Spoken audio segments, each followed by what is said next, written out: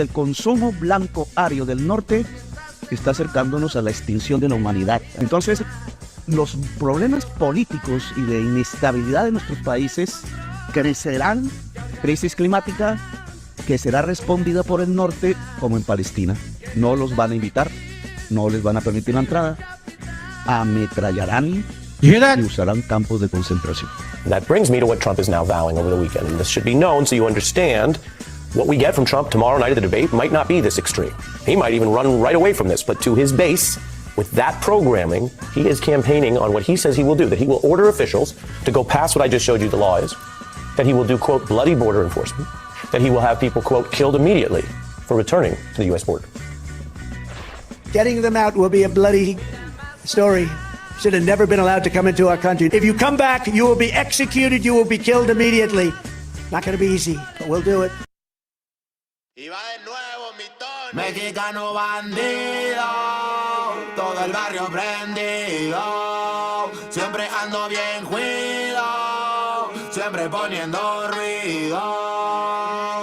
Mexicanos al grito de guerra, yo defiendo mi tierra, no me dejo de nadie, yo cuido a los míos, mi raza se aferra. Soy mexicano, esa es mi bandera, yo la levanto por donde quiera, verde, blanco, rojo hasta que muera, el barrio prendido ya quemó afuera. Soy mexicano, esa es mi bandera, yo la levanto por donde quiera, verde, blanco, rojo hasta que muera, el barrio prendido ya quemó afuera. Me voy tendido, me voy empinando mi bote, un poco mareado por la bebida y el borlote, me tiene hasta la riata la gente con su mitote, pero me despreocupo, me pelan todo el garrote, me para la chota, ya es por mi apariencia, que hay tantos delitos, que hay tanta demencia, yo no cargo nada, no más mi presencia, pinche puerco joto, atente a las consecuencias, si no topa el boli en breve nos para en la calle, no puede salir uno conmigo porque ya hay detalle, no quiere que conteste, quiere que yo solo calle, quiere mi dinero pero que chinga su madre, a la dica este sistema nos quieren ver abajo, pero tumbar gente quien les dijo que es trabajo, puro chingar al indio, váyanse mucho al carajo, loco no me rajo, lo bueno porque se armó la alianza más pesada del país, todo el mundo ya conoce las rimas de estos MCs, pa' ponerme más feliz, unos paisas de hachís, mis paisas en el gabacho bien truchas con la polis, loco en Guanajuato con los ojos bien tumbados, de cote con el quesada, rifando por todos lados, atento si prendo un blunt, en cabina cuando grabo, represento Nuevo León, junto a mi carnal el Davo, cuando voy pa' Jalisco el pasado está olvidado, con el perro de la C bien grifo, pedo y enfiestado, chécate mi banderón, unido como había soñado, bien bajado ese balón, compa Lefty bien bajado, puro hip hop mexa, hasta que amanezca, pásenme un mezcal y que no se apague la yesca, ya saben que aquí andamos pilas pa' lo que se ofrezca, si escribo estas rimas es pa' que se enorgullezca. Verde marihuana, blanca cocaína, roja la sangre que escurre de una nueva herida. Yo salí de la ruina, nunca se me olvida. Con disciplina y respeto sigo en siempre la movida. Ando bien high, la vida es un freestyle. Disfruta lo que hay, vivo entre el bien y el mal, carnal. Crazy life todo el día, viendo live. Pinto tu barda con spray, lo que canto es real. Azules y rojas las sirenas que me persiguen. No suben pa' la virgen, salen todos cuando chifle. Mi barrio no lo pisen, que andamos todos grises. Maldito policía, no quiero que me revises. Prende la mota en Canala o en Hitter. Ando con mi flota y el dealer. Tenemos lo que se te ofrezca, tú nada más pide. Me dijo mi madre que de la envidia me cuide. Soy mexicano, esa es mi bandera, yo la levanto por donde quiera, verde, blanco, rojo hasta que muera, el barrio prendido ya quemó afuera. Soy mexicano, esa es mi bandera, yo la levanto por donde quiera, verde, blanco, rojo hasta que muera, el barrio prendido ya quemó afuera. Ya, ábranse cabrones, llegó el mexicano partiendo sin necesidad de palancas. Todos jugamos en la misma liga, yo soy titular, tú ves desde la banca. Disfruto cada cosa que me pasa, colaboro y mi carrera se levanta. El mismo cabrón que antes no tenía nada se la pasa viajando y dice que canta. Por eso me caga enfermarme de la garganta. Pero aguanta, traigo mata natural y humo de planta. 2, 3 cabrones dando lata y yo haciendo más plata. De esto la vida se trata y pa' que sepas no es barata. MC da bolos desbarata con cada escalón que sube. Yo tuve la suerte de hacerme fama en YouTube. Hay 2, 3 raperos de antaño que me bajé de su nube. Los mandé pa' su casa y de premio hasta les pagué el Uber. Si alguien me tira es porque sabe bien que domino el negocio y quiere de mi parte. No quiero darlas de grande, pero si me tiras la neta me toca humillarte. Soy capitán, llevo el estandarte. Somos muy pocos los que hacemos arte. Este flow si es de Marte, tú dale like y comparte. México lindo y bandido, diario a Diosito le pido que me cuide a la familia si un día el cora ya no late. Estoy bendecido porque me cuidan los míos. Orgullosamente me exatamos locos de remate.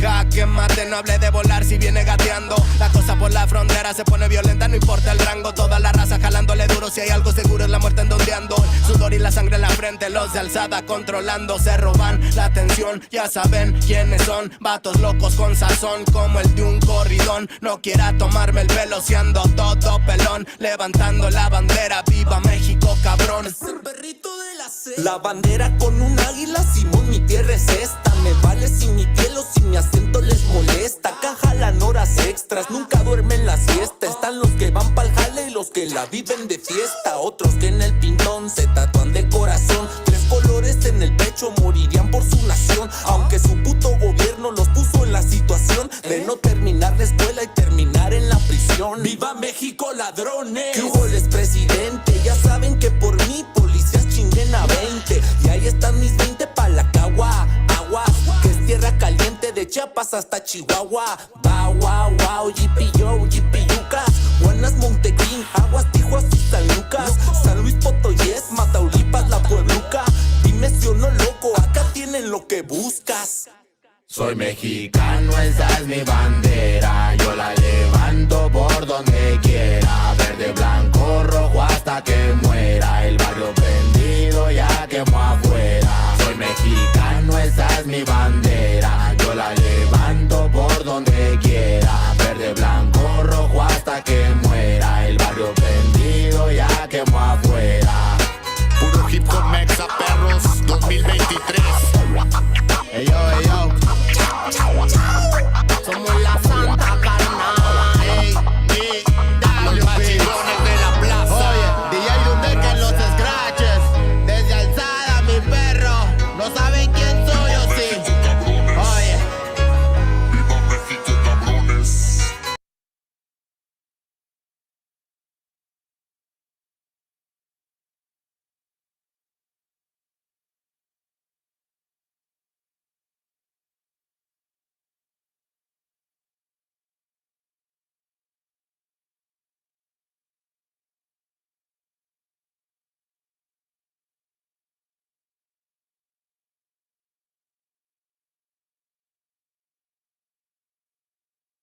Purposes, and thus Bible Chronicles believes that this principal material falls under fair use, which honors protection under Section 107 of the same U.S. copyright law.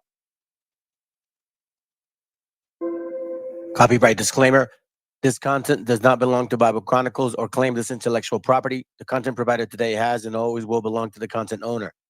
Bible Chronicles does not have any affiliation with the owner of this property. As mentioned, Bible Chronicles did not intend to make use of any material for the purpose of harvesting gain. However, Title 17 of United States copyright law states material and use can only be done when it's for theological or general educational purposes, and thus Bible Chronicles believes that this principal material falls under fair use, which honors protection under Section 107 of the Isaiah U.S. chapter copyright law. 58 and verse 1. Cry aloud, spare not, lift up thy voice like a trumpet, and show my people their transgressions, and the house of Jacob their sins.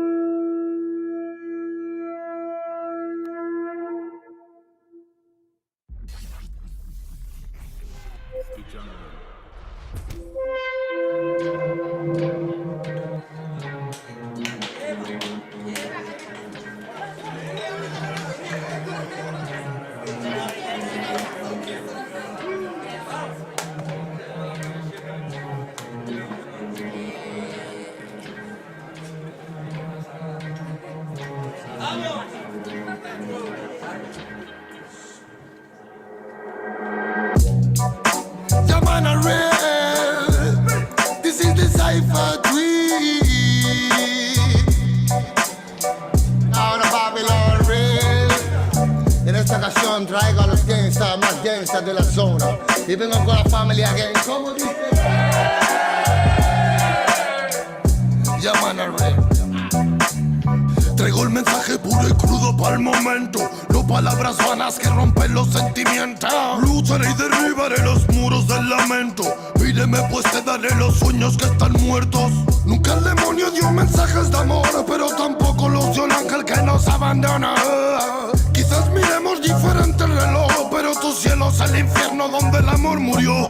Political violence, criminal physical redemption hasta cacacar el baile. Typical styling, musical fraile. Mucha es la promesa en la que se han llevado el aire. Love, love, love. Siente verdad como doy mi corazón. No more, no more, no more. It's a reggae cypher. Feed the world. What time is it? Es de reventar el beat. Throw the tangle in the street. Reggae music on the hit. Romperemos las barreras que crearon para ti, pues llegaron los señores y la paz de nuevo aquí. What time is it? El de reventar el beat. Throw the tangle in the street. Reggae music on the hit. Romperemos las barreras que crearon para ti, pues llegaron los señores y la paz de nuevo aquí. Fue que me brotaron alas y ganas de volar. En las buenas mi terreno lleno, en las malas solar. Un muro que decorar, mis hermanos me sirven de guía, mi estrella polar. Guarda los hilos, me duele hasta respirar. Solo quiero ver verdad. Sigo buscándome lejos de lo que piensas. Más fácil de lo que crees, el esfuerzo trae recompensas. Vale la experiencia si es intensa. No tires de la cuerda si está tensa. Miraban al ocaso con tristeza. Las estrellas devolvían con grandeza su mirar. Nos vimos floreciendo en la maleza. La belleza de las piezas y comienzan a encajar.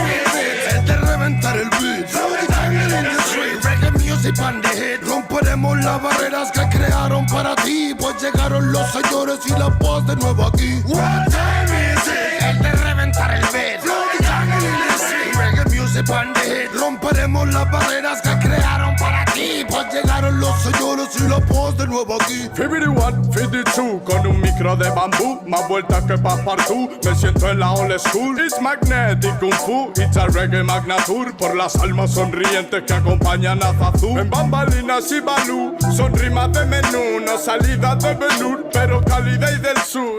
Homie, always lonely, but I feeling like a gangsta. 52, 53, a mí sí me ves venir, por eso me llaman King, ese fue mi devenir. De marchar o seguir, nunca tuve que elegir, la music me eligió a mí, no tengo nada más que decir.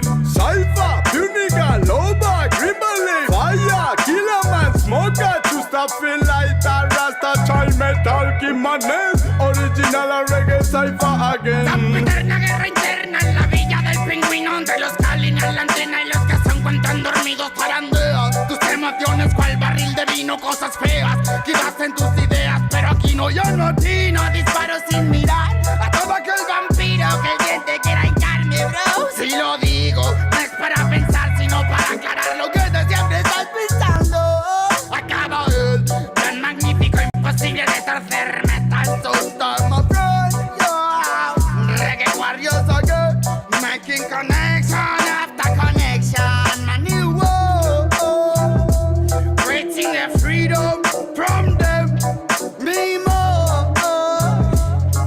Any boy represent this game. What time is it? Es de reventar el beat. Throw the tangle in the street. Reggae music on the hit. Romperemos las barreras que crearon para ti, pues llegaron los señores y la paz de nuevo aquí. What time is it? Es de reventar el beat. Throw the tangle in the street. Reggae music on the hit. Romperemos las barreras que crearon para ti, pues llegaron los señores y la paz de nuevo aquí. Falta presentación si existe nivel. Sobreviviendo en Babilonia escribí al papel mis problemas cuando al final pude entender que para ser feliz solo tienes que querer, que solamente hay una vida y es para vivir. Busca siempre una alternativa para seguir. No dejes nunca que te digan que no es así y prende un poco de sativa para estar chill. Ey, superando ansiedades con el humo de gancha. Manchas de un pasado trágico en la cancha. Seguimos siendo fuertes, su mierda no me engancha. Mientras otros esperando a que lleguen en lancha. No matter where you come, no matter where you come from. Solo importa que prestes atención a este sound. Desde the original, killer man al mando. Oh, na, na, na. Mira, soy un warrior, sonido legendario. Disfruto cada segundo cuando me subo al escenario. Tengo fuego en los labios, sigo cual mercenario. Pasos de gigante y cora revolucionario. Siento que es necesario, suena el reggae en los barrios. Para que cale el mensaje y para salvar a los más sabios. Entre mi imaginario, que mocheques bancarios. Si vienes con la mala vibra, mejor bro, cambia tu itinerario. Ya, ya, ya, ya, ya. Cuando ruge el león suena la música real. Venimos con el ya, ya, ya, ya, ya. Sonido de guión es el sonido original. Ya, ya, ya, ya, ya. Reggae de corazón es el que se hace en unidad. Ya, ya, ya, ya, ya, ya, ya, ya.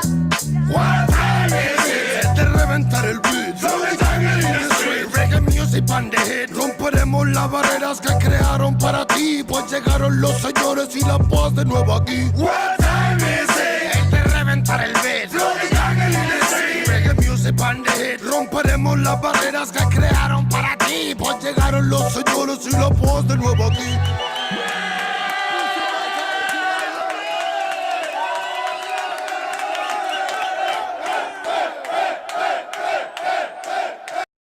El autor viene a decirnos con mucha firmeza y gran convencimiento lo mismo que nos decía en el siglo XVIII el barón de Holbach, ¿no? Un filósofo francés de origen alemán. Si nos remontamos al comienzo, entonces hallaremos que la ignorancia y el temor crearon a los dioses. La fantasía, el entusiasmo o el engaño los adornaron o desfiguraron. La debilidad les rinde culto, la credulidad los conserva, la costumbre los respeta y la tiranía los apoya para que la ceguera de los hombres sirva a sus propios intereses.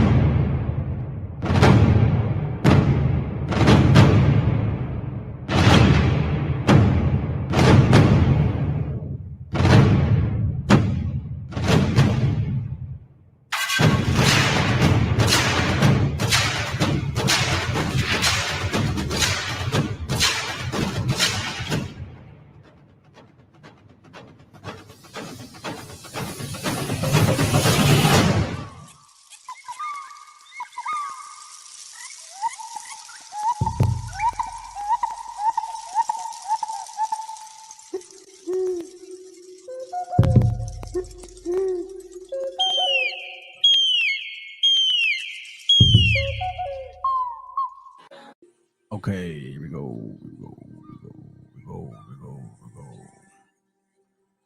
Here we go, yo. Here we go, yo. Here we go, yo. Let me take this off real quick.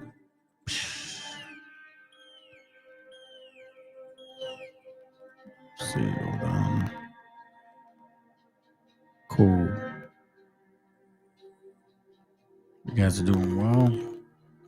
Hope you guys can hear me. I think we're doing okay so far. Usually there's a problem, and I think today there may not be a problem. Okay. ¡Viva México, cabrones! Hey, Wobbles, or I should say, you that want to steal a heritage. Fuck that puto! Fuck that puto! What up, bro? What up? What a kuya? What a kuya? Shalom, ishi Yahoo. Yahoo. If you guys, but I want to share something with you guys. If You guys look behind me here real quick. You see that thing over there? Hold on, let me show you. That right there, it's not lit or anything. There's no light on it. It's just using the reflection of the light, and that looks like it's on. I think that's pretty tight. Anyways, I found it a long time ago, man. I thought I'd share that with y'all. Hold on. Oh, there we go. All right, cool. All right, enough about that show-off shit. All right, so there's a few people. It's all good. Let's get this going. Let's get the show on the road. Topic of the day. Boom, right here, okay? This is a topic. This is a topic, and why am I going to talk about it? Well, because, you know, it's come to my attention. If you really think back at what occurred in 1492, the history that was taught to us, what we were told, how it was supposed to be, supposedly, right? And apparently, supposedly, that they accidentally found this land and that they wanted to just to convert the heathen. Nobody knew. Yo no sé nada, right? Yo no sé nada. I don't know nothing. All I know is we were kicked out. We wanted to find new land, and we're Europeans, and then we're kicked out of Europe, by the way. Remind yourself of that. They're Europeans, but they're kicked out of Europe. Does that make sense? So you got to be mindful of that, right? And then that there's this randomly showed up to this island over here, supposedly, and somehow they were surprised. Okay.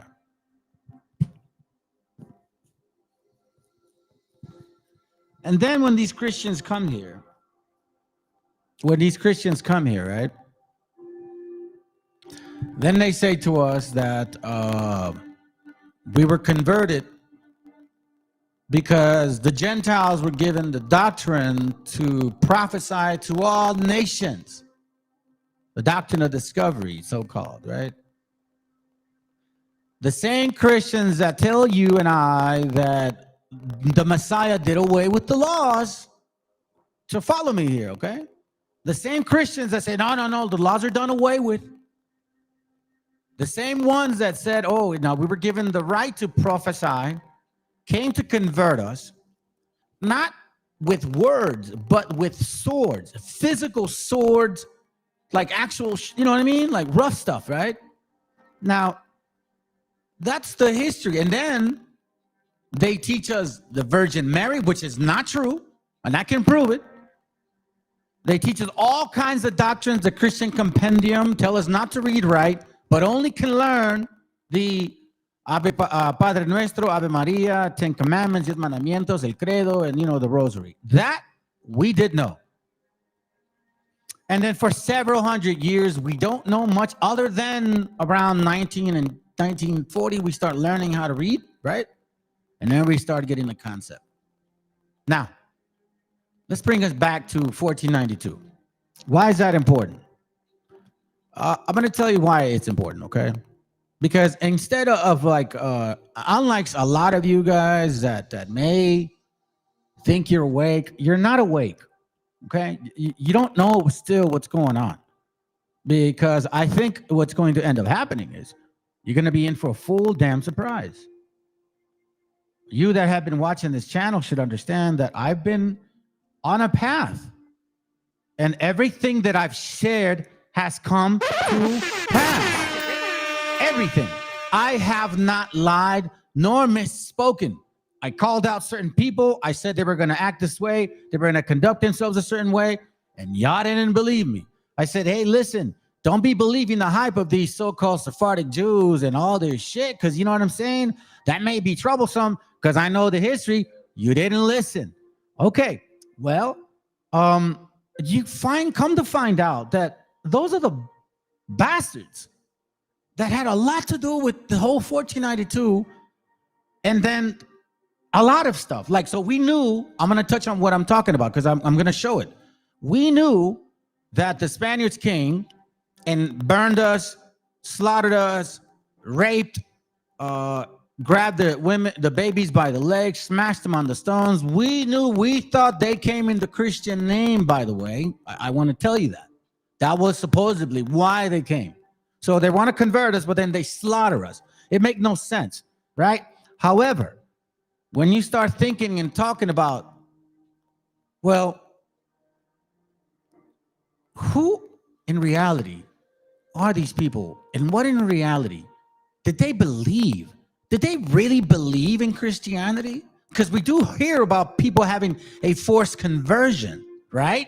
So did they really believe in their conversion of Christianity from, should I say, Islam, or you know what I mean, or Jewish teachings, you know what I'm saying, or Christianity? Like, did they really convert? And that's what I'm going to be pointing out. I'm going to be pointing that out because guess what? They started it, they're here, and they're continuing it, and they're starting the fight once again. Let's listen to this. I put this as a short, and a lot of you guys didn't listen. Let's listen to it real quick.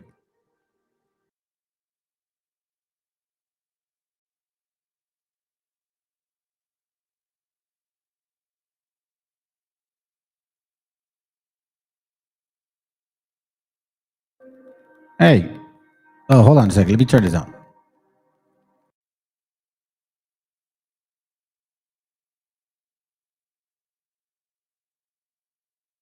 De nuestros países crecerán del consumo blanco ario del norte, que está acercándonos a la extinción de la humanidad. Entonces, los problemas políticos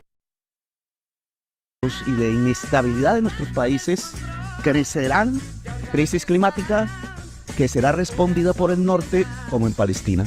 No los van a invitar, no les van a permitir la entrada, ametrallarán y usarán campos de concentración. That brings me to what Trump is now vowing over the weekend. And this should be known so you understand what we get from Trump tomorrow night at the debate might not be this extreme.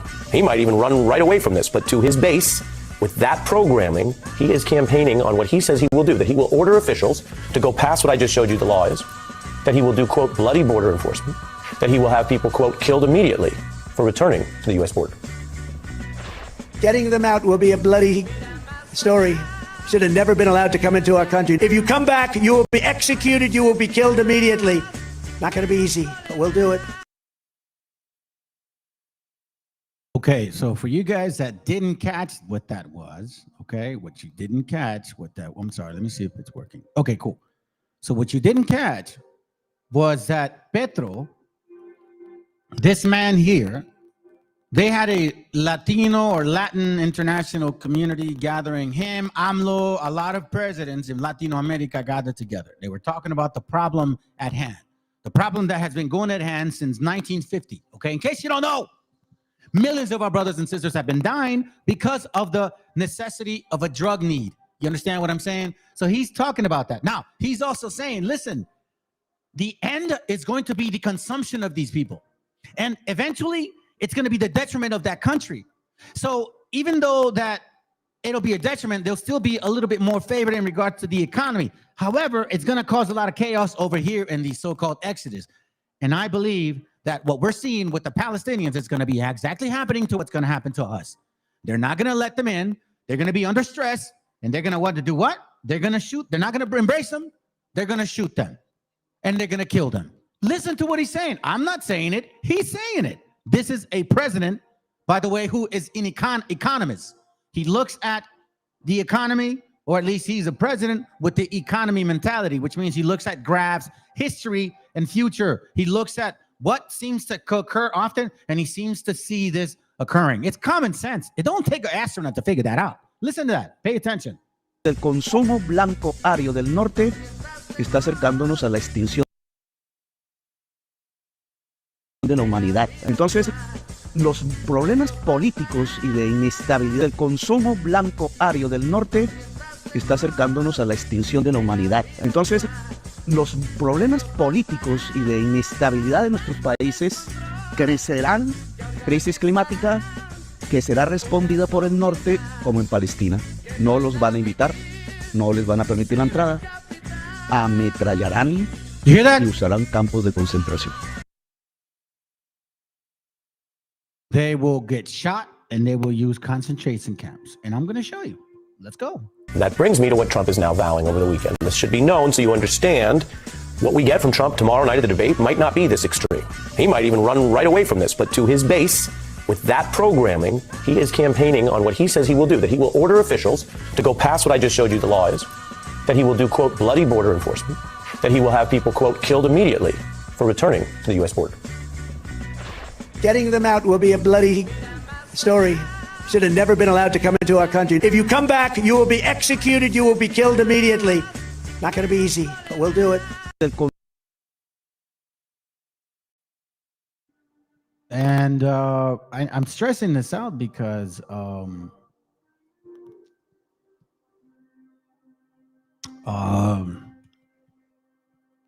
this. Matter of fact, I'm going to read this real quick. I'm going to bring some scriptures out here because we're going to find out that even the Messiah was dealing with these people, man. It's amazing the stuff that, like that video I showed the other day, these Khazars, when you think you know something about them, man, they surprise you even more. It's just amazing. But anyways, we understand that there will be people and there will be nations who will corrupt the word as well as the understanding. Isaiah 29:10 actually talks about this. It says, "For the Lord hath poured out upon you the spirit of deep sleep, and hath closed your eyes. The prophets and your rulers, the seers, had he covered. And the vision of all has become unto you as the words of a book that is sealed." Sealed. Now that's important because as you look into the scriptures, if we believe in the Bible once again, because in this channel, we're not going to move away from it. You know, it's historical and it matches our history. When you see what he's talking about, the book is sealed, you go into Revelation, then you see, okay, it also mentions that as well. Or later on, it says, who's going to open that book? Who's going to unseal that book? Now it says, which men delivered to one that is learned, saying, read this, I pray thee. And he said, I cannot, for it is sealed.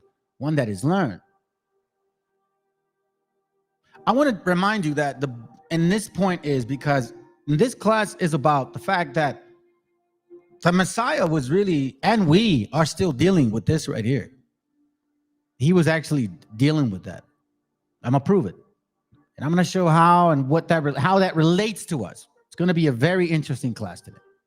And which men delivered to one that is learned, saying, read this, I pray thee. And he said, I cannot, for it is sealed.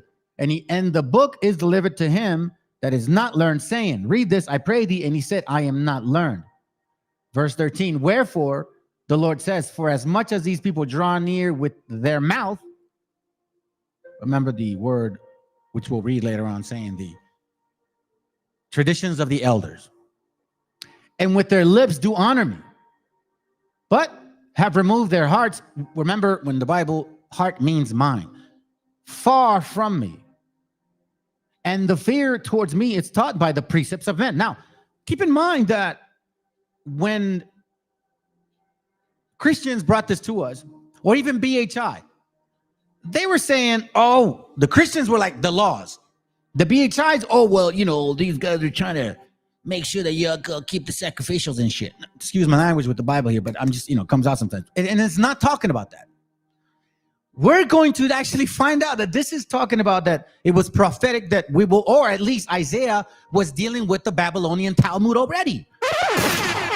This is what it means by the precepts of men. Then it says, therefore, behold, I will proceed to do a marvelous work among these people, even a marvelous work and a wonder. For the wisdom, excuse me, of their wise men shall perish, and the understanding of their prudent men shall be hid. Why? Because the book is sealed. Now, if the book is sealed, we're still dealing with books. So which books are they reading? Bruh. You know, so you got to definitely ask yourself. You got to ask yourself, woe unto them that seek deep to hide their counsel from the Lord, and their works are in dark, and they say, who seeth us and who knoweth us? This is going to lead into the class I did in the past regarding Kabbalah, Freemasonry tradition. You cannot have the Kabbalah without the Talmud. You can't have the Talmud without the Kabbalah. Those are facts.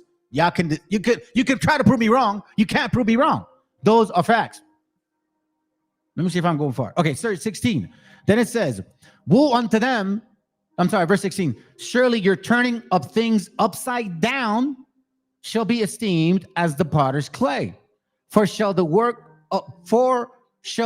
say of him that made it, he made me not? So here is basically saying that these people are going to now turn the stuff down. They're going to create their own God until the main, like our creator, that they're the creators, that they're the reasoning. Because in the Babylonian Talmud or the traditions of the elders, they said that their explanation of the word mattered more than the word itself. Yes, they did. If the Messiah, see, this is where it gets real tricky, because we're going to slice and dice these little pieces, and I'm going to connect how we're related to this. Because the Christians here say, well, let's put it this way. Let's start with them. The Christians say the Messiah came and did away with the laws because nobody could do them. BHI says, no, it's because, it was a sacrificial and all these things. Well, I say it wasn't even any of those two. They were teaching the oral traditions already. That's what the Messiah says. If you love me, or if you love God, keep his commandments. So what commandments are we talking about? That's why it's very hard to slice and dice these particular things. And this is why Paul said, later on, I'll show you, like the traditions of his fathers. You see what I'm saying? It gets deep, family. So as long as they keep you asleep, you won't go deep and understand. Because it's simple, yet complicated, unless you just sit back and listen. Just follow me real quick, okay? I've said a lot, so just hang in there. He made me not, or show the things frame of him, saying that frame it, he had no understanding. Basically, let me simplify it for y'all, because I want to at least make sure I finish the scripture. It says, verse 16, hold on, come on, hurry up. Let's move on. Okay, there it goes right here.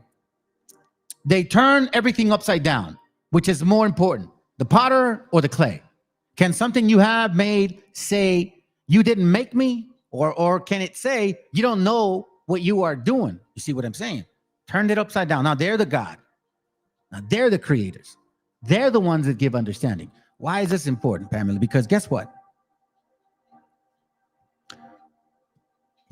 Man, check this out. See, racism. Good for this. Racism, right? Racism is not unique. And in case you guys don't realize, racism, or I should say, Carla, give me a second. Where's the video?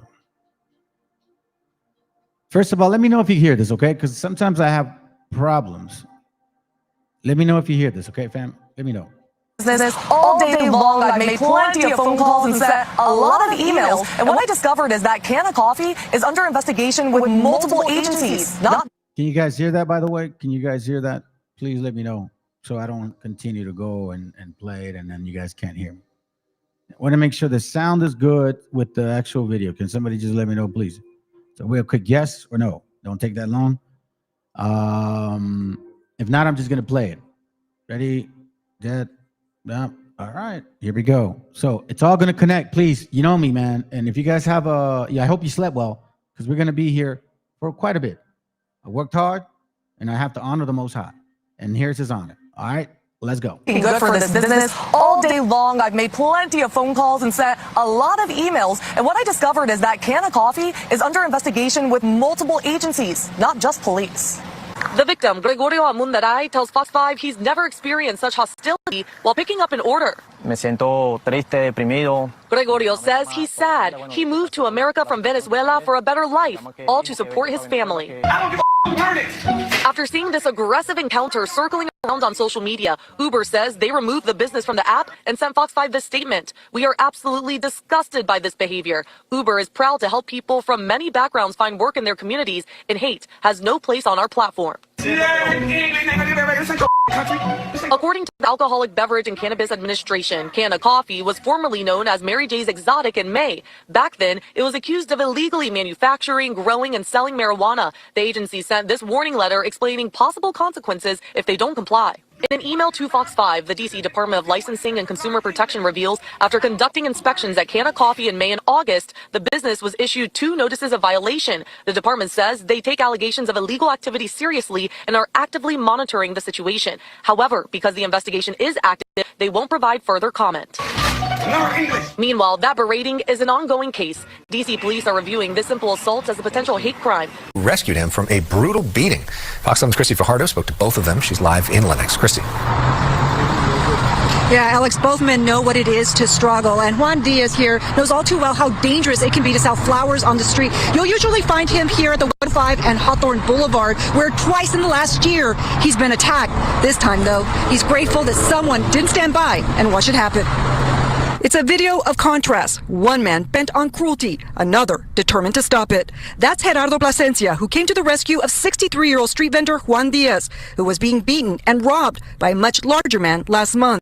This is just some of his injuries. It was an impulse, Plasencia tells us in Spanish. Truthfully, I don't know how I did it. I saw no one was doing anything. But later, when I reflected, I thought, thank God the man wasn't armed. I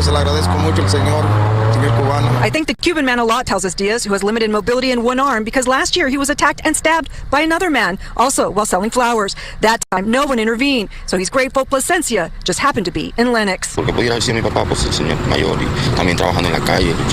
could have been my dad, an older man working on the street, struggling to get ahead, Plasencia says. He tells us he arrived in Los Angeles from Cuba in July, and since then, he's also been robbed, all his documents stolen. He now lives in a tent and is working odd jobs. I'd like to give him something because I was outmatched, Diaz tells us, adding he's been looking for Plasencia, so we arranged for them to speak by phone. Diaz thanked him repeatedly and apologized for not being able to find him to return the favor. But Plasencia responded, "It's not necessary. I did it from the heart." And Diaz, despite the attack, is back out selling flowers, although now he's accompanied by his daughter. He tells us he's been working since he was 6 years old and has become a friend of mine, Lieutenant Governor Mark Robinson. Thank you, Mark. Martin Luther King on steroids. You are Dr. Martin Luther King on steroids. That's how good you are. Martin Luther King times 2. That you would portray a black man just because he's in the GOP as a Klan. And being as detrimental in the black community as a stick of dynamite Chuck from the Ku Klux Klan. We have to cherish Mark. He's a star. You have to cherish him. Called to be led by men, not the Vita, David. I absolutely want to go back to the America where women couldn't vote. You're a very popular guy, Mark. There's no reason anybody anywhere in America should be telling any time about transgenderism, homosexuality, any of that filth. If there's a movement in this country that is demonic and that is full of the spirit of Antichrist, it is the transgender movement. The next governor of North Carolina, Mark Robinson. You got a friend in me. My mama, I will put one of y'all in a motherfucking bag, boy. I swear to God, I had my first body at 18. Well, y'all better get a fuck on y'all weak as a mother, but we live a lifestyle y'all don't know shit about. See, all this internet shit y'all doing, I just go back and forth with y'all for entertainment, but on some real shit, I really put one of y'all weak ass Mexicans in a fucking body bag, on God. Remember Alternative Facts with Kellyanne? They did the same thing. She wasn't saying you make up fictions and pretend they're facts. You bring other facts to bear in the debate that are being ignored. And that's what he was saying. And I think it was in that interview where Dana Bash says, the police have gone through 11 months of recordings of calls, and they've only found 2 Springfield residents calling to complain about Haitian migrants. 2 Springfield residents calling to complain about Haitian migrants. 2 Springfield residents calling to complain about Haitian migrants taking geese from ponds. Only 2. Remember when Trump tested out this absurdly false and bigoted talking point while speaking to a room full of New York's richest people? Well, a lot has happened since then with a ton of misinformation about immigrant communities spreading like wildfire and anti-immigrant xenophobia and racism reaching a fever pitch. Which brings us to one of the key architects that laid the groundwork for the hostility to fester, grow, and become so normalized over the years that the Dems have conceded the entire issue to the Republicans. That person is this monster, Stephen Miller. Stephen Miller primarily has been targeting families from Africa, families from Latin America, and mostly people who have broken no laws, asylum seekers, refugees, restricting green card access. For Stephen Miller, this is not about national security. This is not about keeping out criminals. This is about re-engineering the ethnic flows into this country to keep brown and black families out. At one point, Stephen Miller recommends that they do a story about this book called Camp of the Saints. It's an incredibly racist book. Depicts the end of the white world. That's how they put it, the quote, end of the white world, as a result of an invasion of refugees. And it's filled with extremely degrading descriptions of migrants. Author and reporter Jean Guerrero, who wrote a whole book on Miller's white nationalist worldview and the disastrous effects it has on the groups it targets, has been sounding the alarm for years about the sinister roots of Miller's views on immigrants and immigration, calling out Miller for who he truly is. So let's introduce you to another media member willing to take on Miller's disgusting beliefs head on. Say hello to Jose Maria Del Pino, a Chilean journalist, reporter, and Washington, D.C. political correspondent for Colombian news outlet NTN24 and Chilean outlet T13. While in the spin room after the debate between Kamala Harris and Donald Trump, Del Pino confronted Miller about Trump's claim about Venezuela's crime rate and how he is weaponizing his base against anyone who they perceive to be an immigrant. And things went off the rails almost immediately. The crime rate in Venezuela is down, I believe, a little bit over 60% over the last several years. Are you trusting the official figures from the Venezuelan dictatorship? Let's put it this way.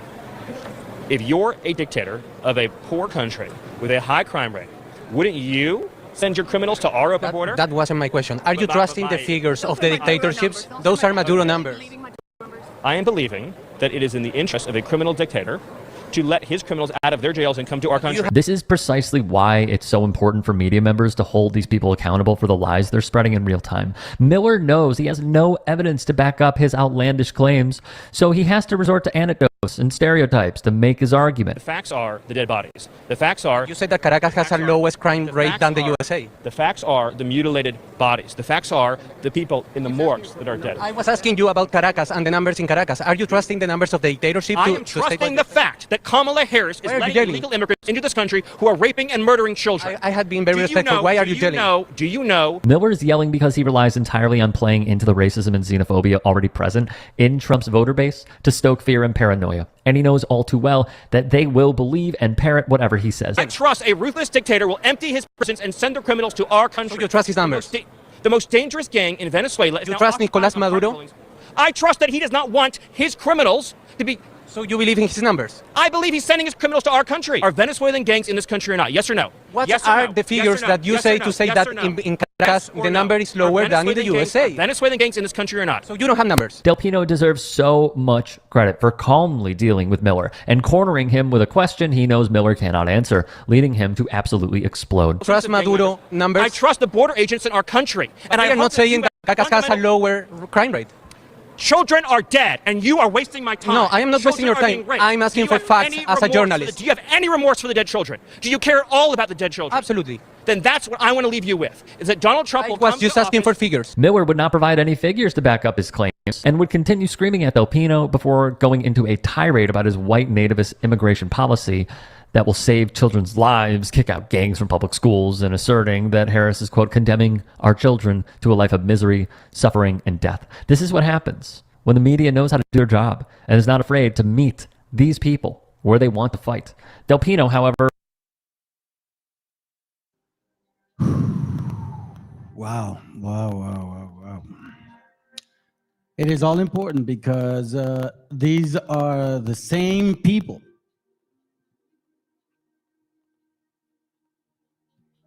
if you look at the Bible, right, for what it is, don't you realize that there are a group of individuals who took this book, said it's ours, put themselves in there. Then another group later on comes around and says, no, they're wrong. It's ours, and put themselves in there. Before we get into the actual history and how it connects with us, let me kind of give you a little history on how, who, and what we are dealing with. The Messiah was dealing with Pharisees and Sadducees and scribes who were keeping oral traditions, who were familiar with some type of Babylonian Talmud concept, which is why Paul says this here.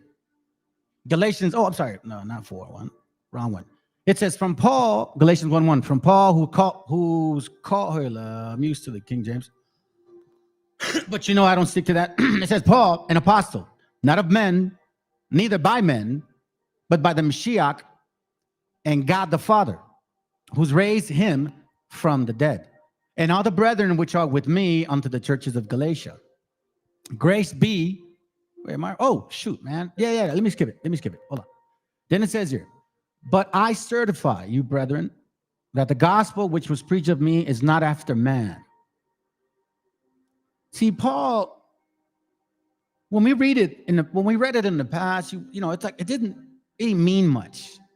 But now when you think about what these Pharisees were teaching, oral tradition, it says here, gospel which was not preached of me, that the gospel which was preached of me is not after man, not the traditions of men, the oral tradition of what we hear in the Talmud, so to speak. For I neither received it of man, because at that time you needed authority. That's why when they spoke to the Messiah, they said, "In what authority do you teach the Bible?" Because at that time, this hand right here, I'm going to get into it, don't worry. But by revelation of the Mashiach. For ye have heard of my conversation in the time past in the Jews' religion. Remember that. Now that beyond measure I persecuted the church of God and wasted it. Why? Because they were on the traditions of men, the oral traditions. Because when you hear them and see them, and I'm going to show you, it's pretty wicked. And profited in the Jews' religion above many my equals in my own nation, being more exceedingly zealous of the traditions of my fathers. Right there. Why does he say it of his fathers? Right? Now, when you think of then, let's go back and then you say, okay, Mark 7:1. Is that really one? Yeah. It says traditions and commandments. Then came together unto him the Pharisees and certain of the scribes which came from Jerusalem. And when they saw some of his disciples eat bread with defiled, that is to say, with unwashed or unwashed hands, they found fault. Now, pause for a second. Where in the Bible can somebody show me that the Most High said, hey, before you eat, you got to wash your hands, my brother? Nowhere. It doesn't say anything like that. But yet here we see that there are mentions of traditions of men, of washing, come on, don't do that now. Of washing, what do you call it? Of washing your hands. Traditions of man, right?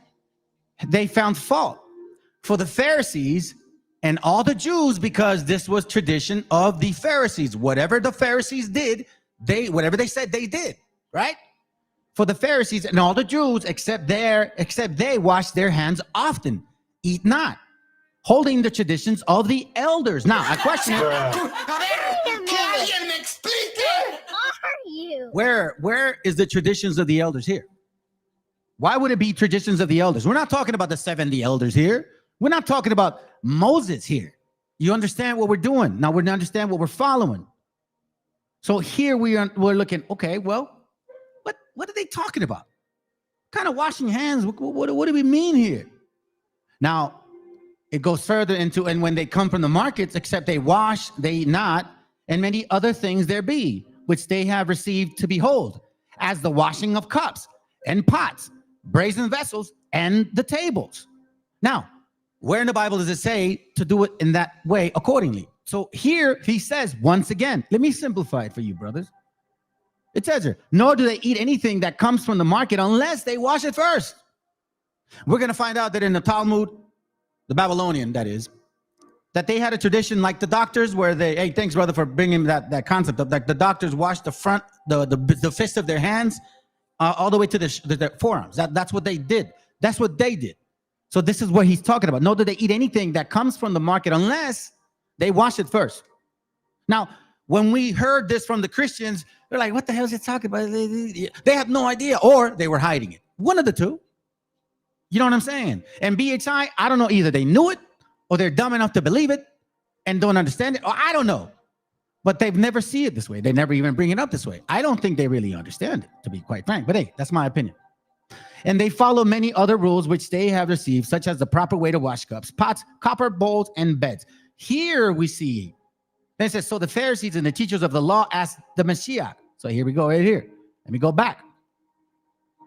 Then the Pharisees and scribes asked him, why walk not thy disciples according to the traditions of the elders, but eat bread with unwashed hands? Traditions of the elders. Show me in the Bible where there's a tradition of elders. Nowhere. So what exactly is he dealing with? We're not dealing with Christianity. We're not dealing with Pharisees that, oh, you're supposed to keep the sacrificial law. Here goes IUIC, ISUPK, who else? All these other camps, even the black only ones, FOPI, all of them believe that that's actually what occurred. Little do they know. Anyways, that's neither here nor there, because that's not the topic right now. Right now, the topic is this right here. Let's not forget.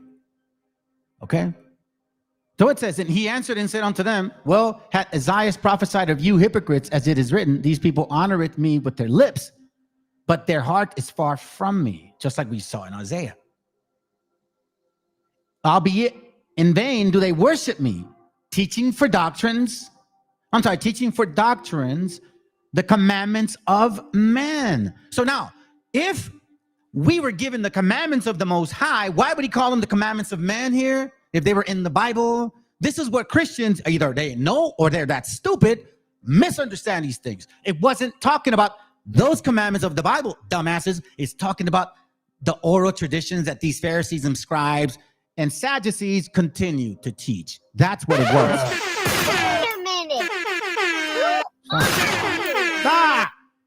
Hey, yo, for real?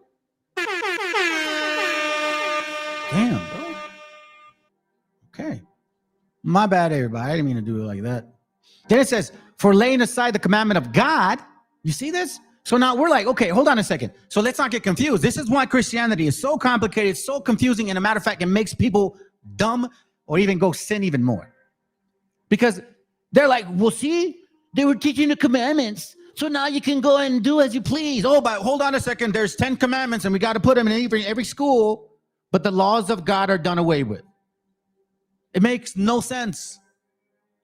But now with better eyes, we can see what the Messiah is talking about. He answered and said unto them, well, hath Isaiah prophesied of you, as it is written, these people honoreth me with their lips, but their heart is far from me. Why? Because oral traditions like, hey, you do this, you do that,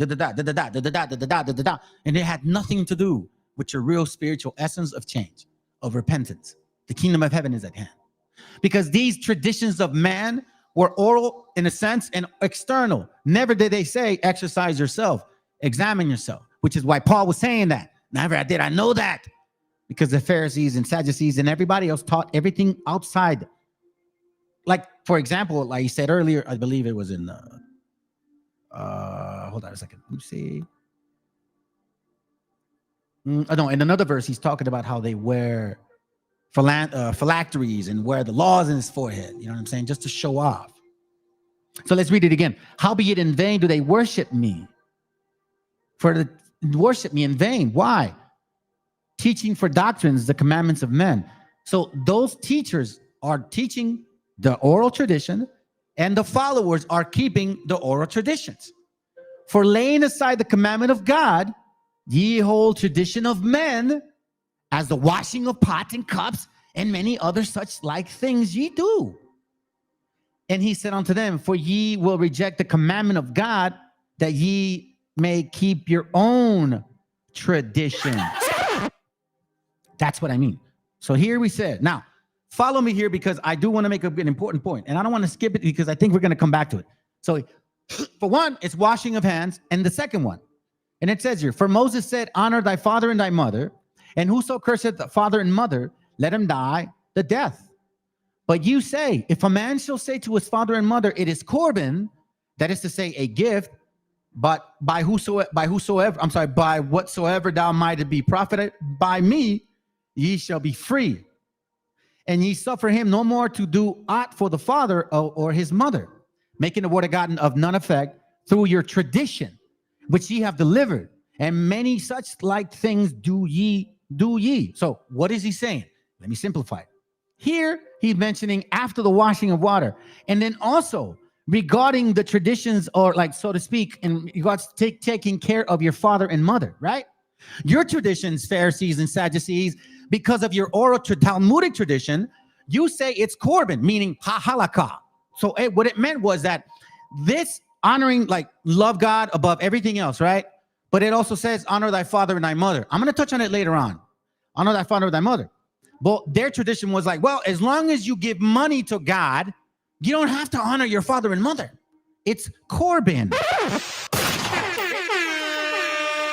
That's what the Messiah was saying. What are you talking about, man? You're not even keeping that basic tradition. Yo, honor your father and mother. No. If as long as they give to the church, they're honoring God, so he supersedes that tradition. You see what I'm saying, family? It was all oral. Oh man, that even sounds like really queer. And we're gonna find out how wicked they are too, by the way. Matthew 15:2, it says, "Why do thy disciples transgress the traditions of the elders?" Here we see it again. So once again, Christianity would say, oh, you see, they were teaching the commandments of God, and the Messiah, Jesus Christ, with blue eyes and blonde hair, said, don't do that, young man, because I came and did away of all your shit. Go sin and be gay once more, or whatever. For they wash not their hands when they eat bread. That's one of them. But he answered and said unto them, why do ye also transgress the commandment of God by your traditions? Once again, for the God commanded, saying, honor thy father and thy mother. He that cursed father and mother, let him die to death. But you say, whosoever shall say to its father and mother, it is a gift, by whatsoever thou mightest be prophesied by me. Meaning what? Let's read it in this simplified form. But you teach that if, okay, here, I'll go for it. I'll go verse 4. I'm going a little fast, my bad. Let me slow down. Sorry, I get a little excited, family. I'm just glad to be reading the scripts again, man. I was working all week. Anyways, it says, Matthew 15:4, it says, for God said, respect your father and your mother.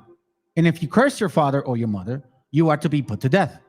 But you teach that if people have something they could use to help their father or mother, but say, this belongs to God, they do not need to honor their father. In this way, you disregard God's commandments in order to follow your own teachings. You hypocrites. How right Isaiah was when he prophesied about you. Damn, that's fire when you understand exactly what he's talking about. When you're not confused anymore and you're like, wait a minute, hold on a second. What is he? No, it wasn't anything about keeping or not keeping the commandments of God.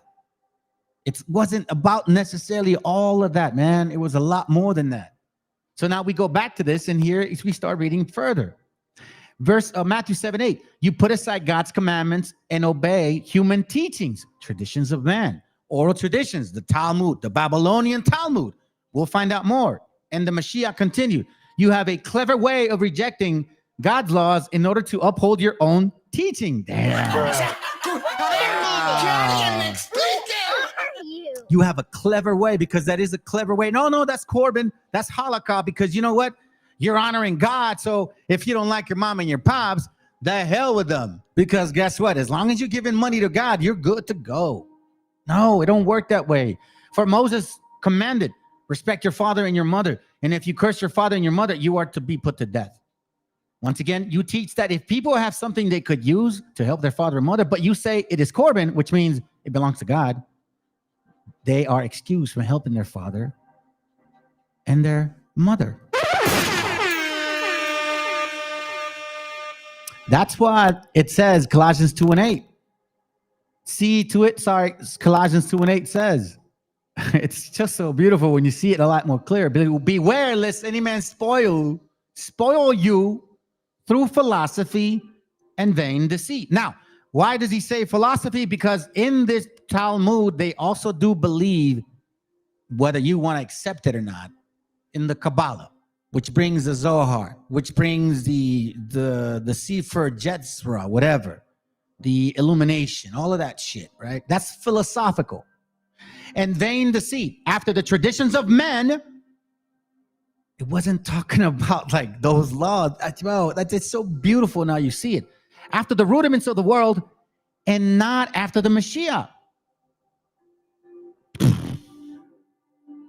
For in him dwelleth all the fullness of the Godhead bodily, in him. So when he says the kingdom of God dwelleth in you, exercising all of these, washing your hands and keeping this and tit for tat, it don't mean nothing.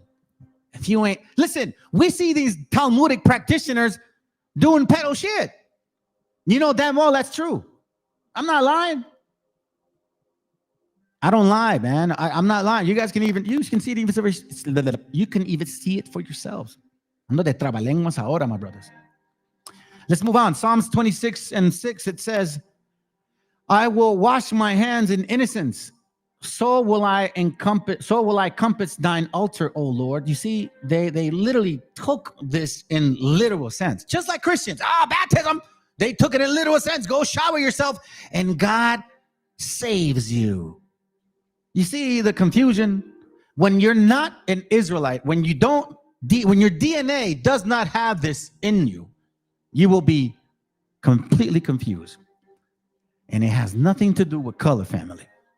Even though a lot of people will say you got to have woolly hair or you got to have blue eyes. They're wrong. Isaiah 4:4. Let's read it. And when the Lord shall have washed away the filth of the daughters of Zion, and shall have purged the blood of Jerusalem from the midst thereof by the spirit of judgment and by the spirit of burning. You see, washed away. You see, when you're burning in spirit, that means you know you did wrong. That's what it means. When you love somebody and you did them wrong, your spirit burns. You know that you need the recompense. You need to make up for that. That's why you redeem. That's why it's the redeeming. You continue real quick, man, so I can get through this. We got to make these important points because I may come back slowly on this, but I'm trying to emphasize. Mark 11:27. It says here, and they come again to Jerusalem, and he was walking in the temple. There come to him the chief priests and the scribes and the elders, and say unto him, by what authority doest thou these things? And who gave thee this authority to do these things? You see this? By what authority? Once again, the authority is saying they come from the authority of the precepts of man. And the Meshiach answered and said unto them, I will also ask you one question, and answer me, and I will tell you by what authority do I do these things. The baptism of John, was it from heaven or of men? Answer me, he says. So here, it's pretty much like, okay, I'll answer you if you answer me, because he knew what these guys were thinking. So let's just check this out. And they reasoned within themselves, saying, if we shall say from heaven, he will say, why then did ye not believe him? Because they didn't. But if we shall say, oh, of men, they feared the people, for all the men counted John, that he was a prophet indeed. So see, he's like, they're stuck now. And they answered and said unto the Mashiach, we cannot tell. And the Mashiach answered and said unto them, neither do I tell you by what authority I do these things, which is very fair. But again, authority. That's the same way Paul felt.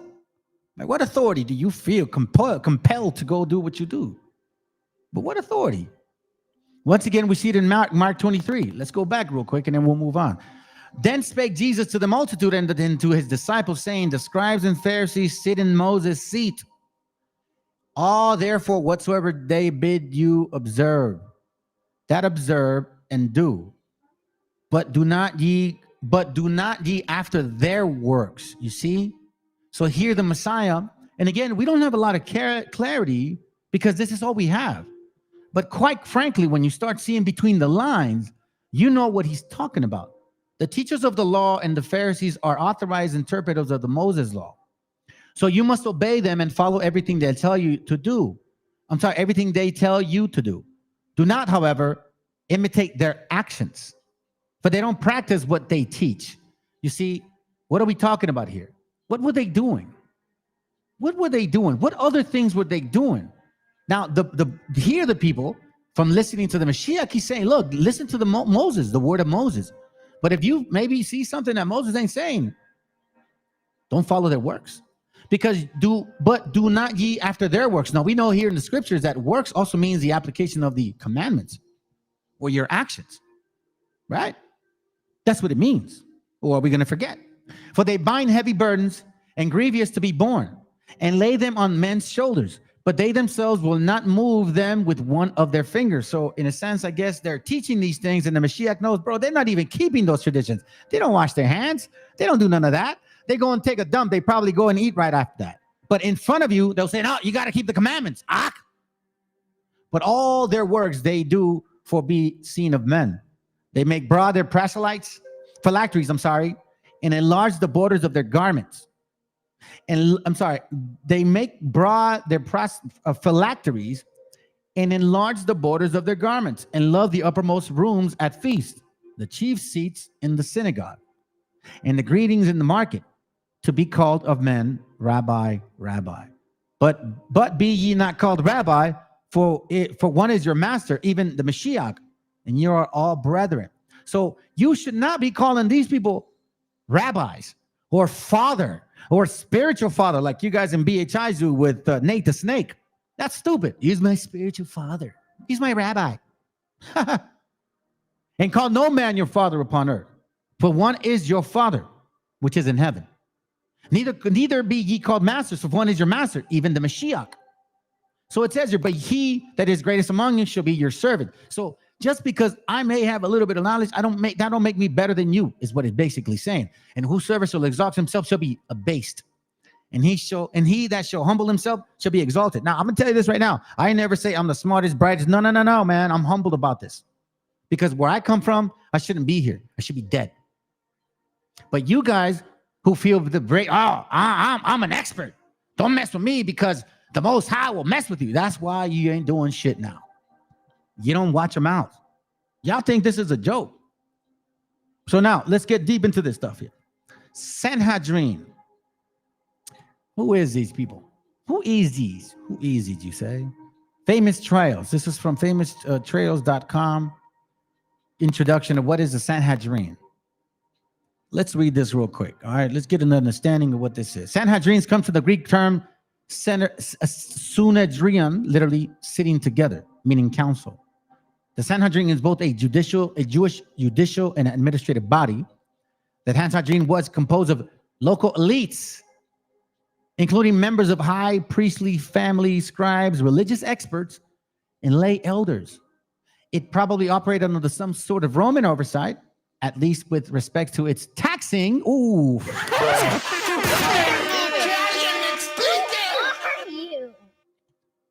What does that sound like, family? It sounds like 503Cs, like these camps. That's what it sounds like. According to the Gospels, Jesus was brought before the Jerusalem Sanhedrin, presided over the high priest Joseph Caiaphas. Okay, so we understand this. Now, this is interesting because here the Sanhedrins were both made of high priestly family, scribes, and lay elders. Is this why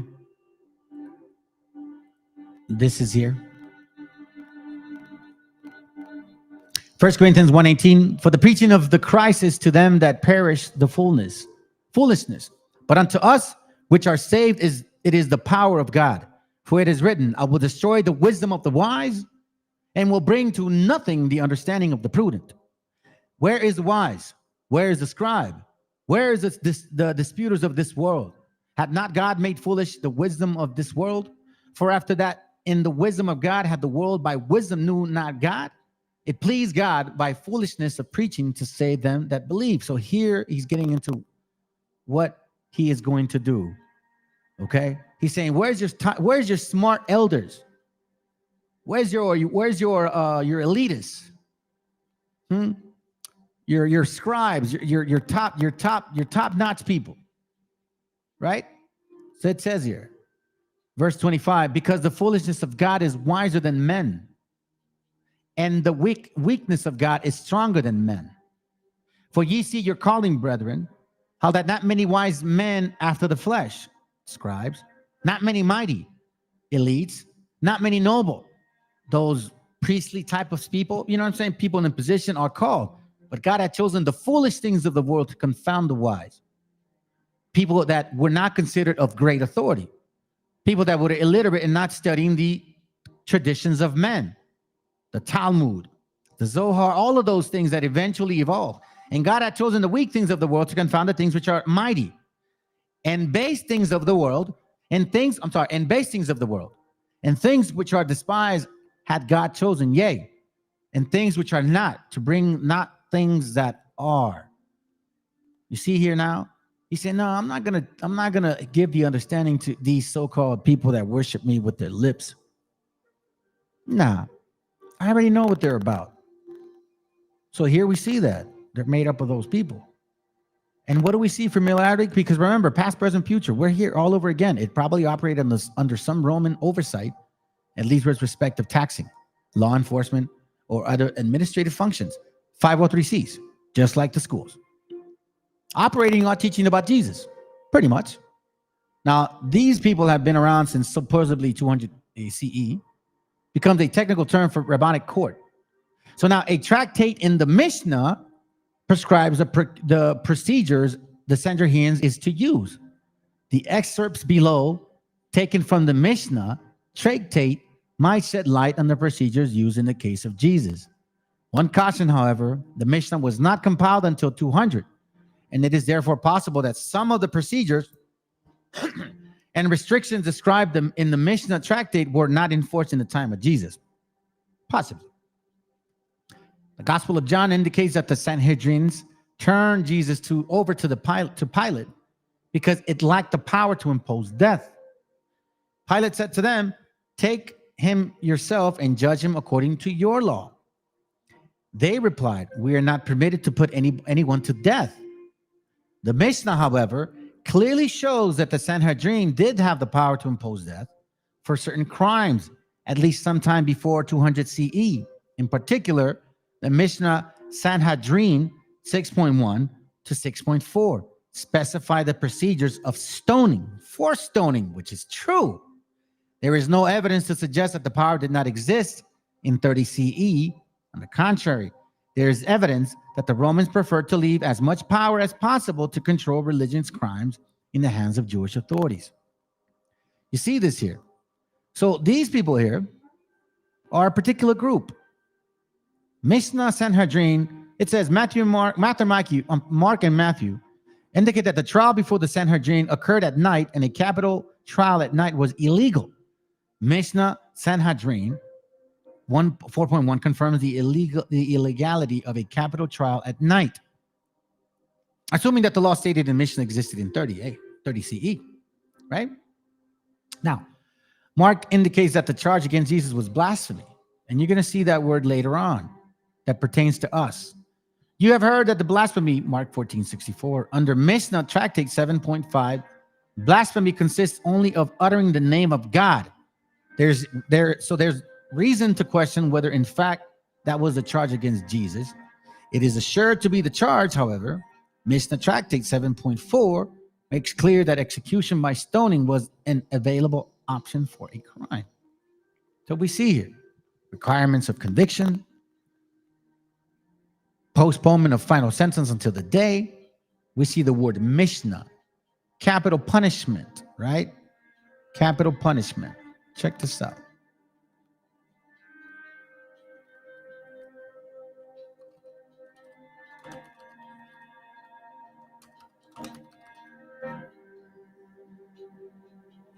It says here, the hand of the witness shall be first upon him to put him to death, and afterwards all the hand of all the people. All that have been stoned must be hanged. Check this out. None is hanged save the blasphemer and the idolater. You see that? Only the blasphemer and idolater can be hanged. A man is hanged with his face to the people, and a woman with her face to the gallows. A man is hanged, but a woman is not hanged. He hanged 80 women. The reason I'm bringing this up too, it's because I technically was supposed to bring this up later, but now that I have it, I might as well bring it up. I don't want to forget. One of the things we're going to touch on is about hanging. Okay. So let's get rid of this here real quick, and let's move on. Oh, here it goes right here. That's what it was looking at, according to the account. Give me a second. Hold on a second. Hold on.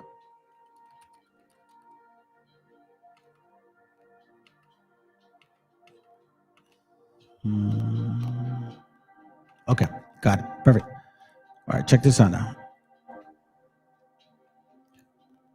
Now we're going to look at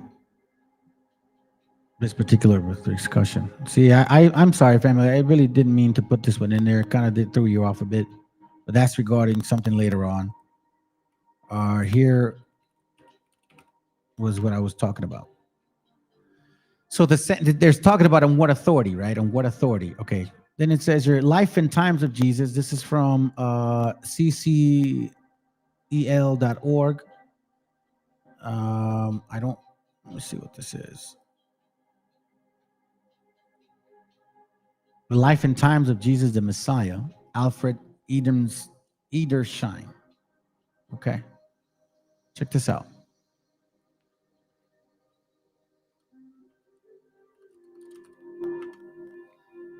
It says, let me go back. The question of Christ's authority. Okay. We just read that a little bit. So let's read that. For there was no principle more firmly established by the universal consent than that authoritative teaching required previous authorization. Indeed, this logical followed from the principle of rabbinism. All teachings must be authoritative, since it was traditional, approved by authority, and handed down from teacher to disciple. The highest honor of the scholar was that he was like a well-plastered cistern. Oh man, I can't lose that.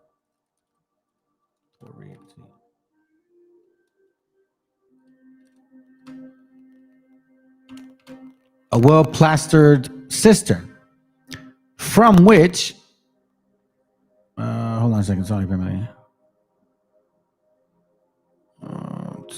Okay, from which not a drop had leaked of what had been poured into it. The ultimate appeal is the case of discussion was always to some great authority, whether an individual teacher or a decree by the Sanhedrin. In this manner, had the great Hillel first vindicated his claim to be the teacher of his time and to decide the dispute then spending. Now, it's basically talking about the difference in regarding to authority. Who gave them the authority? The person to be ordained had to deliver a discourse. Hymns and poems were recited. The title rabbi was formally bestowed on the candidate and authority given to him to teach and to act as a judge, to bind and loose and declare guilty or free. Nay, there seems to have been even different orders according to the authority bestowed on the persons ordained. You see this here real quick. So there was such a thing as under what authority? This is why it says here. It says, otherwise also, here, let's read this real quick. The question, therefore, is with which the Jewish authorities met Christ while teaching was one which he had a real meaning and appealed to the habits and feelings of the people who listened to Jesus. Otherwise also, it was cunningly framed, for it did not merely challenge him for teaching, but also asked for his authority in what he did, referring not only to his work generally, but perhaps especially to what had happened on the previous day. They were not there to oppose him, but when a man did as he had done in the temple, it was their duty to verify his credentials. Finally, the alternative question reported by St. Mark, if thou hast not proper rabbinic commission, who gave thee this authority to do these things? Seems clearly to the point of their contention that the power which Jesus wielded was delegated to him by none other than Beelzebub. You see that?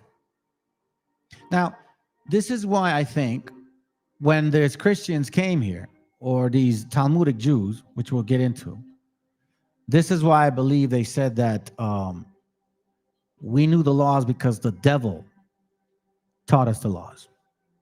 We were keeping the commandments because the devil gave us the commandments. Check this out. To the point in our Lord's reply seems to have been strangely overlooked by commentators. In his words are generally understood, they would have amounted only to silencing his questionnaires, and that in the manner which would, under ordinary circumstances, be scarcely regarded as either fair or ingenuous, meaning like not sincere. It would have been simply to turn again a question against themselves, and so in turn to raise popular prejudice. But the Lord's words meant quite other. He did answer their questions, though he also exposed the cunning and cowardice with which prompted it. To the challenge for his authority and the dark hint about satanic agency, he replied by an appeal to the Baptists. He had borne full witness to the mission of the Christ from the Father. So here we see how they're insinuating, right? Insinuating. Again, once more, under what authority? Under what authority? Under what authority? Let's continue. I think I've said enough on that. Now let's look at this real quick. I found it to be interesting because I was actually looking at this topic, and check this out. So is this the Pharisees' tradition that the Jesus rebuked in the Talmud? Mark 7:9-13. It says, all too well you rejected the commandments of God, that you keep your traditions. For Moses said, honor your father and your mother, and he who curses father or mother, let him be put to death. But you say, if a man says to his father and mother, whatever profit you might have received from one is Corban, that is a gift to God, then you no longer let him do anything for his father or his mother, making the word of God of no effect through your tradition, which you have handed down, and many such things you do. See? It says you're making the word of God of no effect through your tradition, which you have handed down. Here, Jesus appears to be citing specific halakha of the Pharisees, where they excuse a man from financially providing for his needful, elderly or alien parents in order to give it to Corban or at the temple. He was referring to the traditions. Jesus referred to as the traditions were orally transmitted. You see that? By the Pharisees at the time, but would be committed to writing after the Bar Kokhba revolt as the Mishnah or oral law, as part of the Jerusalem Talmud and Babylonian Talmud. You say now what I'm talking about? You see what I'm talking about? Now, this is interesting as well. Check this out. See if it's going to, I don't know if I got the right link. Oh, I do. Okay, cool. I do have the right link. Here we're looking into ritual hands washing before meals. Traditionally, Jews are required to wash their hands before eating any meal that includes bread or matzah. Masa, como la de nosotros. The ritual known as the netalat, whatever, that Yiddish shit, is typically done using two-handed cups, but any vessel will do. There are various customs regarding how the water should be poured. You see that? Various customs, traditions of man. It says, but common practice is to pour twice on the right hand, followed by twice on the left. That is reversed for those who are left-handed. You see this? The Hasidic custom is to pour 3 times on each hand. The traditions of man. Why did your disciples not wash their hands before they eat? Messiah is like, why? Those are traditions of men. Right? You see this right here. They're not lying. Origins of it. The traditions of prior to eating bread originated with the rabbis of the Talmud.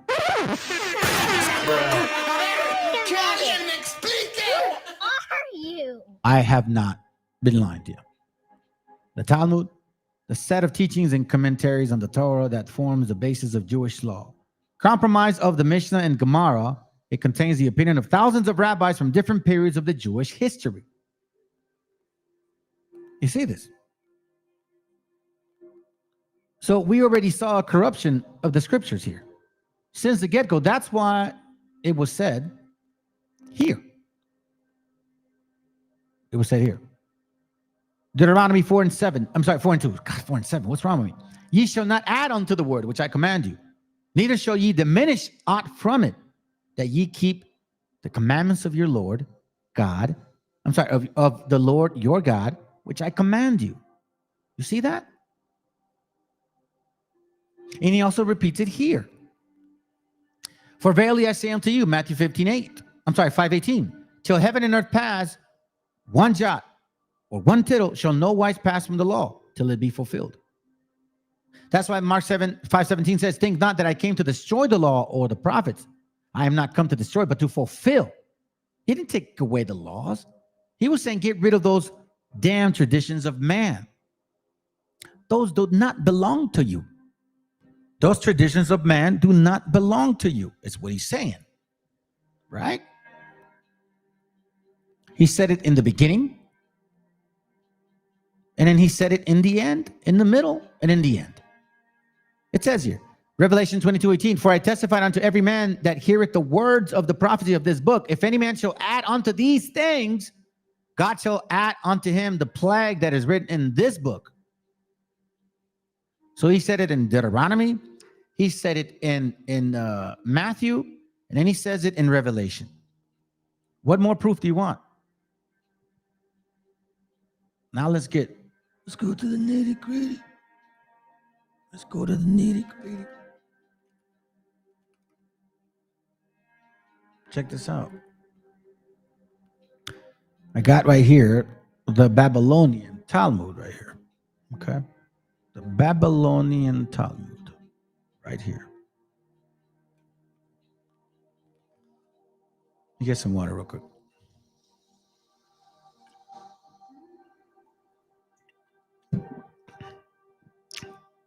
Let me slow down for a second real quick. Give me a second, family. What do we got?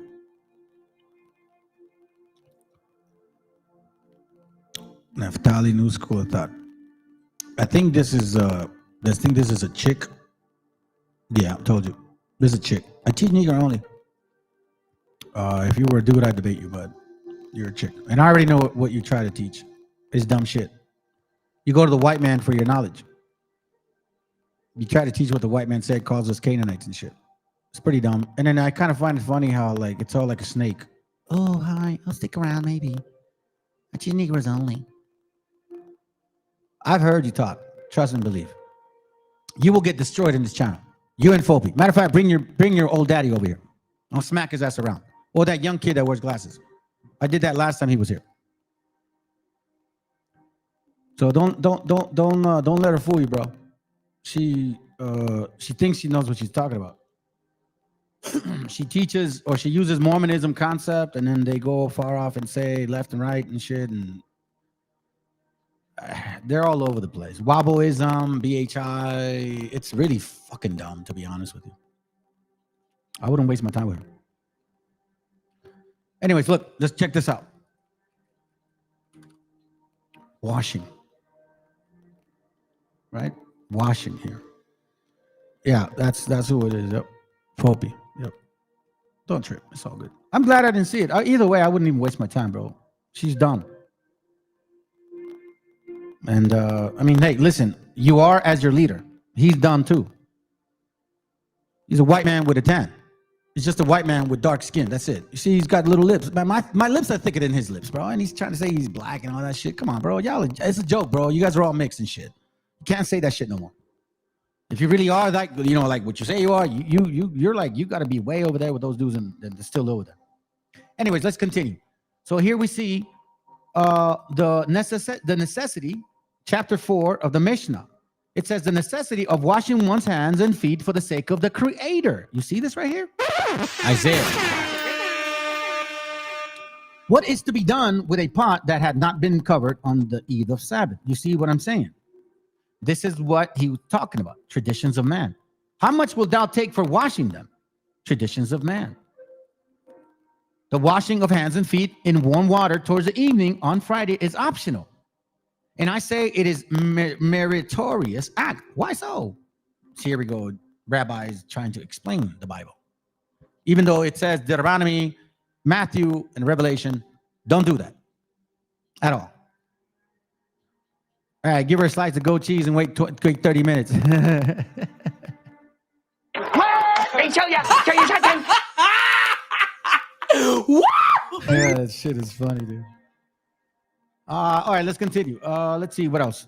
All right, it says it refers to the washing of hands and feet with warm water. You see what I'm saying? The washing of hands and feet. The washing of hands and feet, the washing or drinking on a feast day. See what I'm saying? Washing with warm water. Now, we see here. Now, let's go to halakha. Halakha prevail according to ban, whatever. Concerning the corpse. Oh, he's talking about the law. Does halakha prevail? Meaning, the law. Does it prevail? Right? Let's see here. Sabbath. Okay. You can see that this halakha word is not a joke. It's here. Okay. And it's called Corbin. Matter of fact, let me see something. Hold on. Let me get out of the screen. My bad, family. Let me see if I could do this. Let's see if I can find it. Yeah, I can.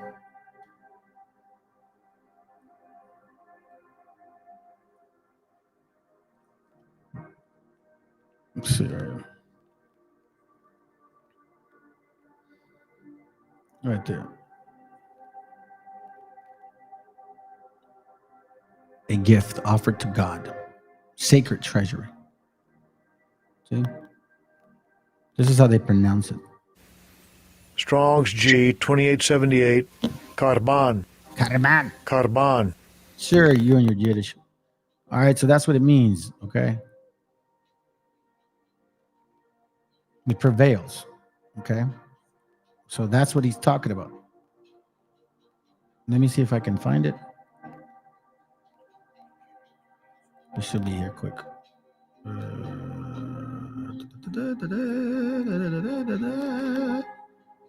Yeah, that milk would do it, bro. Midnight snack, fall asleep quick. Probably end up in the bathroom quite often. Bro, they literally, all they have is like words in Africa and pictures and assumptions and mistranslations and shit.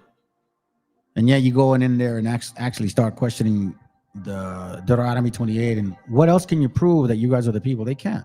Not through food, not through clothing, not through name, not through similarities, none of that. So the only thing that they do is resort to calling us Canaanites. What else can they do? You see, BHI, Wobble, and Fopi, they're all the same shit. Negro only, BHI, Wobble, is the same shit. Same tortilla, bro. Just flipped over a little bit. I'm trying to find where it says halakha prevails when it comes to the mother. Halakha's a lot here. Here. Mother. Here it goes right here. Right? It says here.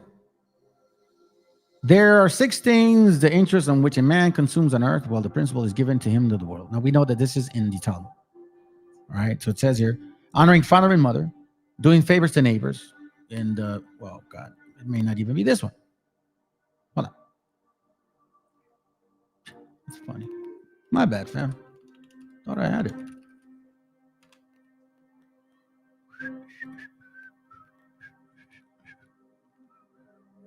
This is father. Honoring father and mother, doing favors to neighbor. Said father to him. Hold on a second. The father and child should pronounce the family dedication. Father Abraham. Hold on a second. Father-in-law. That's a lot of fathers.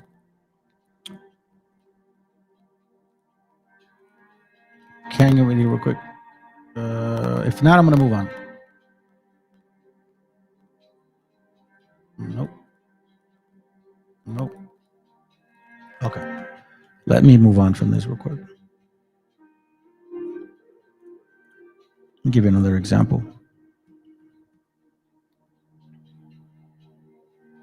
Give you one example here real quick. This is another one I have, okay? Just trying to make sure that it's engraved and you guys understand what we're dealing with. Talmud concept. This is important.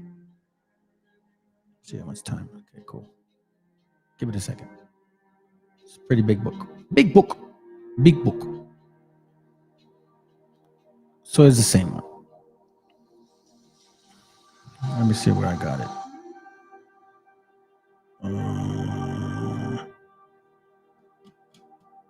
Oh, here it goes right here. My bad, fam. So here is the Mishnah that is talking about washing your hands, okay? Mishnah 9.1. Now they call it halakik here, but it's technically halakha, like this one over here, like that.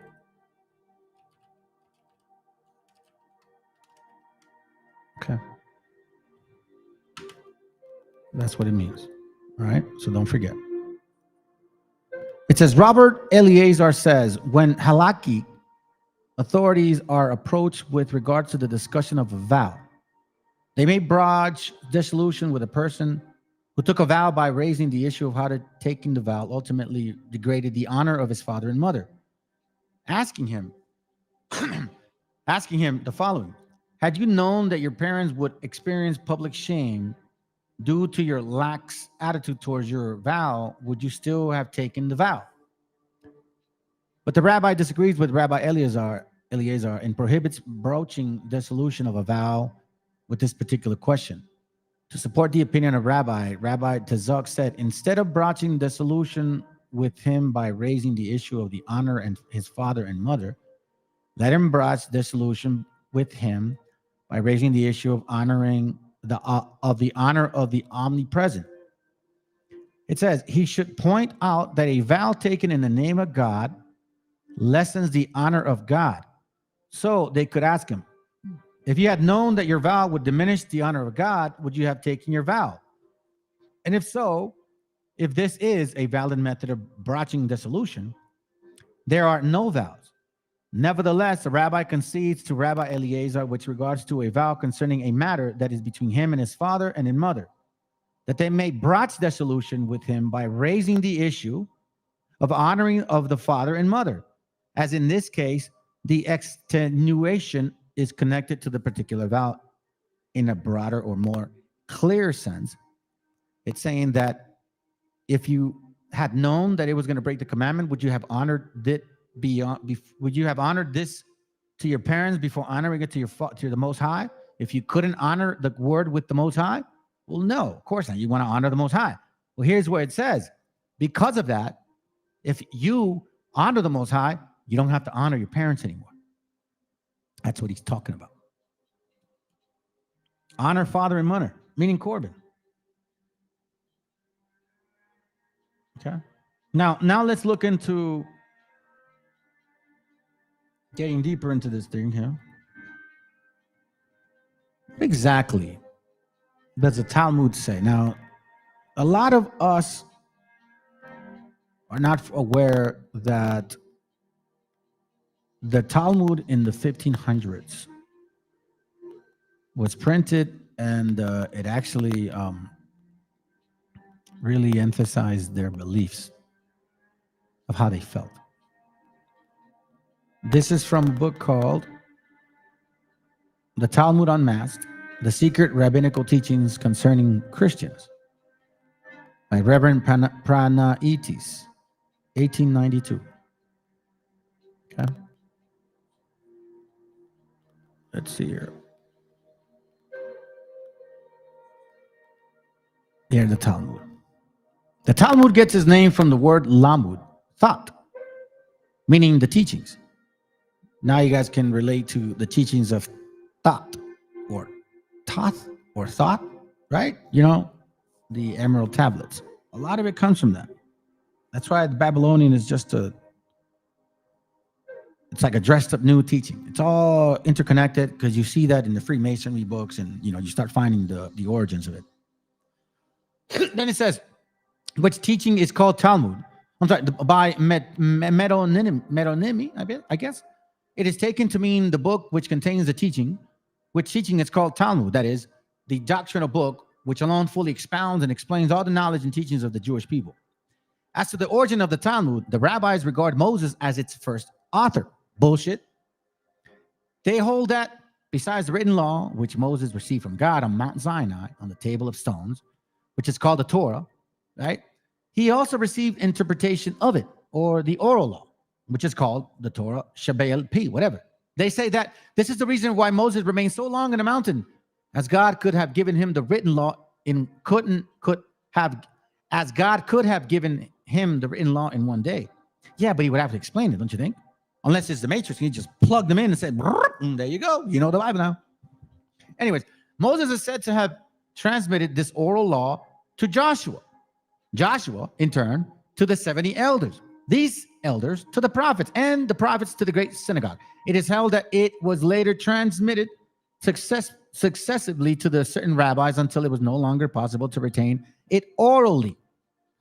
Whatever may be said about this story of the rabbis, it is sufficiently known to us that before the birth of the Christ, schools existed in Palestine in which sacred literature was taught. See? You see that? This is why there's nothing new under the sun when it comes to these religions. Nothing new. Whatever religion you think it's new, been here before.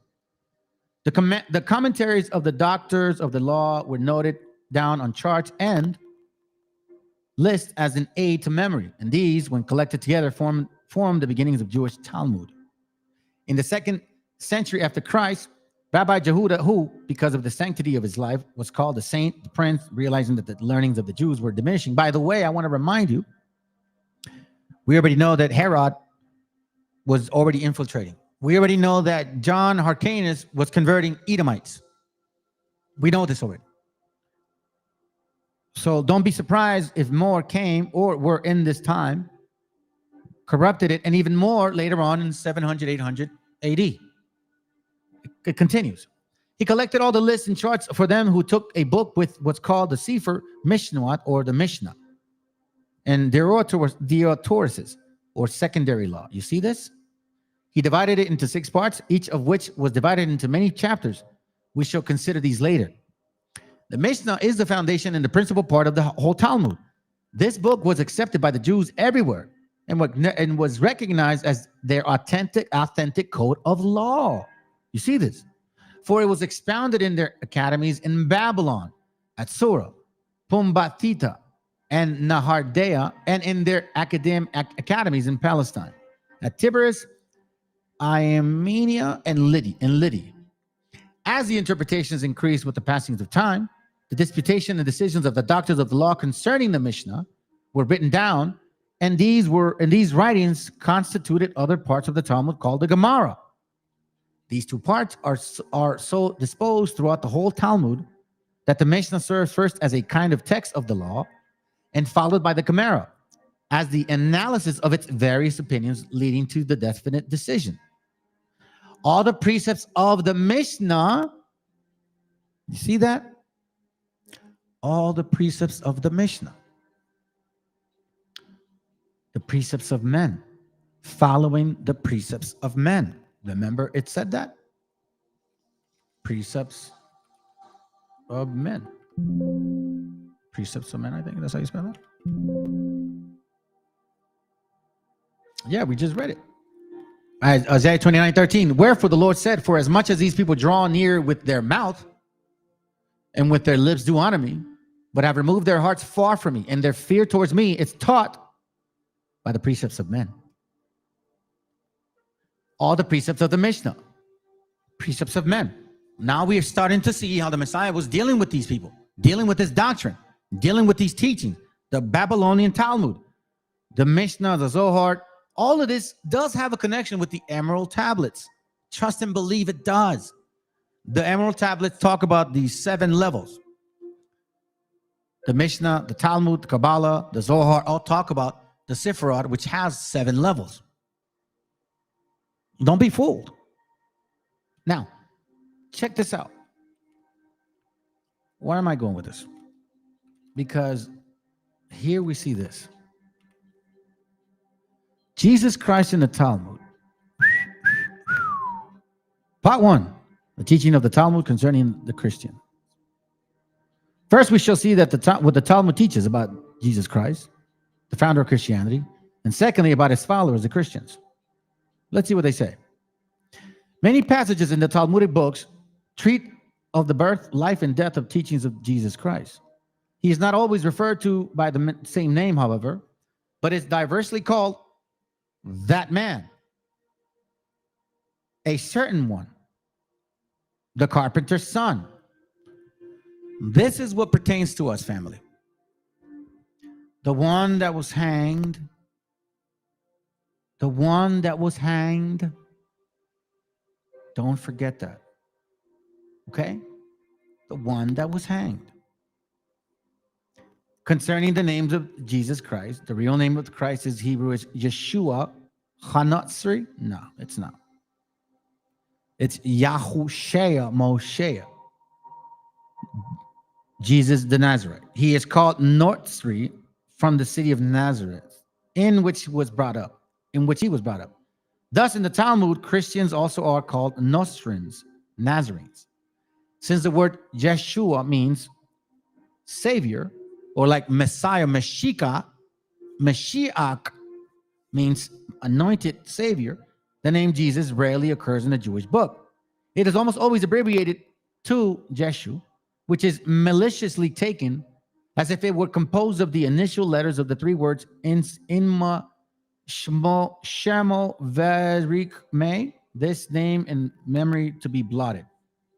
May his name and memory be blotted. Wow. Where does it get that? Referencing here. The Jews among themselves do not say Jeshu, but Ishu, so nearly corresponding to the words of this course. When talking to a certain Jew about this some years ago, he told me that it not only meant this, but also Jeshu Sheker, liar, Oteba, and abomination, who would not be deeply horrified at this. This Jew lived in Frankfurt and at Hanover and had traveled all over the world. When he saw how this horrified me, his faith in Judaism began to weaken, for he was not adverse to the Christian faith and had often discussed it with me and Dr. Armando Polano. I also discovered here and there 2 other secret words from the Jewish Kabbalah. Ooh.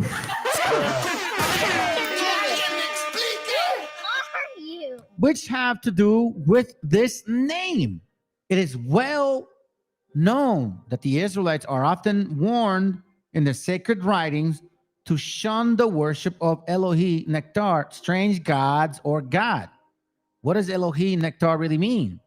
By the numbering method of the Grammaria, this letter equals 316, which taken together means the word Yeshu. This is found at the end of the book of Akka Rochel. They therefore teach that to dishonor God by the worship of Elo Nektar, it is the same as to dishonor him by the worship of Jeshu. Behold the malice of the serpent. Antonius also found a marginal note in a book about the Jewish faith and religion. In a Jewish prayer book, there is a certain prayer beginning with Aluni or Elunu. Formerly, the wording contains certain things which were afterwards deleted for fear of Christians. You see that? But the same space remains vacant to warn children and adults that something is omitted there.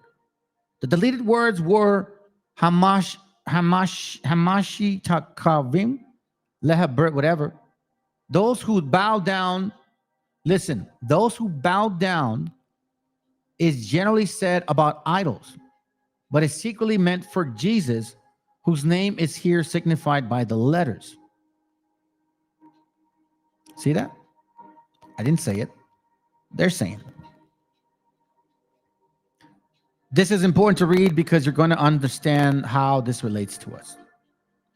He is also called Talui, the one who is hanged.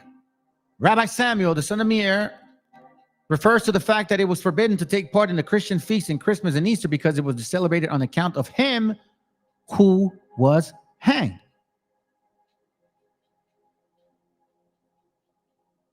In the days of Constantine, who made changes of religion and placed the figure of the one who was hanged on this banner.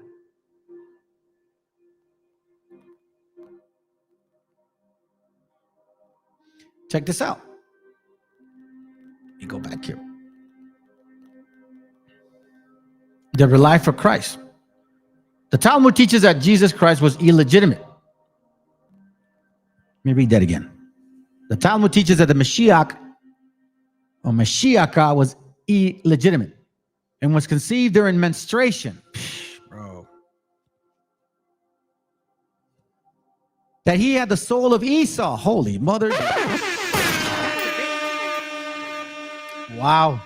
But he was a fool, a conjurer, a seducer, that he was crucified, buried in hell, and set up as an idol ever since by his followers. Once when the elders were seated at the gate, two young men passed by. One of them he had head covered, and the other his head bare. Rabbi Eliezer remarked that the one in his bare head was illegitimate, a mamzer. Rabbi Josh Yehoshua said that he was conceived during menstruation. This dude, Akabi, the convert Akabi, however, said that he was both.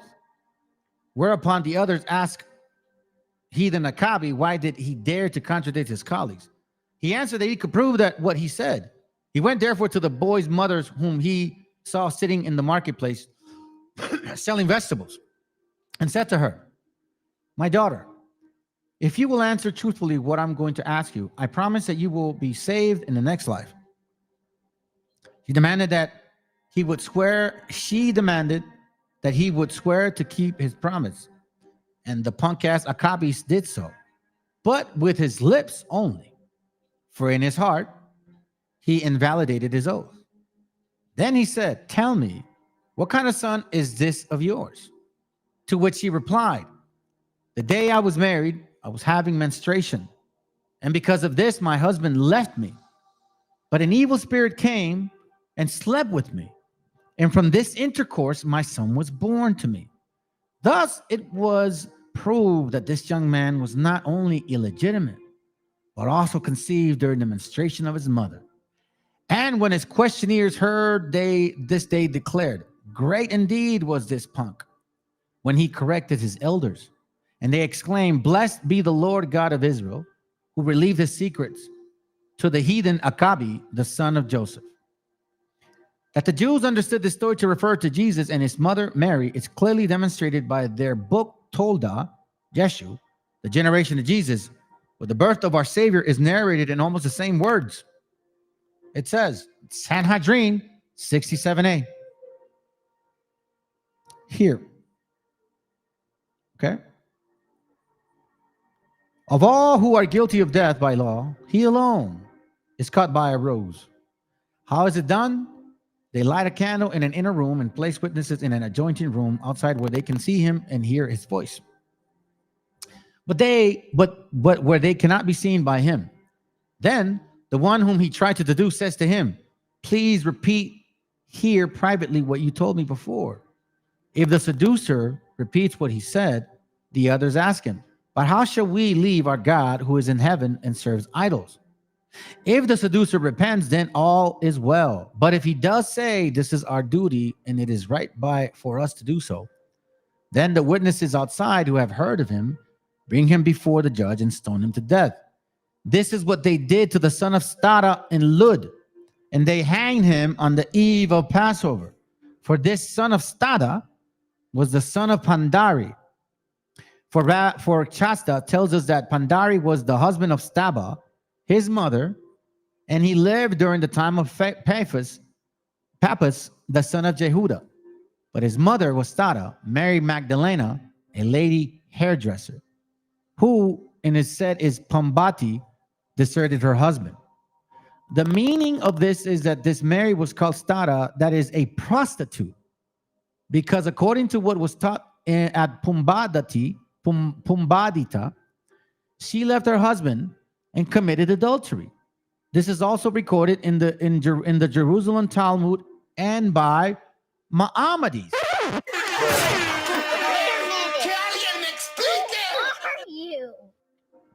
Punkats Kazari and Ben Shapiro loves this guy. Go ask him. He probably licks his behind all the time. That the mention here is of Mary, the mother of Jesus, is verified in the tract Chahiga. When Behiah was visited once by death angel, the devil, the latter said to the assistant, "Go and bring to me Mary, the hairdresser, that is, kill her." And he went and brought Mary to the children's hairdresser in place of the other Mary. A marginal note explains this passage as follows. This story of Mary, the lady's hairdresser, happened under the second temple. She was the mother of Peloni, that man, as he is called under the tract, namely a seducer. You see the number 5? He alone, namely a seducer who tries to seduce another to worship an idol and to join a false religion.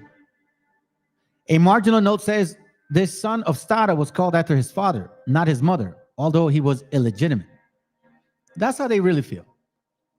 So I don't know why you Christians are even like, you know, you do what you do. I really don't get it. I really don't get it. But anyways, it says here, fourthly, he is called the one who was hanged,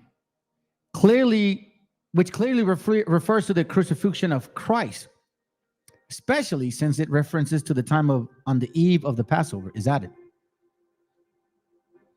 which coincides with the time of the crucifixion of Jesus. In the Sanhedrin 43a says this, on the eve of Passover, they hanged Jesus. Fifthly, as to what the Jerusalem Talmud says about the 2 disciples of the elders who were sent as witnesses and spy on him, and who were afterwards brought forward as witness against him. This refers to the 2 false witnesses of whom the evangelists Matthew and Luke make mention. Matthew 27. Let's read it.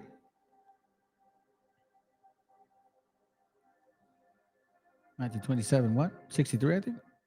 Yep. Matthew 27, 63. It says, now the next, verse 62, now the next day that followed the day of the preparation, the chief priests and Pharisees came together unto Pilate. Remember the Sanhedrin, saying, "Sir, we remember that the deceiver said, while he was yet alive, after 3 days I will rise again. Command therefore that the sepulchre be made sure until the 3rd day." Is that what they're talking about?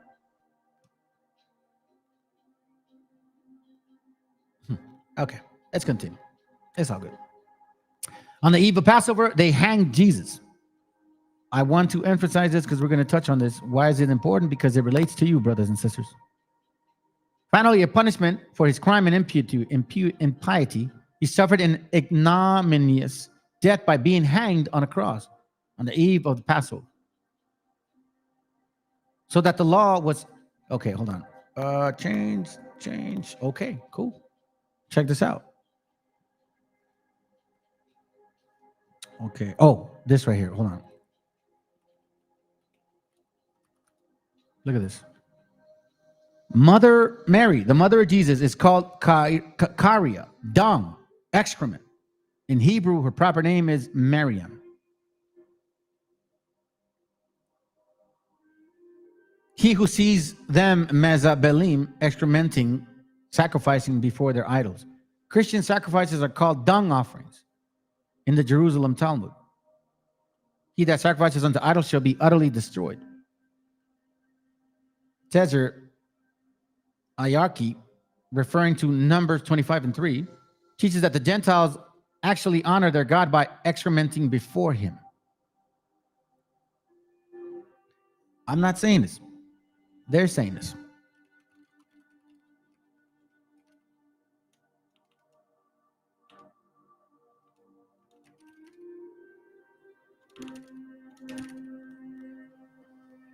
Check this out. For the Wagon Seal, Sada page 497 says that Boxtorf, in translating the word tifla as foolishness or vanity, did not go far enough. For this name, which is applied to a Christian church, really means a brothel or a whorehouse. Damn. You see, Christians, you see how silly they're making y'all? This is really like, to me, bro, it blows my mind that you guys are that dumb. But then again, Christian churches, a place of Christian worship is called Bet Tal Tifla, a house of vanity and foolishness. But no, it actually means brothel or a whorehouse. You love those Israelis that much? You love them that much? Check this out.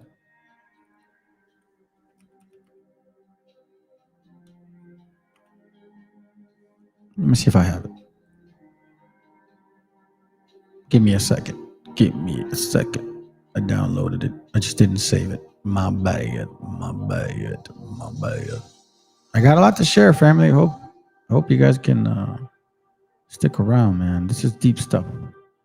Because they'll help you understand the Bible a little bit better now that you know these traditions of man.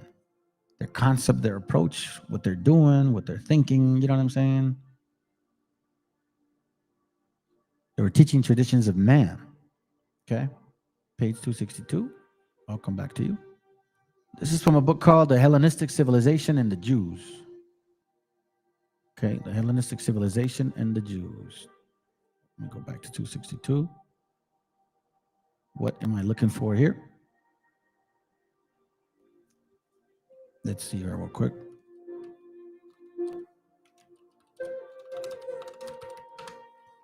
We're going to see the Talmud mentioned several times.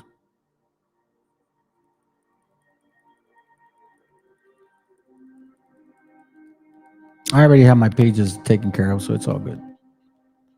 All right, so we're going to go on page 45. Start reading here, okay? Remember, the book is called Hellenistic Civilization and the Jews. Page 45 says, various stories of Alexander have also come down to us in Talmudic literature, most of them mere anecdotes without any historical value. Thus, the Egyptians and the Jews appear before Alexander to dispute on questions connected with Exodus. Alexander reaches the mountains of darkness and enters a city inhabited entirely by, well, check this out. So, Colomiados, this is how stupid you are. You know the whole island of the Califas, right? The black woman, Califas and shit, you know? This is why everything was very, like, it was romantic. It was just novel. Y'all are fucking dumb. Check this out. It says here, thus the Egyptians and the Jews appear before Alexander to dispute on questions connected with the Exodus. Here's a story. Alexander reaches the mountains of darkness and enters a city inhabited entirely by women. He bandies sophistries with the old men of the south and even flies on eagle's wings. See that? This tale resembles most of those composed of Alexander by the people of the East and the West in the Middle Ages. Dumbasses. Just like Khalifa's story. It's all novelty. Some island, a bunch of women, and they call it Island of Darkness. So una isla negra, which can translate to una isla llena de mujeres que están negras. See, y'all are dumb, bro. Anyways, but again, you know, what should I expect out of useful idiots? Yeah, I'm calling you useful idiot, culo. I know you ain't never gonna look at this channel, bro. You think you're high and mighty, but you won't put your name on the board, bro. Their origin goes back to Alexandrian literature of Hellenistic period. Okay, so we see here. Now let's continue. Because we see in this particular book the mention of the Talmudic story. Greatly resembles Josephus' story. You see? So there's a Talmud concept even in this time. Page, I'm just kind of skipping some things, getting to the nitty-gritty. Page 47. The political negotiation between Simon and and Antiochus or Antiochus did not, so far as we know, concern the Samaritan question. Whereas the Talmudic stories emphasize precisely this, the dispute between the Jews and the Samaritans, kutam in the Talmud, here ends with the destruction of the temple. You see this? So the Samaritans, as you know, do not follow the Talmud. They have the Torah, and I can't say in Hebrew. I think they have it in Paleo, maybe. But I know that they don't follow the Talmud. A historical element is therefore no more to be sought in the Talmudic story than in the Josephus. Check this out. Alexander's negative attitude to the Samaritans is stressed both in Josephus and in the Talmud. Let me read this real quick. Alexander writes, Josephus honored our people, and if this Hecatus speaks in his book of the Jews. He relates that Alexander gave the Jews the land of Samaria free of tax in exchange for the friendship and loyalty which they elicited. Honestly, I don't know if that's true because there's no history that says that he talked to them. Let me get to the point. Watch this. The Talmudic story, Antipatris, is mentioned in the place where Alexander met the Jews. The name betrays chronologically inaccuracy, as the city of Antipatris was founded by Herod and was not existent in Alexandria's day. Nevertheless, Hellenistic towns were not built on vacant sites.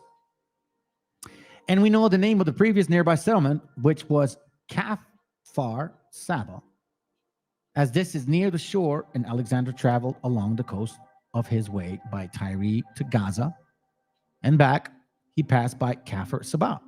And it might be conjecture that the Talmudic story preserved an important local tradition on a historic meeting between Alexander and the Jews. So the Talmud supposedly said, or the Talmud says, I guess supposedly, that they met.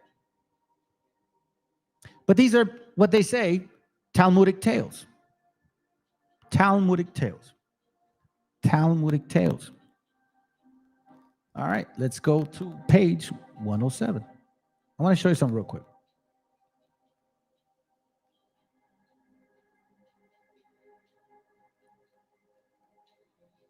I found this name in here and I thought it was interesting.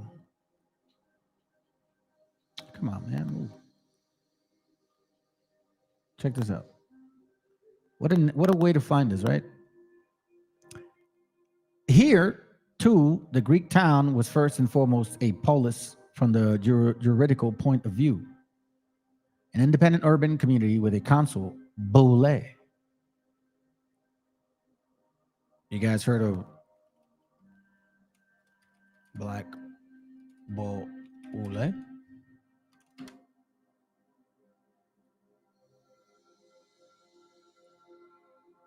Interesting, right? The Black Boule. Certified seller, as they call it. Nah, not at all. This is you guys. I know it's a hard pill to swallow, but this is y'all. Right here. Y'all been working together ever since. This is why FOPI and all those black onlys and shit, they cannot comprehend the fact that they were working with the gringos. And now it's like a completely like oh my God, we never knew their languages. Shut your ass up. So characteristics was this autonomy of the Greek city in Palestine that we sometimes find the Talmud designating the town itself as Adtaniv or Avtanit or Boule. Now, these guys have this name. Why do you think these Khazars don't say nothing? Come on, man. Can't fool us, bro. Y'all working together. Yeah, I know. It hurts your feelings and shit. It hurts your feelings because there's nothing you can do about what I'm sharing. Because I'm not lying. That's what hurts y'all the most. Let's continue here. It says, what was the character of the Pharisees and Sadducees under the Hasmoneans, and whether their late features may also be ascribed to the earlier period, are questions which still await solution. Okay? Check this out. It says here, the latter sentence Eleazar to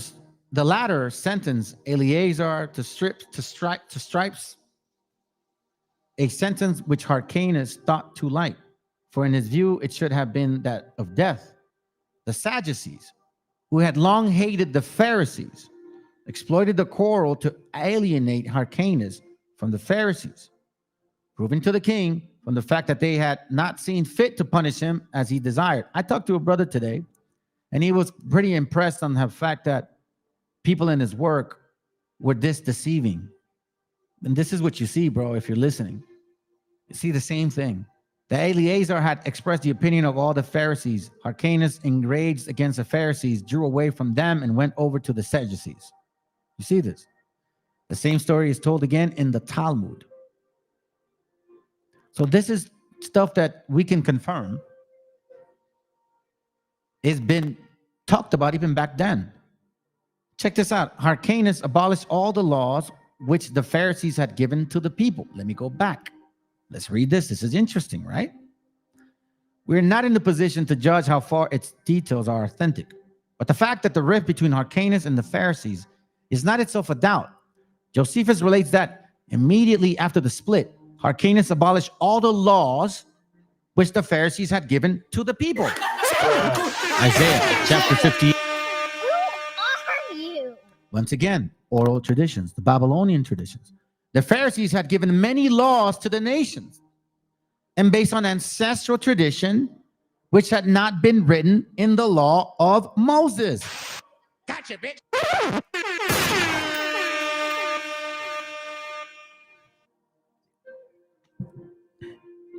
Very true. It's all Zionism, no matter how you slice it, my brother. That's very true. I'm glad you're seeing it. In 1492, it hasn't stopped. Since 1492, they've been here. That's what I'm trying to tell you. Since 1492. That's why when you hear this culomiados and all these wabos or BHIs want us, oh, we're those people. Oh, we ruled Europe. Yeah, we came and we conquered. Well, what you're doing is you're taking the name of conquistadors that ravaged, savagely killed and raped and murdered our gente. And that's why you guys take this like, oh, yeah, we were them and we conquered them and we enslaved our own people. You see, you talk about it so easily because it don't mean nothing to you, spiritually speaking. You didn't go through this shit. I know we did. That's why we don't let this stick go. You think it's a joke. It's not, spiritually speaking, a joke. If you want to talk spiritually speaking, I always had nightmares that I was watching people walk over me as if I was buried alive. Why did I have those nightmares? Stuff ain't no joke, man. This is serious. The Pharisees had given many laws to the nation. So when the Messiah came, he wasn't doing away with the laws of the Most High. He was doing away with the laws of the Pharisees, the traditions of men. That's what he was doing away with. That's why you guys are going to burn. And you BHIs that don't teach this knowledge, you're all going to burn too for being damn Canaanites. And for other reasons too. Whereas the Sadducean sect opposes, saying that only the written law should be observed, not those arising from ancestral traditions. You see how the Pharisees and Sadducees, why they were such a difference? See, we didn't really know this before. And IUIC didn't teach this because they're also part of the group. They're all infiltrated, man. Nate the Snake graduated from a college called Brown College.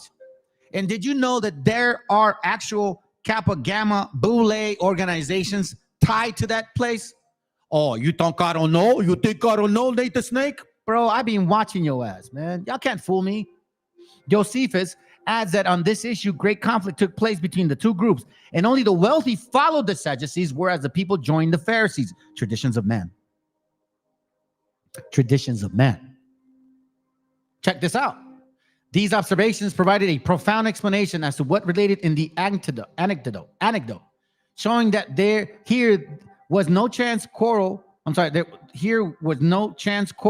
which had broke out at the royal court, owing to the discourtesy of a guest at a banquet. But the perpetuation of the ancient feud between the priests and the scribes, whose social character had discussed in previous chapters. Now, Christianity does the same thing. For example, the Ave Maria, Padre Nuestro, Ten Commandments, El Credo. Where does it say to do that in the Bible, Christians? Tell me where, Catholic people, where does it say to learn those in the Bible? Where are those prayers in the Bible?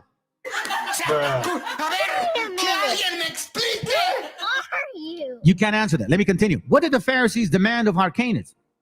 According to the account of Josephus and the Talmud, the Pharisees asked him to give up the high priesthood and to be content with the secular power which he possessed. This is why he was leaning towards the Sadducees. They based their demand on the pretext that he had been born to his mother when she was in captivity. Ooh. Partus sequitur ventrum. Gotcha, bitch. That's where it came from. The people that were ruling in the 13 colonies were not Christians. They were Kabbalists. They were practitioners of the Talmud. That's why you have that checkered board. Okay? You cannot fool this. That's why you Christians are dumb. This was a Christian country. No, it wasn't. It was a Kabbalist country. Check this out. It says, they based their demands on the pretext that he had been born in captivity. I'm sorry. This was a falsehood. This was a falsehood. So now we see here, there's a war between the Sadducees, Pharisees, and Hyrcanus. He was the last of the Hasmonean dynasty, meaning the true people of the bloodline. So even these Pharisees at that time, you can already see a conversion or a proselyting in a sense, because we know that Herod and Tetrarch, through his father, which was, I believe, all the way back through after the split of Alexander the Great, you see the lineage of Herod. They become people of power. Then they're the kings, they're the rulers of Jerusalem, Herod and his lineage. That's why Paul said, you study what I study, because they were studying, he knew the traditions of man, which was the Talmud, not Christianity. You see what I mean? It says here, hold on a second, gave up the secular power, remained a high priest as before, whereas the demanded just the opposite. Otto Witzer also argues that the Pharisees could not consent at the high priesthood he be held by men whose hands were stained with blood. But the law of Moses had never prohibited offensive war against idolaters, however cruel, while the forcible Judaization of the Palestinian population, which had been carried out by Hasmoneans. You see this? So we see a struggle, and we see a constant what? Who gave these people particular traditions? Hold on a second. Let me go back.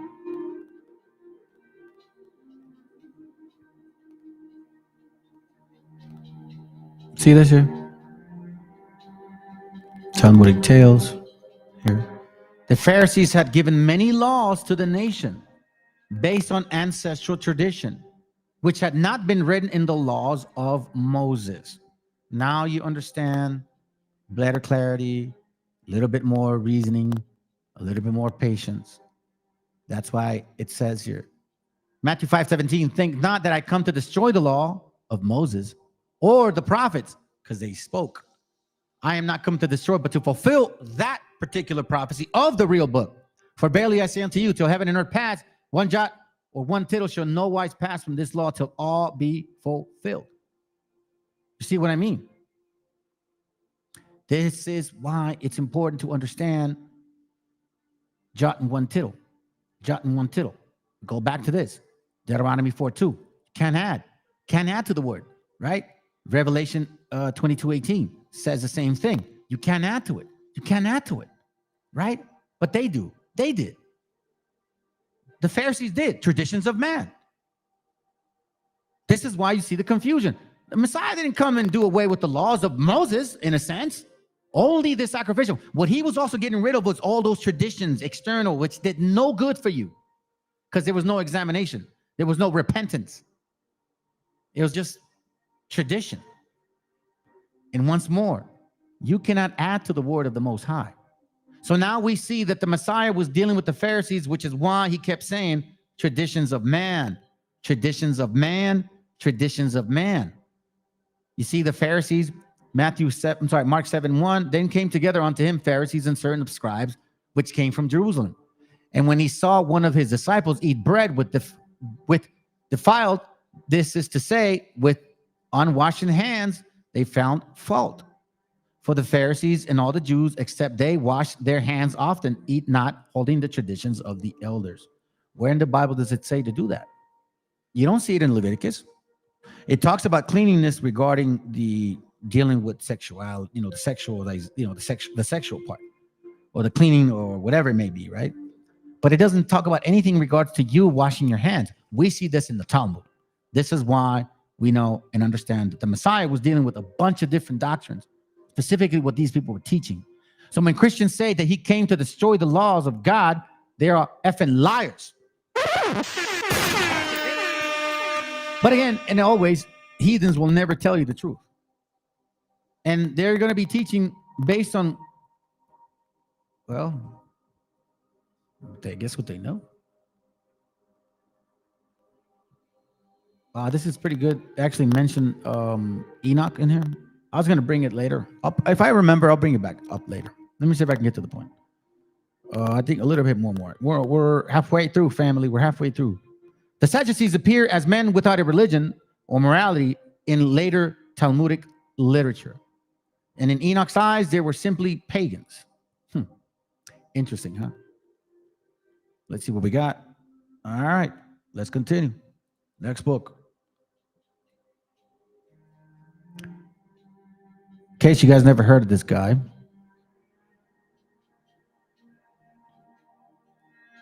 Give me a second.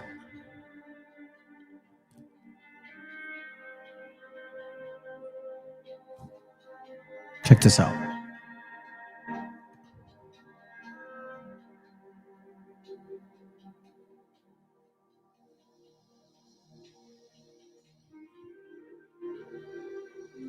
It's taking a little while, sorry. In the meantime, let me download this real quick.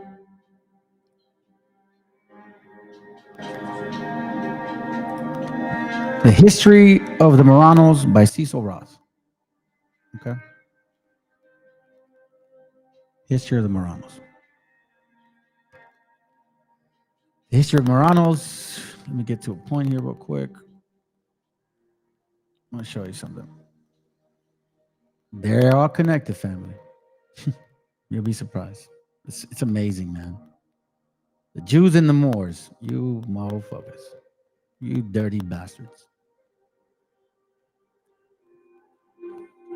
And yeah, the Moors were light-skinned and swarthy. The Jews were also light-skinned and swarthy. Yep. We totally know now. And it's all good. We know y'all are fake anyways. The real Israelites have finally woken up. The heyday Inquisition. Give me a second. I'm trying to look for something real quick. Let me see if I can find it.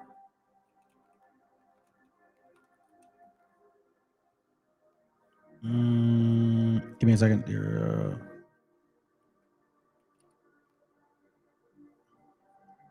There we go.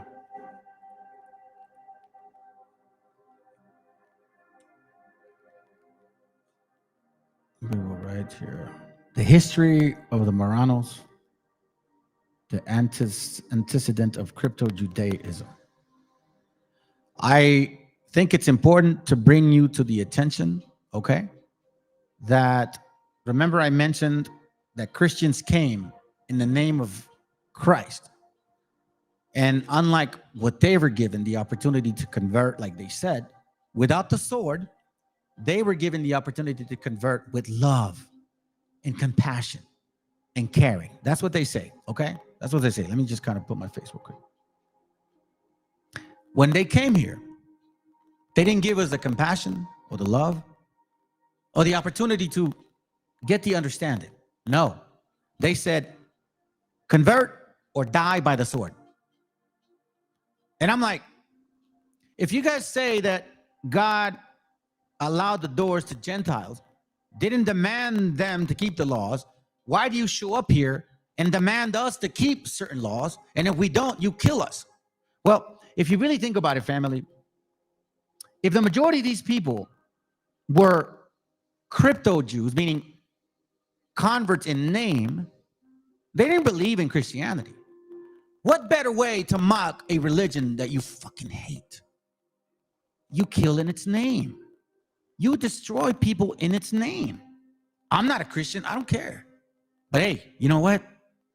It's an idolatrous religion. I'm just converting because I don't want to die. Why do you think these things happen? It's very important to understand the attitude that these people had towards us. The attitude that they had towards us. Check this out. This is I already showed you the book. Let's get to some points. Traditional Jewish law, in fact, made special provisions for cases when observance of ceremonial practices became impossible because of compulsion, or in the time of persecution.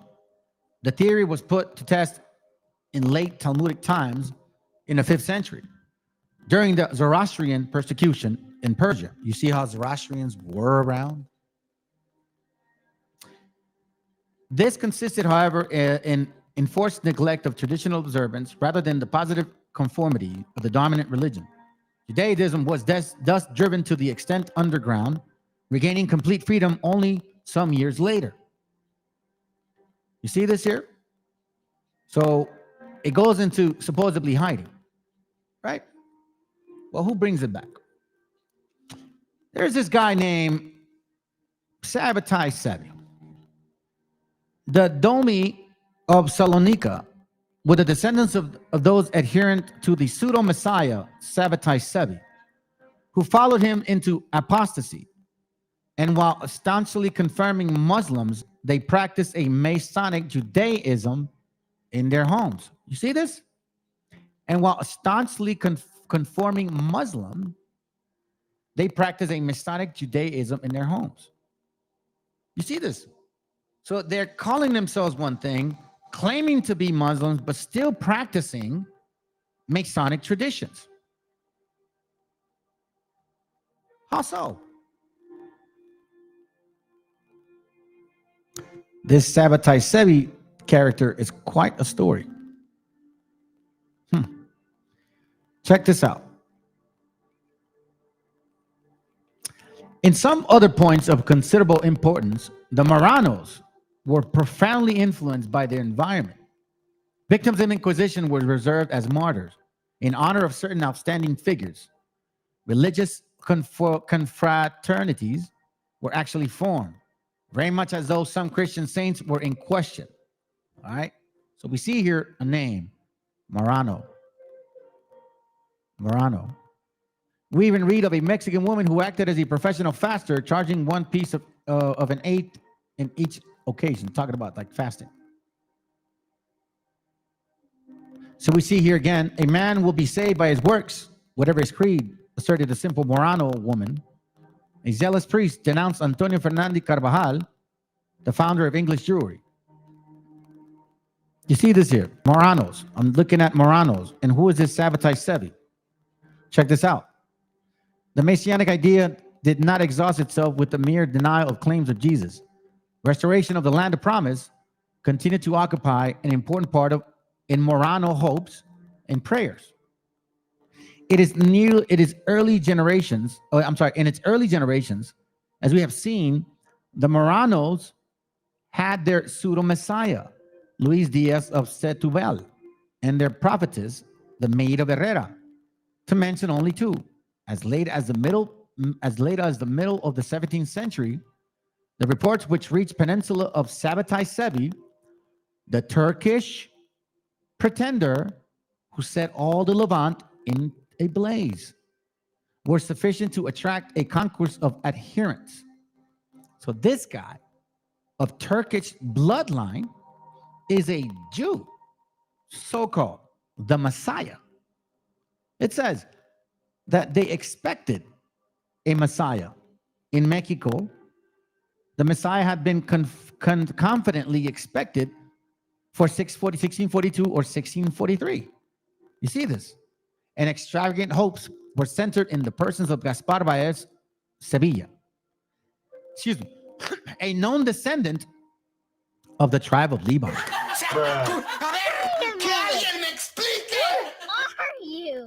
See this?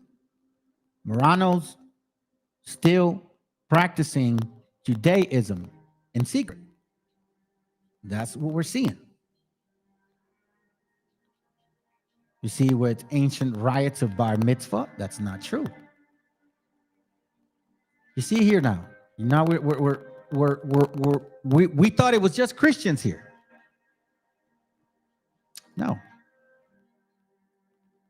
Sabbatai Sevi, the mystical Messiah. See? Sabbatai Sevi.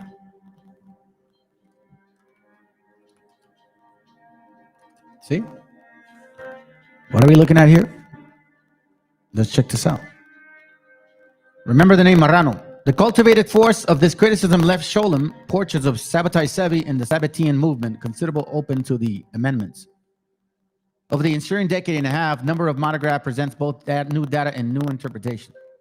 Perhaps the most sufficient was Yosef Yahim Yerushalmi, study of Isaac Cardoza, the older brother of Sabbatean prophet Abraham Miguel Cardoza. You see these names? Where's that dirty water that thinks that, he's a Sephardic Jew? Stupid ass. Sholem had used Abraham Miguel Cardoza to demonstrate that there were a basic converge between the mentality of the Marranos and that of Sabbateans. Really? It says here, let's see what I'm looking for. I'll read here. Here in the empire, by far great majority of Spanish Jews, the main bearers of the Sabbatean movement, had settled.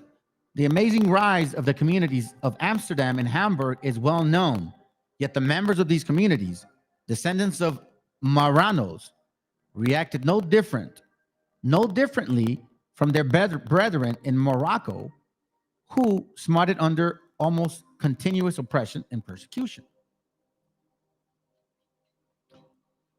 Those expelled from Spain and the descendants of escaping Marranos in particular. Why would Europeans kick out Europeans? Doesn't make no sense, right? Makes no sense. Check this out. The poor probably formed a small majority only. A large part of Near Eastern and Mediterranean trade, including that with North Africa and Turkey, was in hand of the Jews. Prominent among the latter was the Marrano element, and it is the Marranos who everywhere appear among the leading supporters of the movement. Sasportas and other anti-Sabbatinian assiduously overlooked this fact for obvious reasons. It was, after all, so much easier to denounce the rabble, whereas admonitions of the part played by wealthy and respected group of former Marranos would have been very awkward. You see this? Marranos, right? Marranos, como puercos and shit.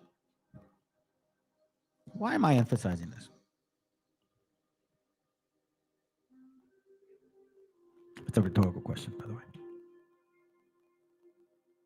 Check this out. We see Marrano. We also see the Talmud. You see this? He taught the Talmud. Make no ifs, ands, or buts about it. He was all up in it. And these people were not teaching the commandments of the Most High. So we see here apocalyptic text, Midrashim, from the end of the Talmudic period to the Middle Ages, has been collected and edited. Somewhere in this page it talks about that. All right. Here. What we may ask, did the Messianic idea imply for the simple Jew whose hopes were nourished in addition to the biblical prophecies by a number of popular well-known legends and apocalyptic myth rashims? So now you know what that means. You see, here we see the Talmudic or Talmud constantly. Constantly. I'm not making this up. The Talmud has said that no converts would be accepted in the Masonic era. There will be no converts because no more holy souls would be left among the Gentiles, since, by definition, the Messiah could come only after the last sparks of holiness had been extracted from them. That's why they say what they say. Okay, so you see that here. The Talmud, right? Remember we saw the Kabbalah? See? So it goes hand in hand. If you have the Kabbalah, you're dealing with the Talmud. If you're dealing with the Talmud, you have the Kabbalah. Okay? Tradition and creation, new creation in ritual of Kabbalist. Sholem. I'm not making this up, family. Look, 200 of those came up. Let me go back. We'll go from the beginning. The Messianic idea in the Kabbalah, Lurianic Kabbalah, again, the significance of it, the spread of it. You see?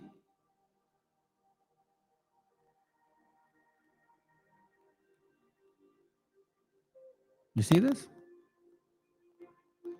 I'm not making this up. This is their religion. These guys are not the real Israelites of the Bible. These are converts.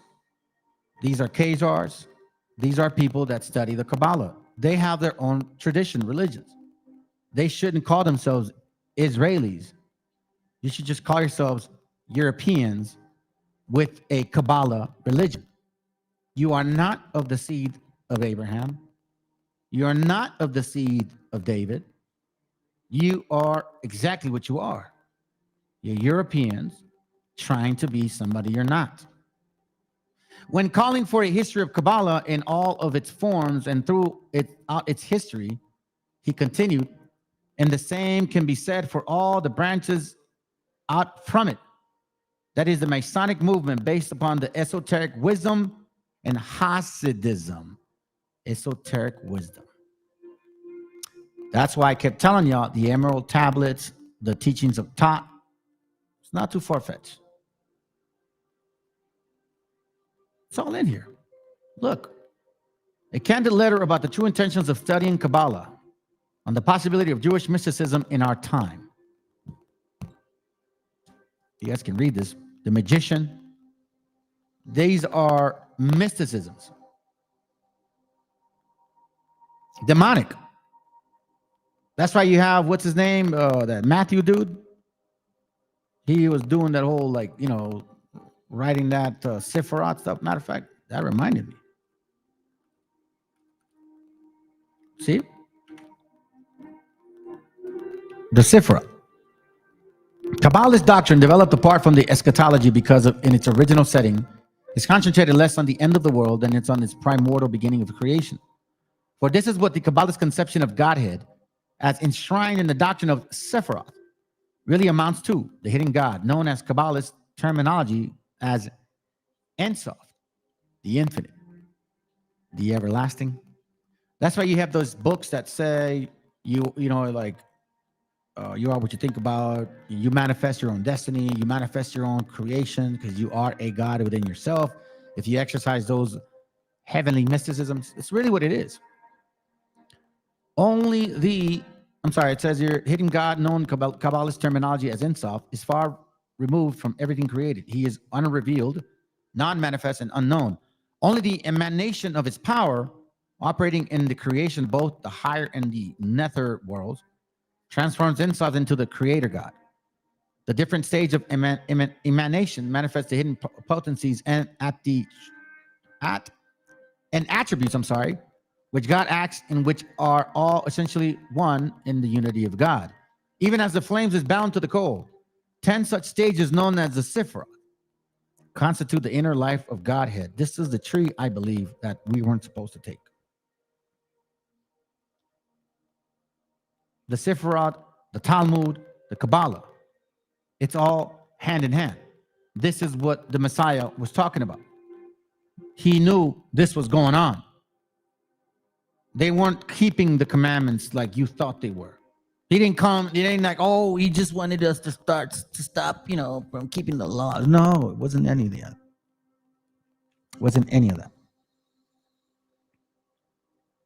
Hillary was trying to save people's lives, man. I want to show you something. Let's get to the nitty-gritty now. I keep saying that shit. The secret relationship between the blacks and the Jews. Oh, yeah. Oh, yeah. Check this out.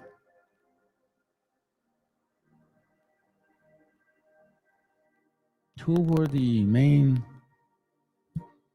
pushers of slavery? Portuguese Jews, right? Slave dealers. Jews were among the most important slave dealers, it says. The principal purchasers of slaves were found among the Jews. In 1460, when Jews were the masters of the nautical science in Portugal, that nation was importing 700 to 800 slaves yearly. They weren't all white, by the way. They weren't all white people enslaving black people. It was swarthy-looking bastards that were enslaving white and black people. And more than often, they were getting the Slavs. The Africans, on the other hand, they were selling their own people. Those are facts. Jewish participation in the slave trade, particularly their trafficking of non-Jewish slaves, incited the moral indignation of Europe's Gentile population. You see that right there? So, if these Jews were being expelled, they had no power, pobrecitos and shit. Hold on a second. Sorry about that, family. I'm over here reading like that. If they had no power, pobrecitos and all that, how is it that they're trafficking slaves?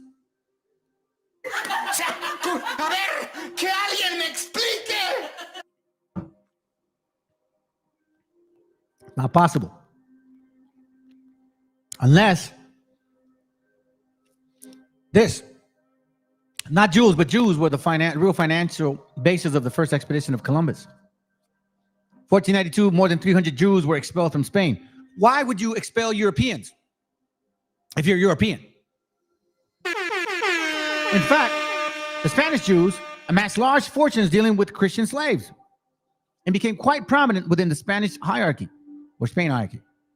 They had obtained the most important offices and positions of trust in the cabinet. And accounting house rulers had maintained great influence over the regional trade, causing many to believe that the Jews exercised an unhealthy domination over the economy of the region. The rulers were convinced enough to order all Jews to either convert to Christ or leave Spain. We see once again, cochinos marranos, the secret Jews.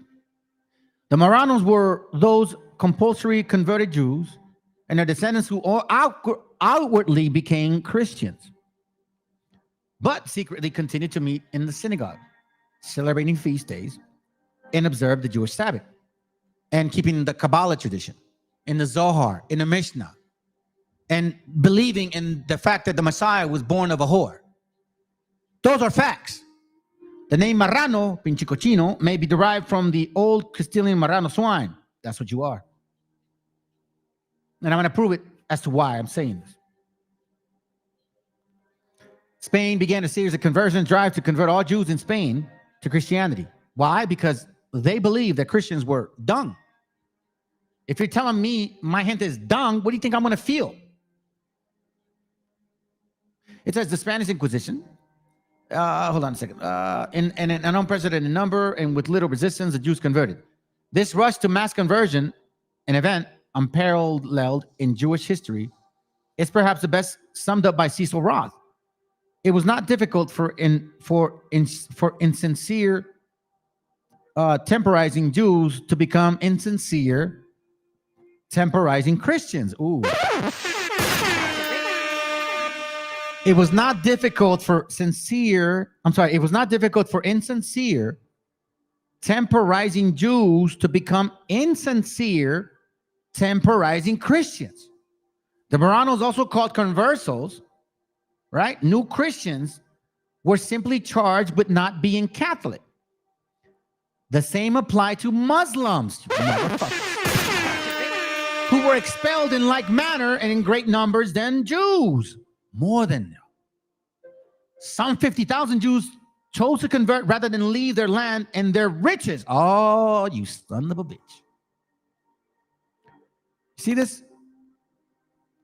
The Jews in Spain, New Spain. Many persons, the resolution adopted by Ferdinand in expelling so profitable and opulent a people acquainted with every mode of collecting wealth. So they converted so they don't lose their money. That's why they did it. That's why they did it. Now, let's continue. The same applied to Muslims who were expelled in like manner in greater numbers. Some 50,000 Jews chose to convert rather than to leave their land. Contrary to popular notion, those who left were not refugees searching for religious freedom, but entrepreneurs looking for economic opportunities. When they fled, they brought a few Torah scrolls. Why? Come on, we know now. And even fewer copies of the Jewish holy book Talmud with them. When asked what he thought about Moranos knew of Judaism after their first flight from Spain and Portugal, Roth answered in one word: nothing. Oh, that's gonna hurt! Who are you? The majority fled south and eastward to North Africa and centers of Salonika, Constantinople, Elapi, and Damascus. While others sought and found refuge in the Netherlands, they were established synagogues, schools, cemeteries, and high levels of wealth and culture. You see this? Though many escaped, they ended up becoming the kidnappers and slave marketers. How in the world do you expel people that have so much power? Check this out. 6 prominent Jews accompanied Columbus: Bernal, Marco, Rodrigo, Luis de Torres, and sailor Alfonso de Calle. Rodrigo de Trina, this is very interesting, who is claimed to be the first white man to ever see the world. That's right. Oh, that's gonna hurt! So all these other bastards are dark-skinned Swati. Yeah. See this family? Don't let Colomiados fool you, bro. They weren't West Africans. The connection between the Jews and the discovery of America was not, however, merely a question of fortuitous coincidence. The epoch-making expedition of 1492 was a matter of fact very largely a Jewish, or rather a Marrano enterprise. A few scholars, including Roth, presents strong evidence that Columbus was himself a Jew. He hid his Jewishness, they say, because no Spanish Jew could ever have expected aid from the king or queen of Spain. So the explorer claimed to be an Italian Catholic. Tina Levitan, author of Jews in American Life, found the first reference of Columbus' Jewishness in print in the diplomatic document dated 58 years after the discovery of death. The French ambassador to Spain, she revealed, refers to Columbus the Jew. Furthermore, she states, from him we learned that Cristobal Colon, who never called himself Christopher Columbus and never spoke a word of Italian, was the son of Susana Fontarosa, right? Or also spelled Fontana Rosal, Domingo Colón de Pontevedra, Spain, where those bearing such surnames were Jews, some of them whom had been brought before the Spanish Inquisition.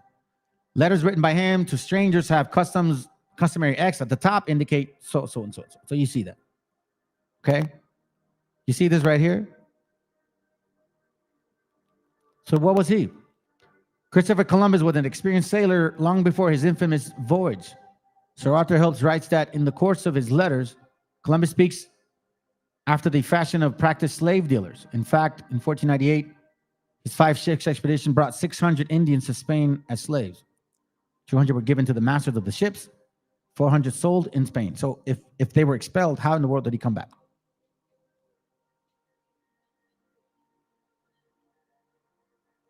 This is important to know because now you're getting to see Jews and Moors working together.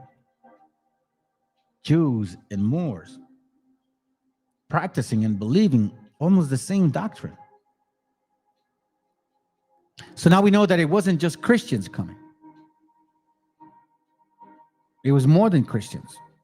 It was converted Jews and Moors who were only converted by name. Right? Like Diego Velázquez, Pánfilo Narváez. Right? Okay. Now let's get to this point. This is a very interesting understanding here, so I want to bring this up.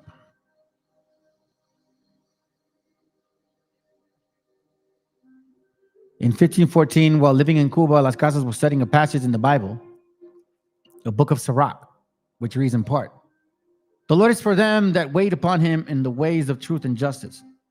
Las Casas was finally convinced that all the actions of the Spanish in the New World had been illegal and that they constituted a great injustice. He made up his mind to give up his slaves and encomienda and started to preach that other colonists should do the same. When his preachings met with resistance, he realized that he would have to go to Spain, taking his fight against the enslavement, abuse of native people directly from the royal courts of King Charles. Why do you think he's doing that? Because he knew these guys weren't real Christians. They were Christians in name. The Spaniards with their horses, remember, they were Jews and Moors who still believed in their doctrine. But because they didn't want to lose their riches, they were Christians in name. That's why I was like, if you guys are the Gentiles and the Messiah opened the door for you, how could you come and try to convert us and not do the same approach? Instead, use the sword. Did the Messiah use the sword on you damn Gentiles? No. So it made no sense. So Las Casas is like, yo, these guys are animals because they didn't believe. They were Kabbalists, Talmudic practitioners, Jewish people, crypto Jews, Sephardics mostly, and Muslims, Islamic, North Africans, maybe a few sprinkles of West, several Arabians, several Turkish. Now we know why Psalms 83 makes a lot of sense. The Spaniards with their horses, their spears and lances began to commit murder and other strange cruelties. These were people that were not Christians. There were all kinds of other nations helping the Spaniards conquer us, helping these Jews conquer this land to make it a promised land. Why would you expel Europeans if you're European? You get what I'm saying? The British came later. Remember that. What did these bastards do? They entered into towns and villages, sparing neither children nor older men and women. They ripped their bellies, they ripped their bellies and cut them to pieces as if they had been slaughtering lambs in the field. They made bets with each other over who could thrust a sword into the middle of a man or who could cut off his head with one stroke. They took little ones by the heels and crushed their heads against a cliff. Others they threw into the rivers, laughing and mocking them as they tumbled into the water. So you West Africans that are claiming to be natives, and then you say, oh yeah, we ruled Europe and blah, blah, blah, and yeah, we enslaved our people. You don't know what you're saying. And that's why it's so casual for you, because that shit didn't happen to you. Spiritually speaking, it didn't happen to you. That's why you're so casual. And this is how I know that you ain't Israelites, because you didn't even see this shit. You guys been teaching this doctrine for so many years, and you telling me I'm bringing out stuff that you guys never even heard of? Neftali, please do not ever come click on this link. I may leave you on for like 10 minutes and then I'll embarrass your chunky ass. I got no respect for heathens, man, especially when they try to call us other names that they are themselves. They made bets with each other over who could thrust a sword in the middle of a man or woman, or who could cut off his head with one stroke.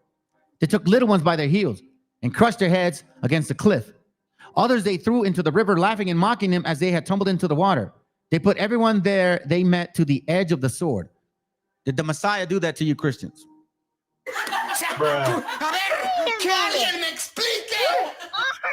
Now, remember this whole time I told you about this right here? Right? Oh, no, not that one. This one.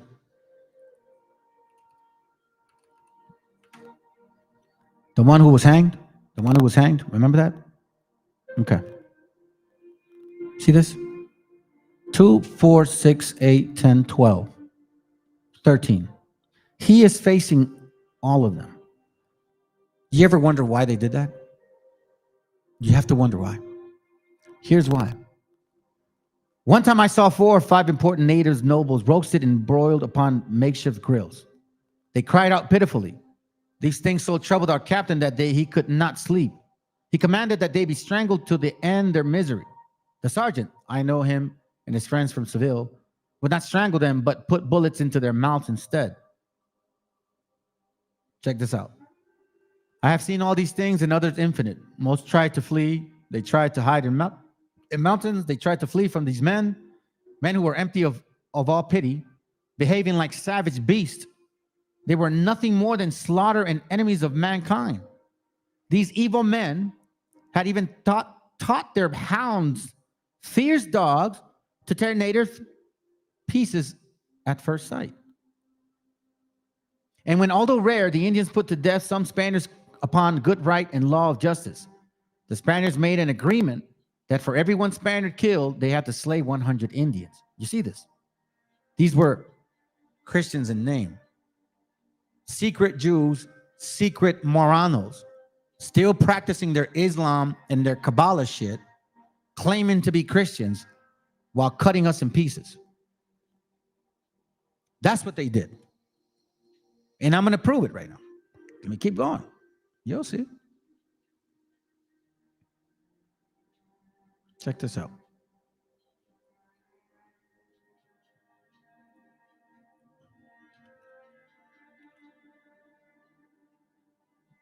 Look at this. They also did a lot of different crazy shit, family. This is probably going to hurt a lot of your feelings right here.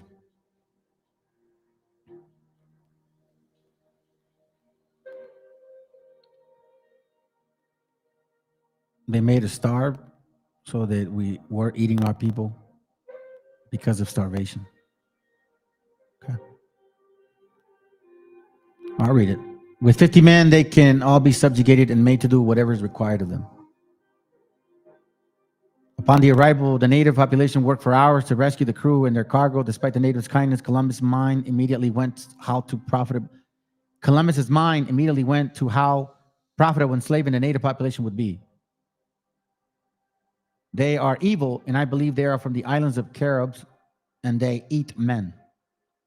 Describing them as savage and cannibals, he says. Dog-like noses that drink the blood of their victims. Columbus sailors were rapists and murderers, and I can prove it. I got books to show it. While I was in a boat, I captured a beautiful Carib woman, he says, whom the said Lord Admiral gave to me, and with whom, having taken her into my cabin, she being naked according to their custom, I conceived desire to take pleasure. I wanted to put my desire into execution, but she did not want it and treated me with her fingernails in such manner that I wish I had never begun. But seeing that, I took a rope and thrashed her well, for which she raised such an unheard of scream that you would not believe your ears. Finally, we came to an agreement in such manner I could tell you that she seemed to have been brought up in a school of harlots.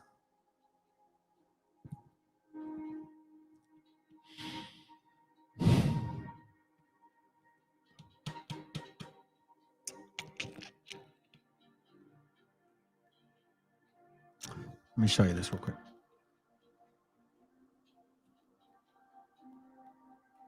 Check this out. This is from a book I have. It's called Los Conquistadores Psicópatas. Okay. Check this out. It's this book here.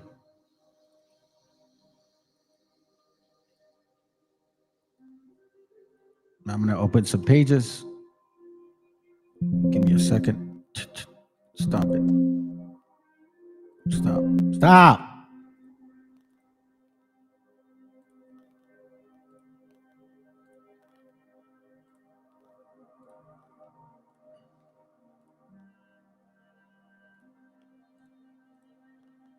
There it goes right here. Los Conquistadores Psicópatas. Okay.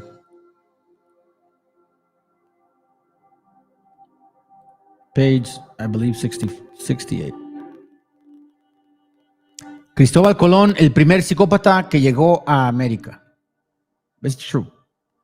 The first psychopath that came to America.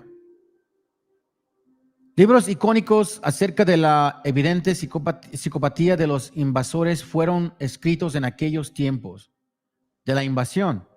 Entre los icónicos encontramos la gran obra por su contenido y volumen que escribió el padre Fray Bartolomé de las Casas, que ganó a pulso el título de protector de los indios, pero que pocos saben que también fue encomendero, por lo que conoció a fondo esa institución, llegando a recuperar su propia encomienda, y lo más notable es que escribió acerca de las crueldades y vejaciones que sufrieron los nativos de manos de los llamados conquistadores. Let me get to the point.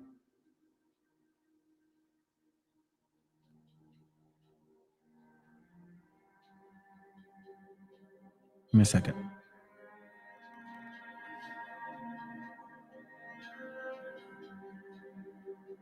There it goes right here. Remember how that other article said that supposedly this one? He said that a woman, right? While I was in a boat, I captured a Carib woman, right? Okay. He said that.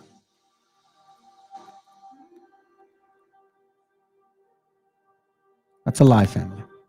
She wasn't a woman. Okay? She was a little girl. And I can prove it on this book. Page, I believe, is 72. Okay? It says, la víspera de nuestro retorno a España, decepcionados al no haber encontrado oro, rodeamos los 4 poblados situados cerca de nuestro fondeadero y capturamos a 1,600 salvajes, hombres, mujeres y niños grandes también. Y los embarcamos en nuestras naos o barcos o ships para venderlos como esclavos en España.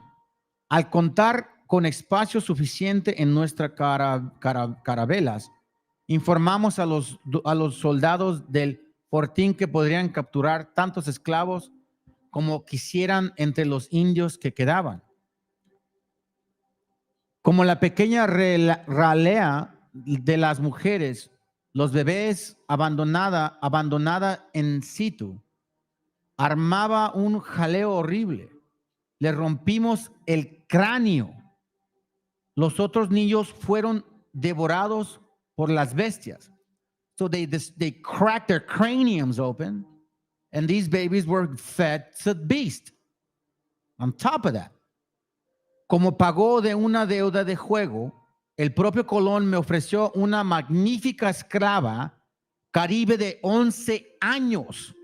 A ver, que alguien me explique. Que cuando quise ejercer mi derecho sobre ella, comenzó a gritar y se me resistió. Tuvo entonces que disciplinarla con mi látigo y forzarla. 11-year-old girl. 11 years old. She wasn't no Carib woman, and she didn't scream like a hoe. No. So I don't know who, I could say he's a Sephardic convert, whatever. I don't know if he's an Islam. I don't give a shit at this point. But I'm proving the cause here. So all these people that are sitting in this country claiming racism, oh, white folks did this to me, white folks did that to me, and y'all don't like Islam, blah, blah, blah. Y'all been doing this shit to each other for a long time. What I really dislike is the fact that you came and lied to every single individual, white and black folks. Y'all been lying to people. You've been hiding the fact that blacks, dark-skinned people came and conquered America. You lied about the fact that there was Jews who financed these things. You lied about the fact that it wasn't by chance that you landed in this continent. And you're lying on the fact that this was the old world, that this is Atlantis, and you have some Negro saying, oh, this is the Egyptian towns. There's no way that these Mexicans could have made these pyramids. Look how stupid they look. That's exactly what you guys are saying. So now we're seeing one particular thing about your spirit, that you love to rape young girls. This is sad shit right here, man. This is your history, Ox. You Christians that say, oh, hey, you want to give credit to Christopher Columbus, white folks? You say you built America, but you hate the Jew? He's the one that got you here. You don't know that, do you?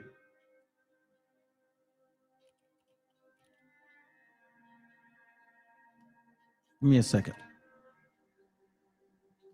Oh, I think I put it here. Let me see. Yep. Look, this is another book I have. Okay. Relaciones y Cartas de Cristóbal Colón, 1892. All right. We're going to go to page 313.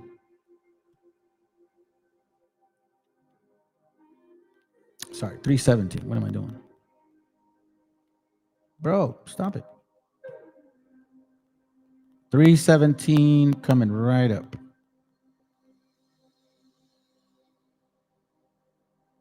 There it goes right here. Listen to this, okay? Por una mujer también se fallan 100 castellanos como por una labranza. Y es mucho en uso. Y haya fartos mercaderos que andan buscando muchachas.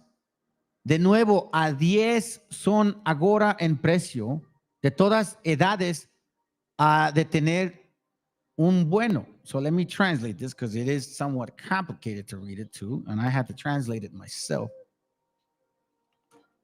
Translate. Check this out. Okay. It says here, in Spanish, remember, I'm translating this book here. All right. Page 317 from Biblioteca Clásica, Relaciones y Cartas de Cristóbal Colón. Cristóbal el Culo. The dirty bastard. Okay. Okay, remember that. Give me a second here. Page 317. All right. Give me a second. 317, all right? So I don't want you to think I'm misleading you here. Look at the translation. It said, a woman also fails 100 Castilians as if a form of farm, and it is much in use. You see, one woman, hundreds Castilians, meaning they train her, and it is much in use. And it has already merchants favor who anchor, I guess, young-looking girls from 9 to 10 are now in price. Of all ages, it must have a good one. Do you understand what that means? They were searching for 9 and 10-year-old girls, including 11, to run a train on them. Who likes to run train on women? Who made it popular nowadays? Are you going to run from that? Columbus provided native sex slaves to his men. In addition to putting the natives to work as slaves in his gold mine, Columbus also sold sex slaves to his men, some as young as 9. We just confirmed it. Columbus and his men also raided villages for sex and sports. 100 Castilians are as easily obtained for a woman as for a farm. And it's very general, and there is plenty of dealers who go about looking for girls. Those from 9 to 10 are now in demand.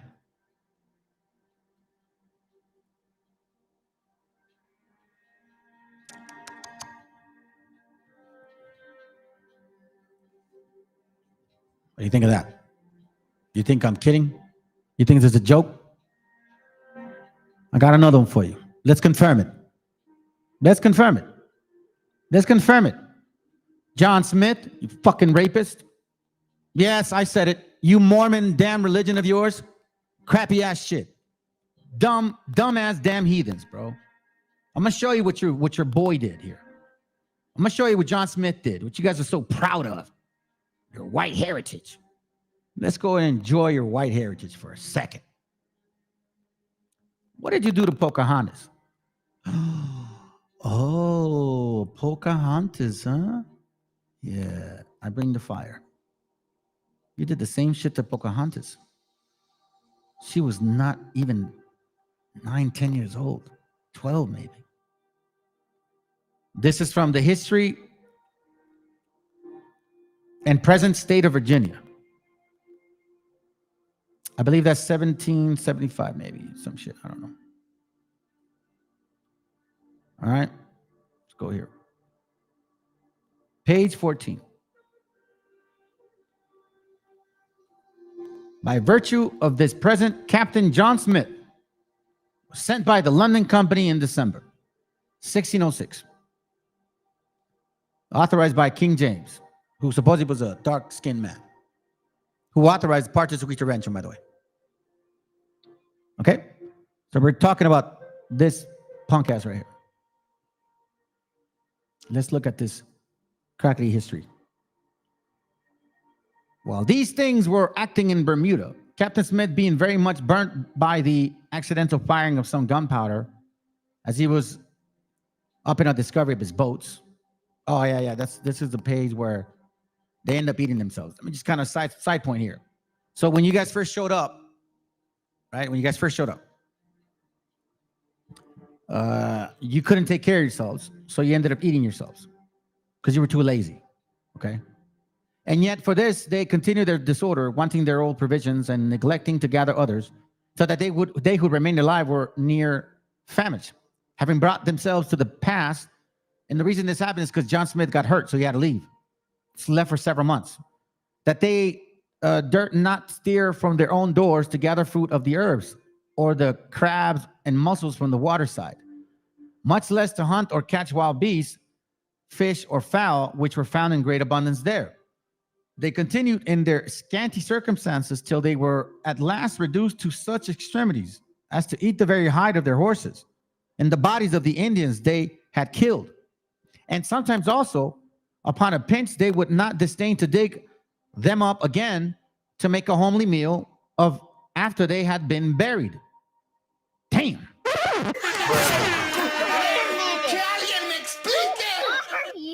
Y'all are eating yourselves. But that's not the point. Believe it or not, that's not the point. This is the point. Okay. This is the point.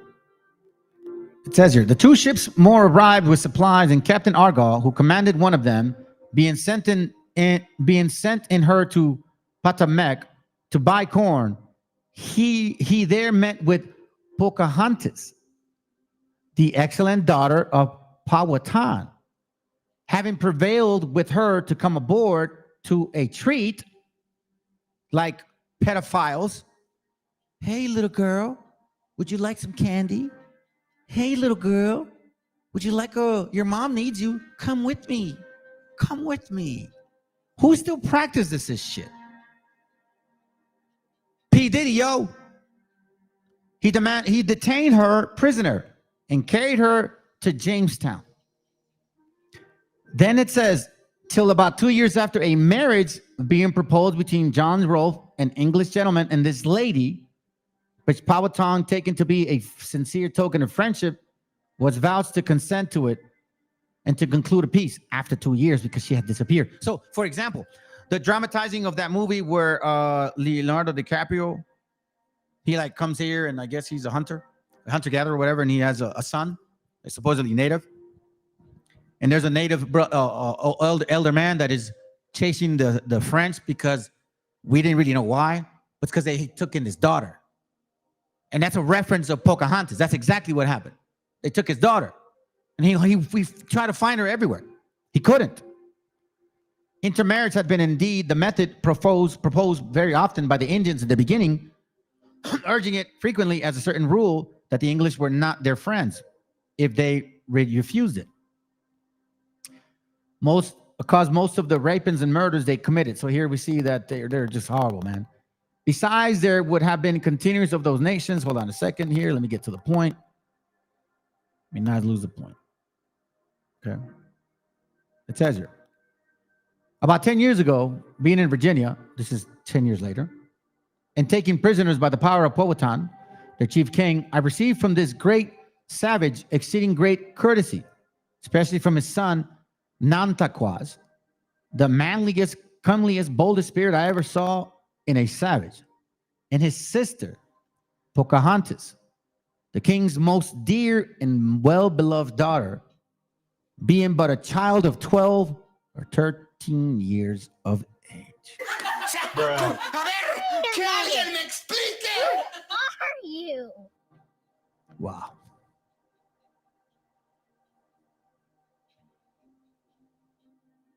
Wow. Then it says here, and this relief, most gracious queen, was commonly brought to us by this lady Pocahontas.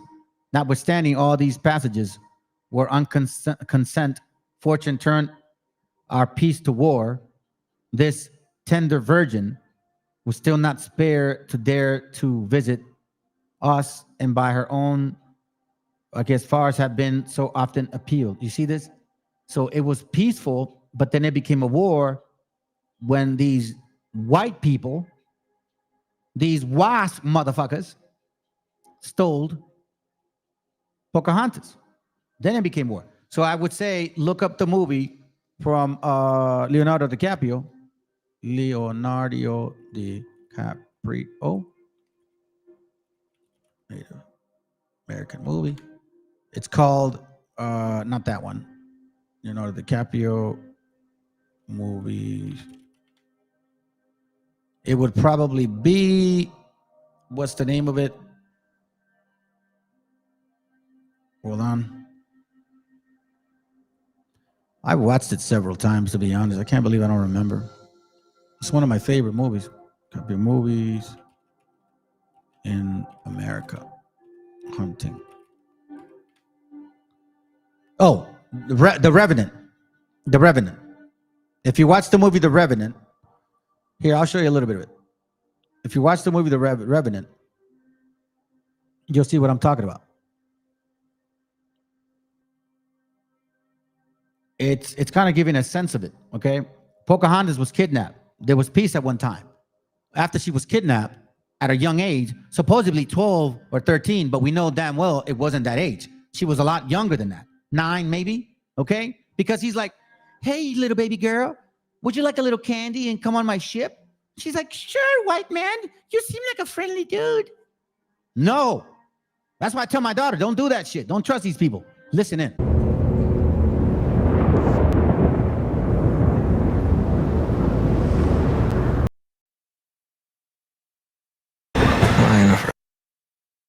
Right there, you see the picture of the little girl?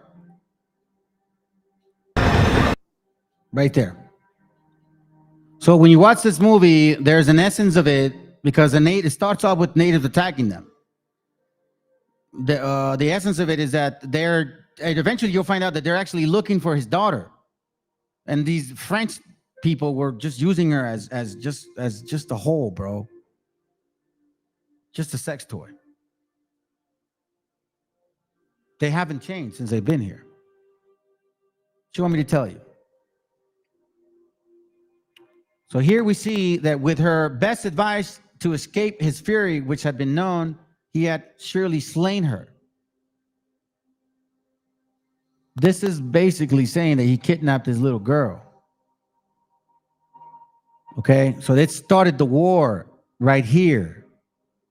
This kidnapping of this baby with this native brother of ours, he wasn't gonna have it.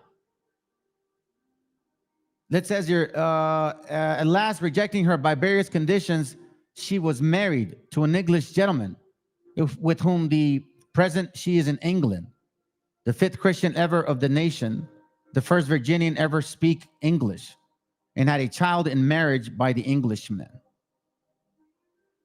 He forced himself on her, forced her basically until she, they had no choice. If you read this book, it's very interesting because here it also confirms that we were eating locusts, and these natives were proving that.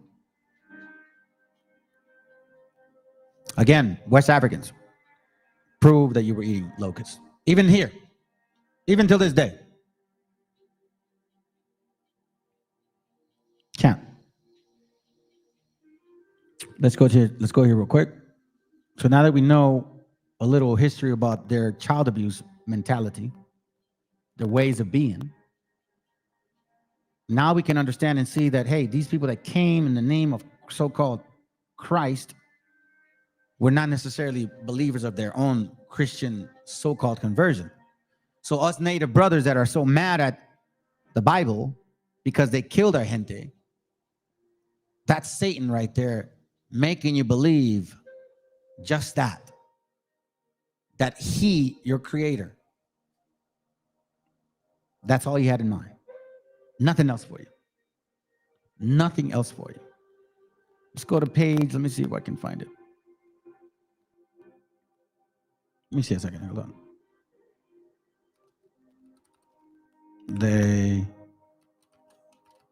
Okay. So now we're going to kind of get to the end, okay?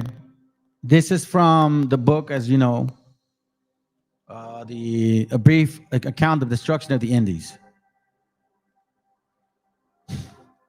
Why did they hang us like this?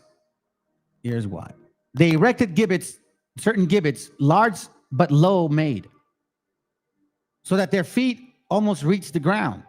Every one of these was so ordered as to bear 13 persons in honor and reverence, as they said blasphemously of our Redeemer and his 12 apostles, which they made to made a fire to burn them to ashes while hanging them. So they burned us, 12, including one more, as blasphemy, to make fun of the Messiah, to make fun of the Meshiach. Why would they do that? Because this is how they feel about the Messiah, the one who was hanged. It's a mockery. They were mocking the Messiah when these bastards were burning us. It makes perfect sense. Check this out. This is from the Talmud. Actually, I showed you that, right? Check this out.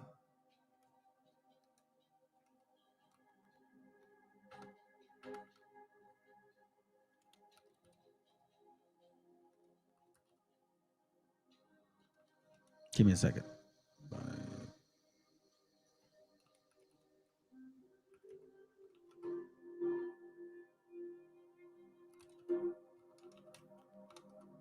Give me a second. Let me see if I can get it. On the account of him that was hanged, in the days of Constantine, he made the religion the one who was hanged in a banner. And I think I even find one. He was hanged. 40, he was the one hanged, clearly refers to the crucifixion of Christ. Eve of Passover. Right? So here we see that this hanging was a mockery. So I was like, why did they hang us? Why would they hang us 13 at all, like at once? Christ, who was hanged, or also dropped. By wild pigs, the author here means the Christians who eat pork and like pigs have destroyed the vineyard of Israel. Worshippers of Christ who was hanged.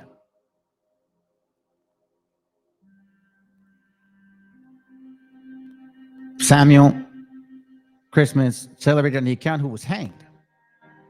The one who was hanged. You see this? So that's why when I started thinking, why would you blaspheme him? Like, I thought y'all were Christians. No, they were Christians in name, but they were actual Talmudists that don't believe in the Messiah. I'll show you. I even have one in Spanish. We see here the burning. Look at that. The burning right here. 2, 4, 6, 8, 10, 12. It was a mockery, family. Nothing more, nothing less. So if these guys were supposedly Christians, why were they mocking us or mocking the Messiah? Because they weren't. They believed in the Talmud. They practiced that shit. These are were Sephardic Jews mostly, and Moors who did not believe in Christianity. I mean, they were willing and giving to destroy our people. That's why when you read Psalms 83, you wonder like, well, who are these people, man? Who are these people? Psalms 83 and 3 says, they have taken a crafty counsel against thy people and consulted against thy hidden ones, and have said, come, let us cut them off from being a nation, that the name of Israel may be no more in remembrance. Why do you think he mentions Edom, Ishmael, Moab, Hagarenes, Gabal, Ammon, Amalek, Philistines? Edom, Gabal, and Amalek are Edomites. Moab and Ammon, Moabites. Hagarenes, Ishmaelites, Arabs, Philistines, Tyre, and Asher in those regions as well. That's why it says what it says. And here once more, they erected certain gibbets, large but low made, so that their feet almost reached the ground. Everyone which was so ordained as to bear the 13 persons in honor and reverence, as they said blasphemously, of our Redeemer and the 12 apostles.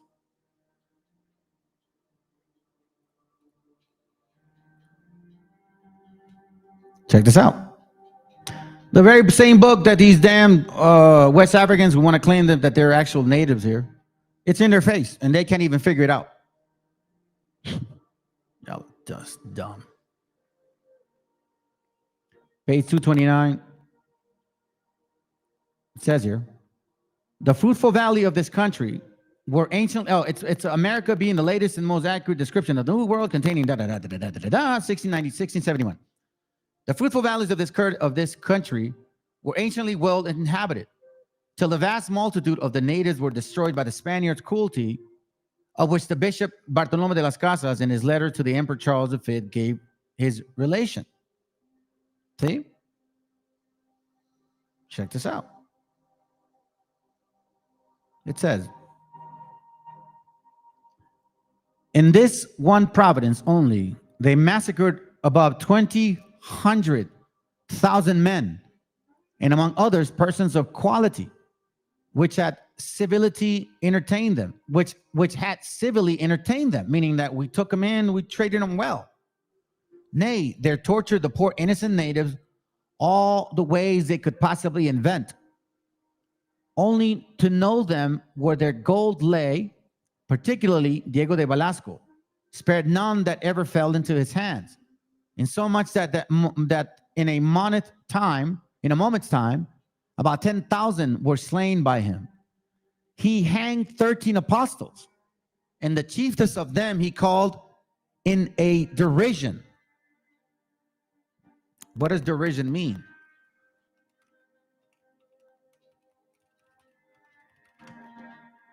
It means in a mockery. He was mocking, right? So he says, the 12 apostles and the chiefest of them he called in a derision Jesus Christ. So our leader, out of those people that he picked, like for example, let's say he grabbed 12 of you guys and grabbed me, and he said, you burn me as a reverence to Jesus Christ. Some they suffered to starve to death, and heads composed between the two cloven barks of wild vines. Some also they buried alive, leaving only their heads to appear above ground. And then guess what they would do? Bowl iron bullets at them. So when you go bowling, that's where it comes from.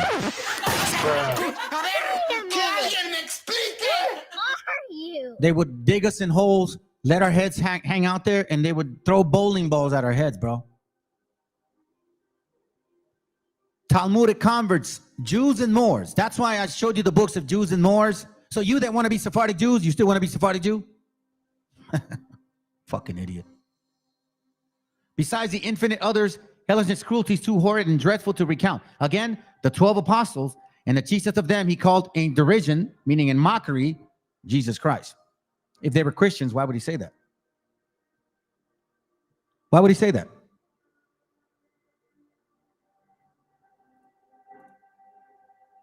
Let's go one more. I think I showed this one.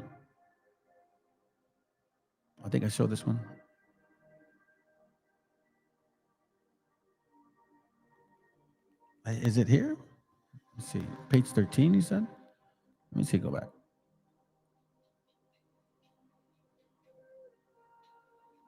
Give me a second. Let's see. Forward concerning women, concerning damage, fabrication. That's okay. I don't know what's in there. I've read you guys this book before. Okay. I read it to you guys before, and I hope, hopefully with new eyes and a new understanding of what this Christianity really meant and how it was infiltrated from the get-go that even the very same Christians didn't even realize this shit. That's how dumb you guys are. This is from a book called A Little Matter of Genocide. During the 4th century, spanning between 1492, when Christopher Columbus first set foot on the New World, a Sephardic Swarthy Jew of Caribbean Beach, fake by the way, in 1892, when the U.S. Census Bureau concluded that there were fewer than 250,000 indigenous people surviving within the country's claimed boundaries. A hemispheric population estimated between as great as 120 million was reduced by something over 90%. The people had died there in their millions, being hacked apart with axes, swords, burned alive, and being called apostles and messiahs in Christ as well. Trampled on the horses, hunted as game, fed to dogs, shot, beaten, stabbed, scalped for bounty, hung on meat hooks, and thrown over ships at the sea, which you usually see black folks in those movies. They'll never, ever picture you there. It's meant to be that way, family.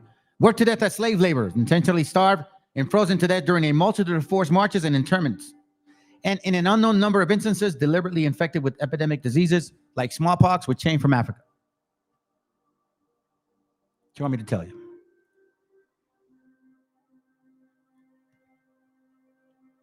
It's true. Check this out. They came together. This is from the Kabbalah, the True Science of Light. Check this out. Mentions the Talmud one time.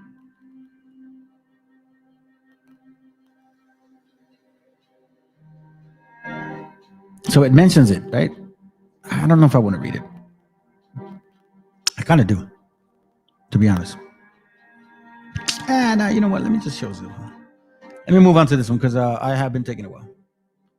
So this is called Judaism and Islam, the biblical and Talmudic backgrounds of the Quran and its contemporaries. Judaism and Islam. Let that sink in. Judaism and Islam. Okay? So the Jews and the Moors, when they came, it wasn't far-fetched. Talmud, once again. How many times do we see it? It's in here. See? Let's get a real quick point. Watch this. I'll just read it real quick. Ever since Abraham Gringard wrote this book, was Muhammad... Okay, I can't read it. A number of scholars have tried to corroborate with this. Islam owes a tremendous debt to the Hebraic writings and traditions. The Quran teems with ideas, allusions, and even phraseologies drawn not so much from the written as from the oral Jewish law. From the traditions that grew around it and commentaries on it. It, the Talmud, is the meeting point of the three monotheistic creeds of the world. And even with the imperfect information of the Eastern scholars have given respecting it, it has done much to throw light upon them. Muhammad was never backwards to acknowledge that the intimate connection between the faith and that of the Jews, and in more than one passage of the Quran, he refers with equal respect to their oral and to their written laws. Yeah. You see this? It's not too far from each other. Muhammad, not Talmud. Muhammad and the Mohammedanians. I was going to bring that book out, but I'll just end up bringing up more stuff. Kind of repeating it. Al-Ha-Quran. Hafba'at ha-al-Talmud al-Ha-Quran. So we see that you guys have been mingling with each other for quite some time. This is why these guys subjugated themselves under this particular teaching.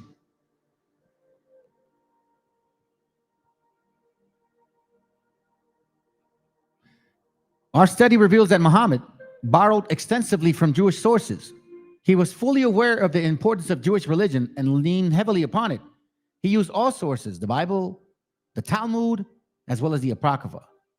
The Christian tradition, too, was an invaluable material for the development of this new structure. This is why when the Moors went to rule Europe, these Jews were more than happy to be there. So it goes, again, against the Bible. If you guys were there and being helped by them, I don't understand. the Bible says you can't be pushing some other doctrine and still be in I guess in power or to avoid the sins, like the curses. You guys weren't teaching the laws of God. Judaism and Islam. Now we're starting to see Judaism and Islam. Quran, all of these things start now you know why certain people believe like the Nation of Islam. Now you know why this relationship in secret, Islam and Jews and so-called Islams, black and white folks, supposedly. It's too funny, man, because like when you start seeing really what you guys are about, you can't run away from this shit. Check this out. The same opinion is maintained by Wildhausen and Smith, who feels that the impulse came from Christianity. However, no conclusive research has been done thus far to determine how much of Jewish and how much of Christian tradition went into the making of Islam. This gets interesting even more. Islam. Who is pushing Islam here in America, family? It isn't really white people, is it? This is from one of their African sources and shit. It's called Moranos, means Moorish Jews in Spanish, where the black Jews of Spain who ruled that country for 700 years with the black Muslims of Morocco, Senegal, and Nigeria. And they weren't all black, dumbass. They weren't all black. Like what you think, West Africans. I know it sounds like West African, but not you guys. You guys really didn't succeed in much. You were used mostly for, what do you call it? For warfare.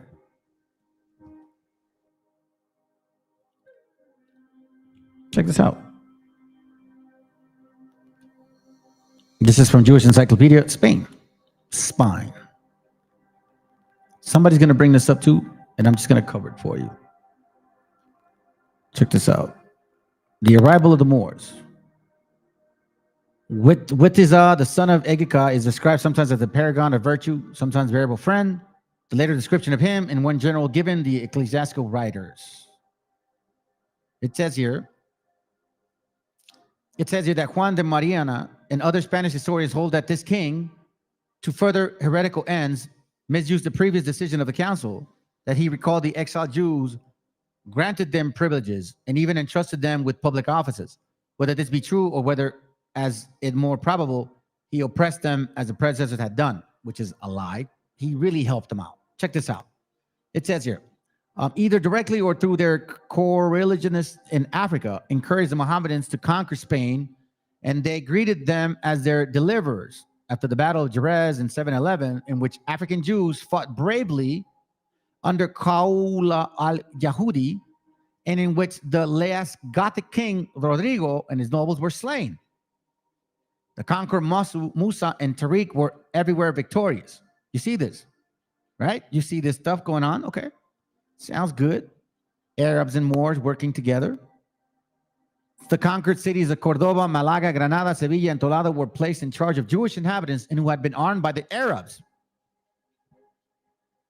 See?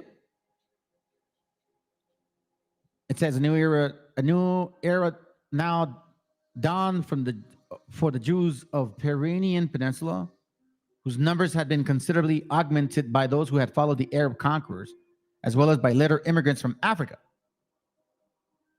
See this here? Let me get to the point. It says here, during Abd al-Rahman's reign, the Jews devoted themselves to the service of the caliphate, to study of the sciences, and to the commerce and industries, especially in trading in silk and slaves, in this way promoting the prosperity of the country. So now, do you understand who they were expelling from Europe? These guys weren't Europeans, family. Now you're starting to see it. Southern Spain became an asylum for the oppressed Jews of other parts. Bullshit. You guys weren't oppressed. When people started kicking your ass and you start complaining, kind of like now in America. Now that people are pushing back, now you're complaining. Now you're butthurt because some people actually push back. You that are claimed to be Jews, and you that are here in America claiming to be Jews. We push back. Now all of a sudden you say we're racist. So we see here that the Jews and the Moors was a serious issue. Jewish science. That's called Kabbalah. Jews and Moors. Check this out. It says here, let me just kind of read it here real quick. Okay, the reign of Al-Amhan, whatever his name is, and his son Al-Hakim were the golden era for the Spanish Jews and Jewish science. Abed al-Rahman, son of court physician and minister, was Hasdiya ben Isaac and Ibn Sarbruk. He's the one that was writing to the Khazars, remember? The patron of the Menahem ben Surak. Dunash ben Labrat and other Jewish scholars and poets. During his term of power, scholar Moses ben Enoch was appointed so-called of Cordoba. Consequences. And as a consequence, Spain became the center of Talmudic study. And Cordoba, the meeting place of Jewish savants, like Sabbatai Sebi, Lunaria, all them fake-ass mofos, teaching Kabbalah. That's it. Teaching Kabbalah. Now, if you guys remember, I think I still have it. Let's see. The Jews and... Give me a second. Come on, bro. Respond, brother. Yeah, let's see if I can find it. The Jews and Moors of Spain. You see, remember this book? I brought this book out for y'all a while ago. And here we see the relationship. Now you know why this was here. You're like, what? The Jews and Moors in Spain? How the hell does that even make sense? Yeah, it makes a lot of sense. The history of the Jews and Moors.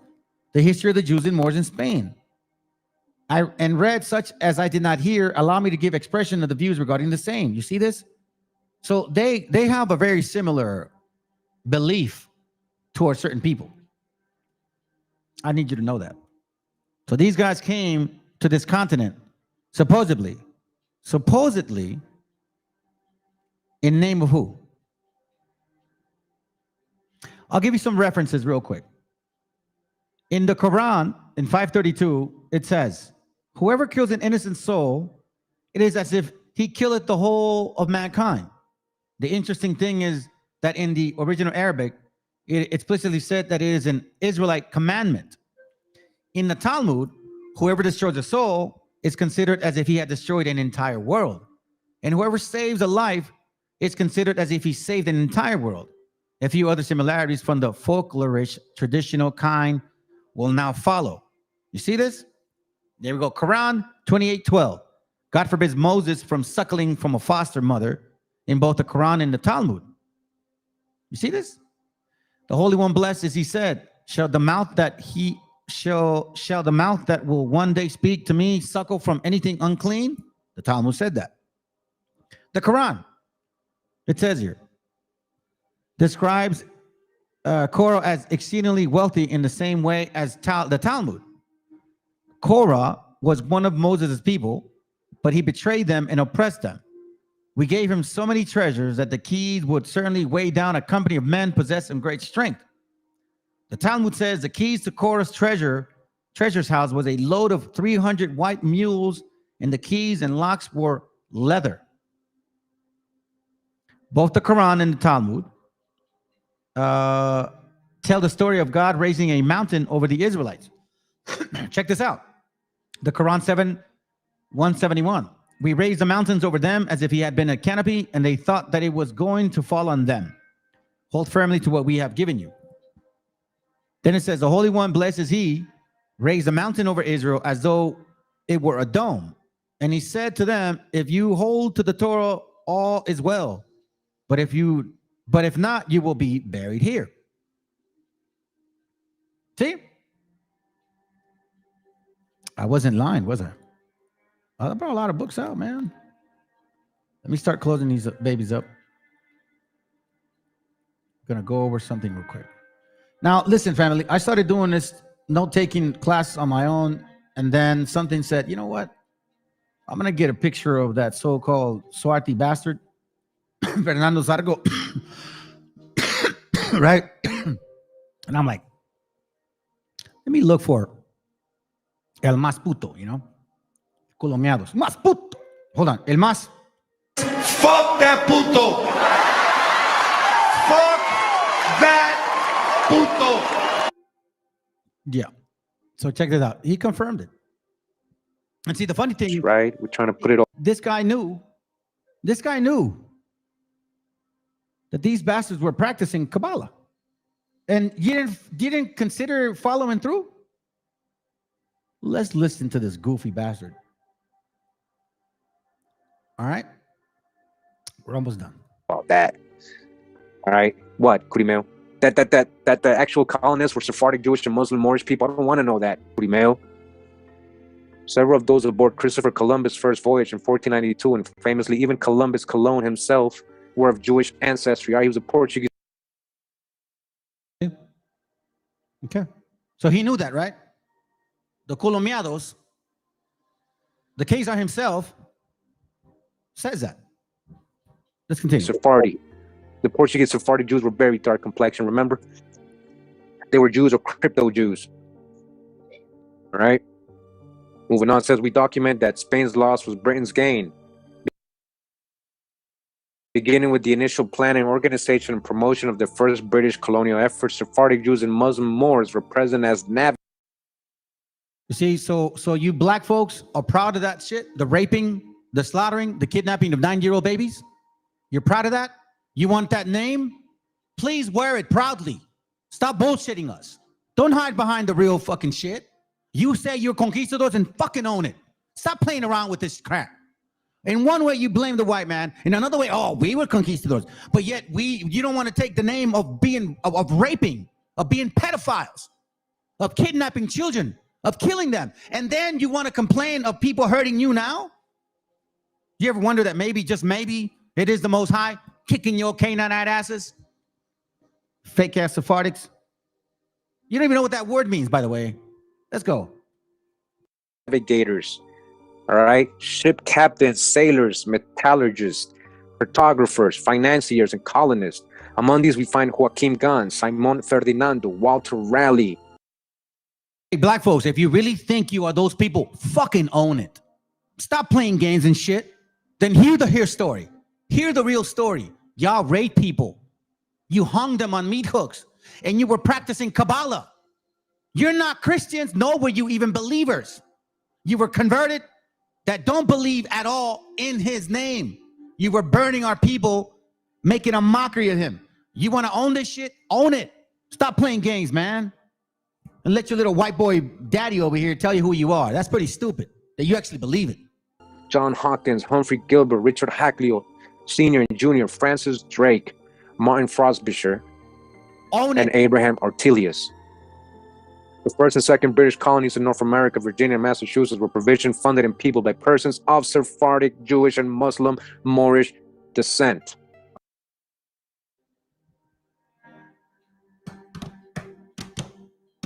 I find it so funny that they always use books that show dark-skinned conquistadors and then light-skinned natives, but they still think they were the natives here.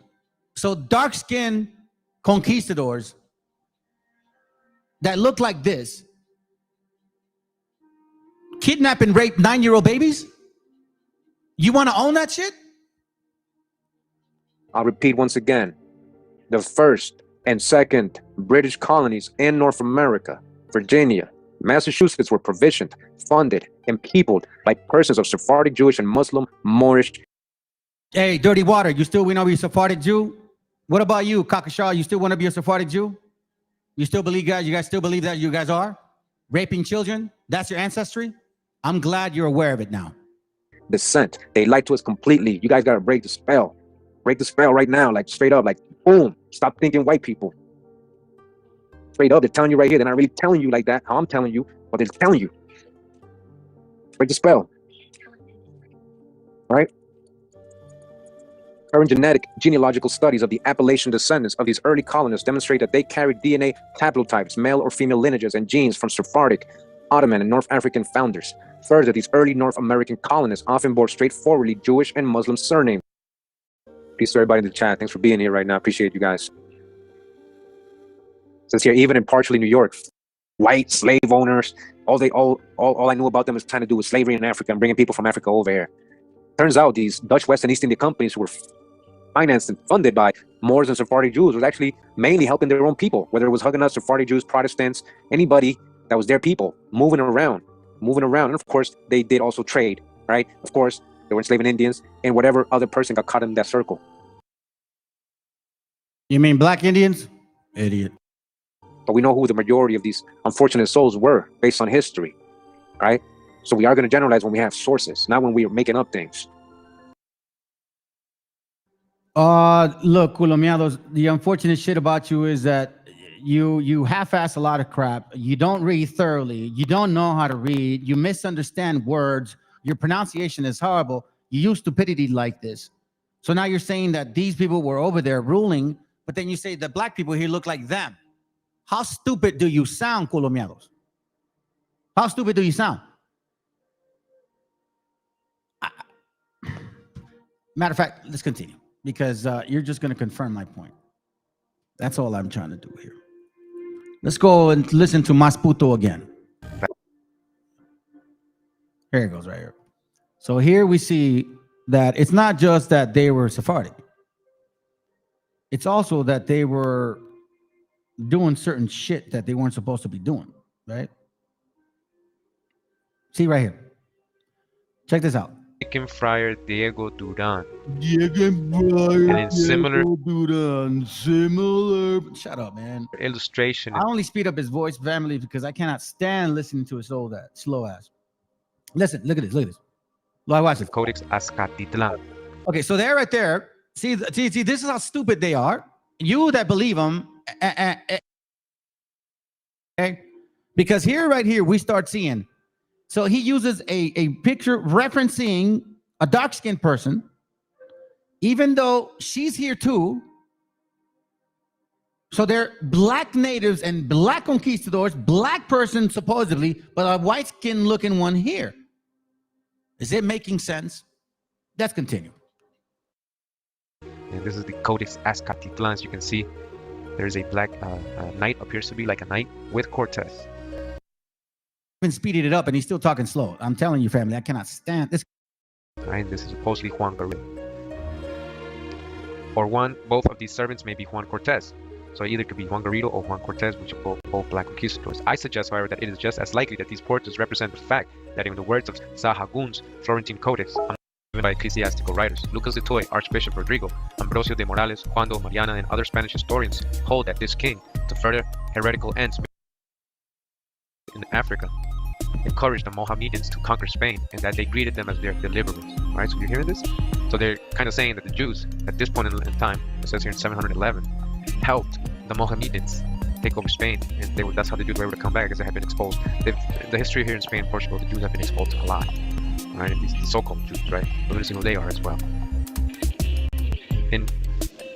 After the Battle of Jerez 711, in which African Jews fought bravely under Kaula al-Yahudi, so Jews fighting under Muslims, right? In which the last Gothic king, Rodrigo, and his nobles were slain, the Gothic king.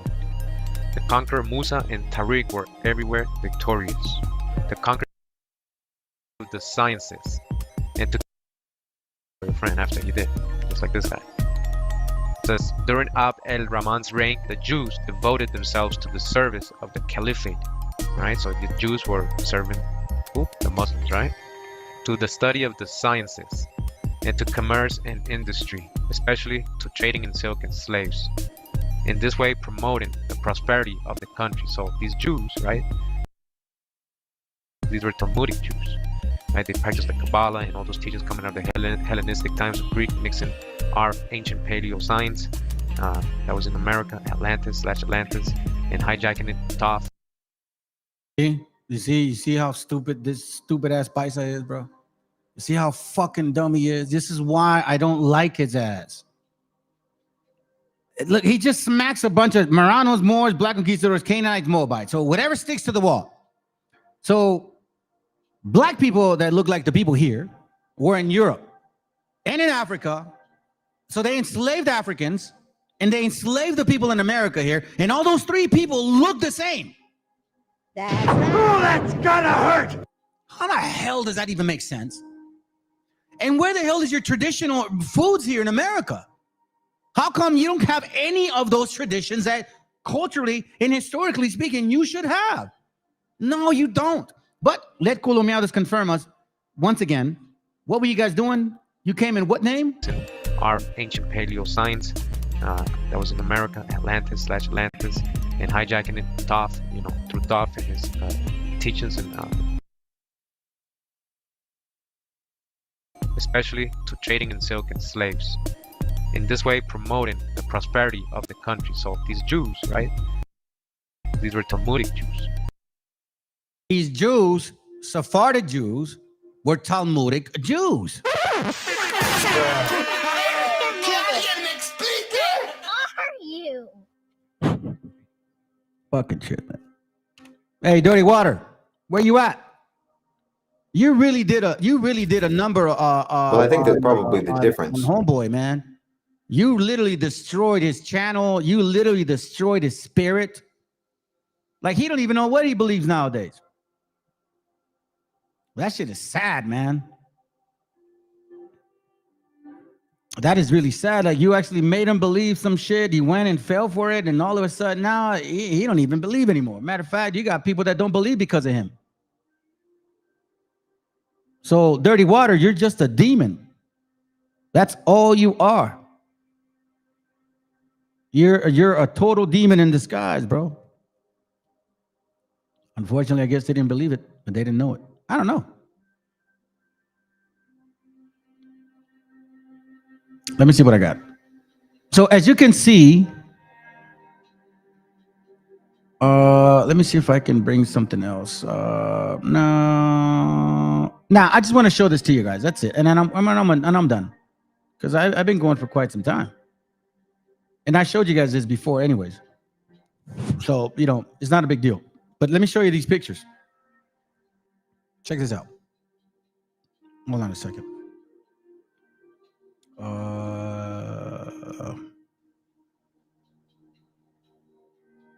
Is it here? Where is it at? Historia del nombre de fundación. Oh, la historia del nombre de la fundación. Oh. Yeah. I was going to show you guys a page here real quick. Let me see if I can just get it.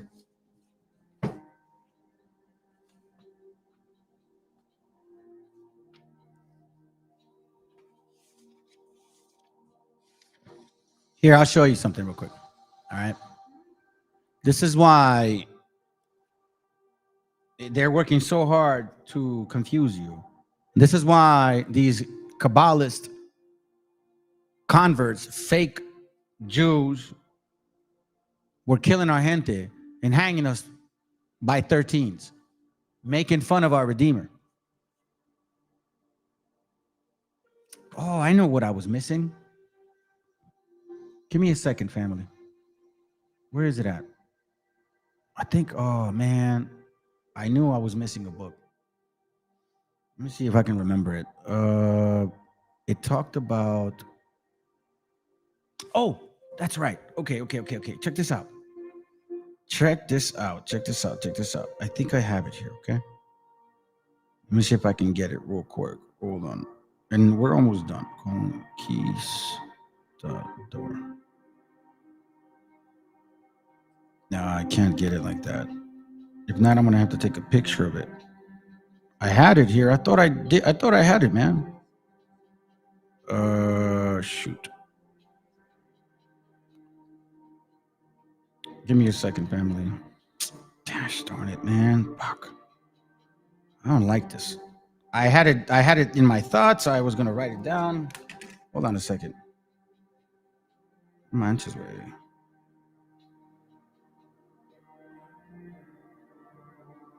I'm gonna have to find it, family. I don't want to let it go.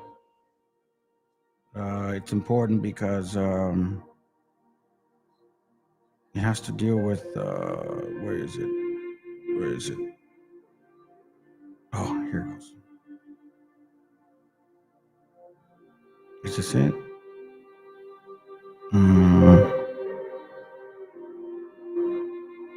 Let me see. Where's it at? 102? Give me a second.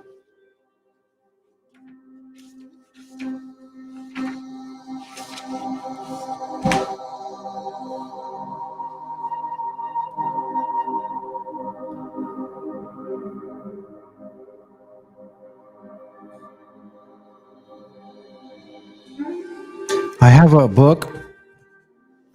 Man, I thought I wrote it down. Let me see if I have it in here. Let's see. Freemasons Encyclopedia. No. No. No. Give me a second. La historia de los hombres de la Fundación de México. Yeah, that was just the name. Man, I thought I had this link in here, family. Because there's this book that I have, and it actually shows how they were killing our people because they okay, hold on.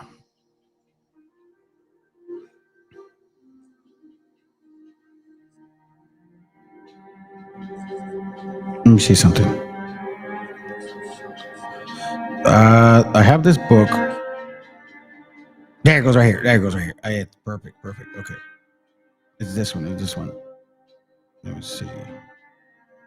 There you go. So in this book, okay, and I had showed this to you guys in the past about who brought this doctrine of what do you call it? The doctrine of the Virgin Mary.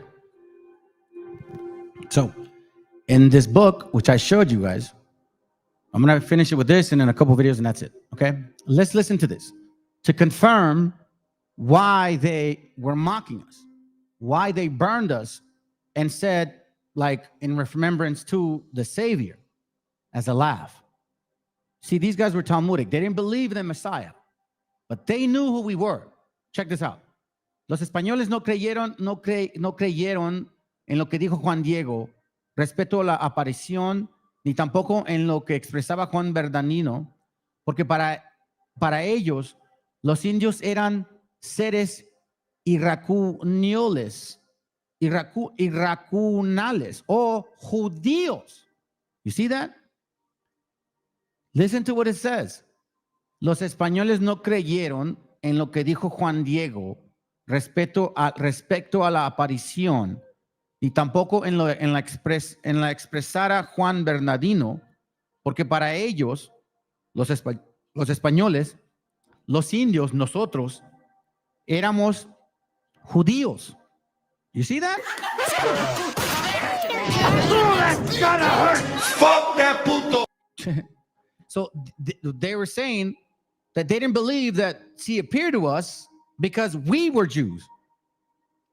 Y se necesita que el Papa Paulo III lo sacara de su error por medio de su breve de 10 de julio de 1537, en el cual declaró que los indios eran seres humanos los mismos que los conquistadores. Fray Pablo Baument, español y franciscano de Querétaro, escribió que en el último tercer siglo del XVIII, que la causa de que los indios fueron tan maltratados por los españoles era la etimología de la palabra judía, porque antiguamente la G era una I latina y que la palabra judíos se escribía indios, que con el transcurso del tiempo la U se volteó y convirtió en la N y resulta indios y decían los conquistadores, indio vuelta, la N de arriba abajo quiere decir judío. Y podemos azotar a los indios y exigirles todo el dinero que se pueda, porque son hermanos de los que crucificaron a Jesucristo.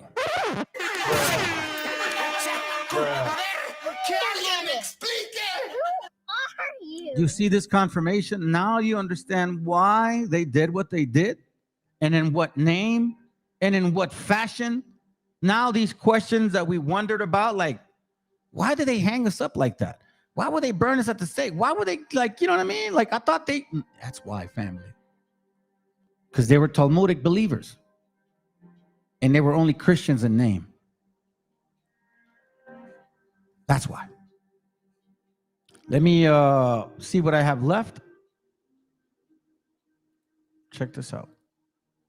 There's an unholy alliance between Israel. No, I don't want to play that right now. Oh, okay.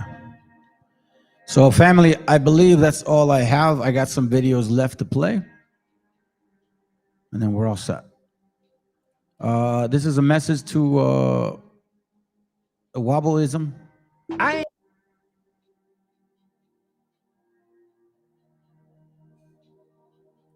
This is a message to you. Know your place. Know your place.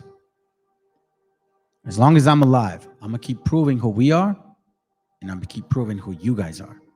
You converts, you Canaanites and Khazarites, both of y'all, you got my attention. You got my attention now. I ain't got no manners for no shit.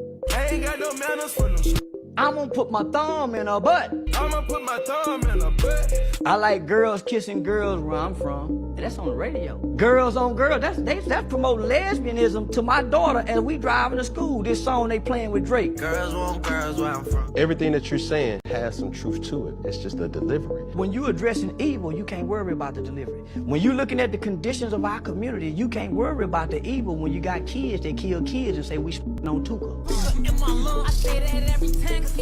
These talking about killing each other. They really, that thug said, I shot at your mama, you don't mention me no more.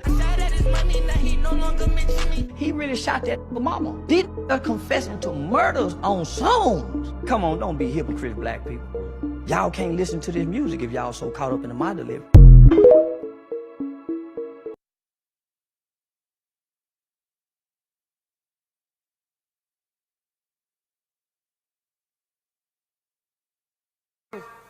We stop those of us who support, as most of us do, Israel in this body, for apologizing for our support for Israel.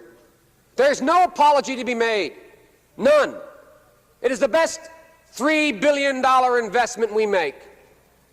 Were there not an Israel, the United States of America would have to invent an Israel to protect her interest in the region.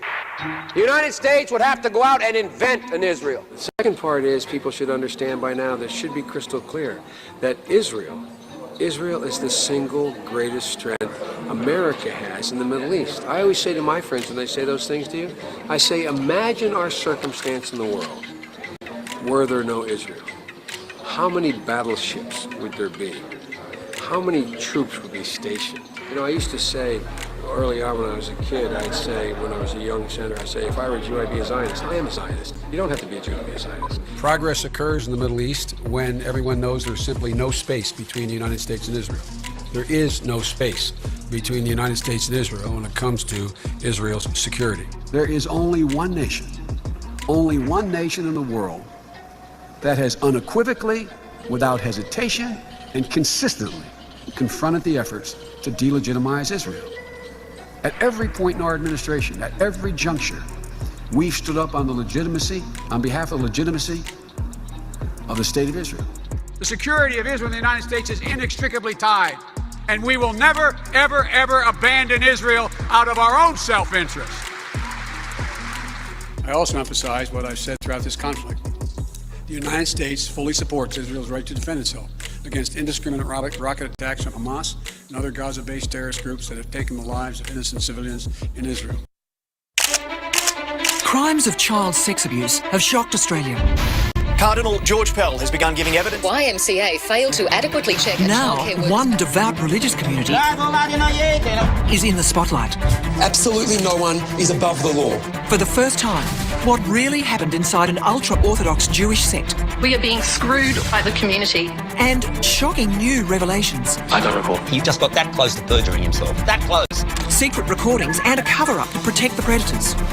You assaulted me out there. A sordid scandal played out at a royal commission. Did you understand it was against the law for an adult to touch the genitals of another child? I didn't know that as a fact. Shocked. I mean, did he really say that? All right. New victims speak out. Yeshiva has not ever reached out to me and apologized to me. Whistleblowers pay a hefty price. It felt like we were suddenly reduced to nothing. While one paedophile finally goes public. When I was young, I was also a victim of sexual child abuse. Is it right for me to sit with any perpetrator? This is the story of crimes, conspiracies, and cover-ups. For 4 years, you've done absolutely nothing. You stood by and let the misconceptions fester. That's your opinion. And how victims are making sure it never happens again. He's here. We've spoken on this program about sexual abuse, child sex abuse, pedophilia, and the cover-up of that abuse in extreme areas of different religions. We've talked about Orthodox Jews, we've talked about in Christianity, we've talked about in Islam, smaller religions, tribal religions, Jehovah's Witnesses, etc. This is a story from the Daily Beast about a rabbi here nearby, near our studio in Brooklyn, who is, he's a Hasidic rabbi named Nuchem Rosenberg, and he is being ostracized and physically attacked big time for exposing child molestation in his Brooklyn neighborhood. Now, for people who aren't familiar, South Brooklyn, when you cross the Williamsburg Bridge, more or less, and I'm sorry, not South Brooklyn, South Williamsburg is an area that has a very, very large Orthodox Jewish population. And that area is, they are large consumers of welfare benefits. Typically, the women are not going to college, and therefore you can imagine how this affects average incomes in the community. There are problems in this community. And Nuchem Rosenberg is exposing one specific problem, which is that of child sex abuse. And he says boys would come to me and tell me they go to the ritual baths and that they're being sodomized. Girls telling me that their father has sex with them. And some other members of the Orthodox community have actually condemned Rabbi Rosenberg for exposing this, while others say he's doing an absolutely good thing and he's doing the thing that our religion actually tells us we should do. Uncovered a loophole that allows accused and convicted American pedophiles to escape justice by moving to Israel. So Ian Lee has been following this for more than a year, and he traveled to Israel for this investigation. He worked with a group that tracks people accused of sex crimes, which estimates dozens of Americans have used this loophole. So, he's 6'2". We are on a stakeout looking for this man, Jimmy Julius Caro, 48 years old, and wanted on charges of sexually assaulting a 9-year-old girl in Oregon back in 2000 and a 5-year-old girl in Israel in 2001. History is coming down, but this is now as clear as day. That world history is coming down to the two powers, the Western world against Yishmael. There's 70 nations. 70 nations are really 35 and 35. And 35 of them are controlled by what's called Edom, the Western world, what many consider America. And 35 are controlled by Yishmael, the Arab Muslim world. And this is our tradition, that the two main Ummah Sa'olam are Esav and Yishmael, Edom and Yishmael. These are the only two nations that will exist until Mashiach comes. Rome and Persia. Who's going to be the last man standing? Esav or Yishmael? By the way, my message to both of them is we wish both of them tremendous hatzlacha. They should wipe each other out. No, none of them should be standing.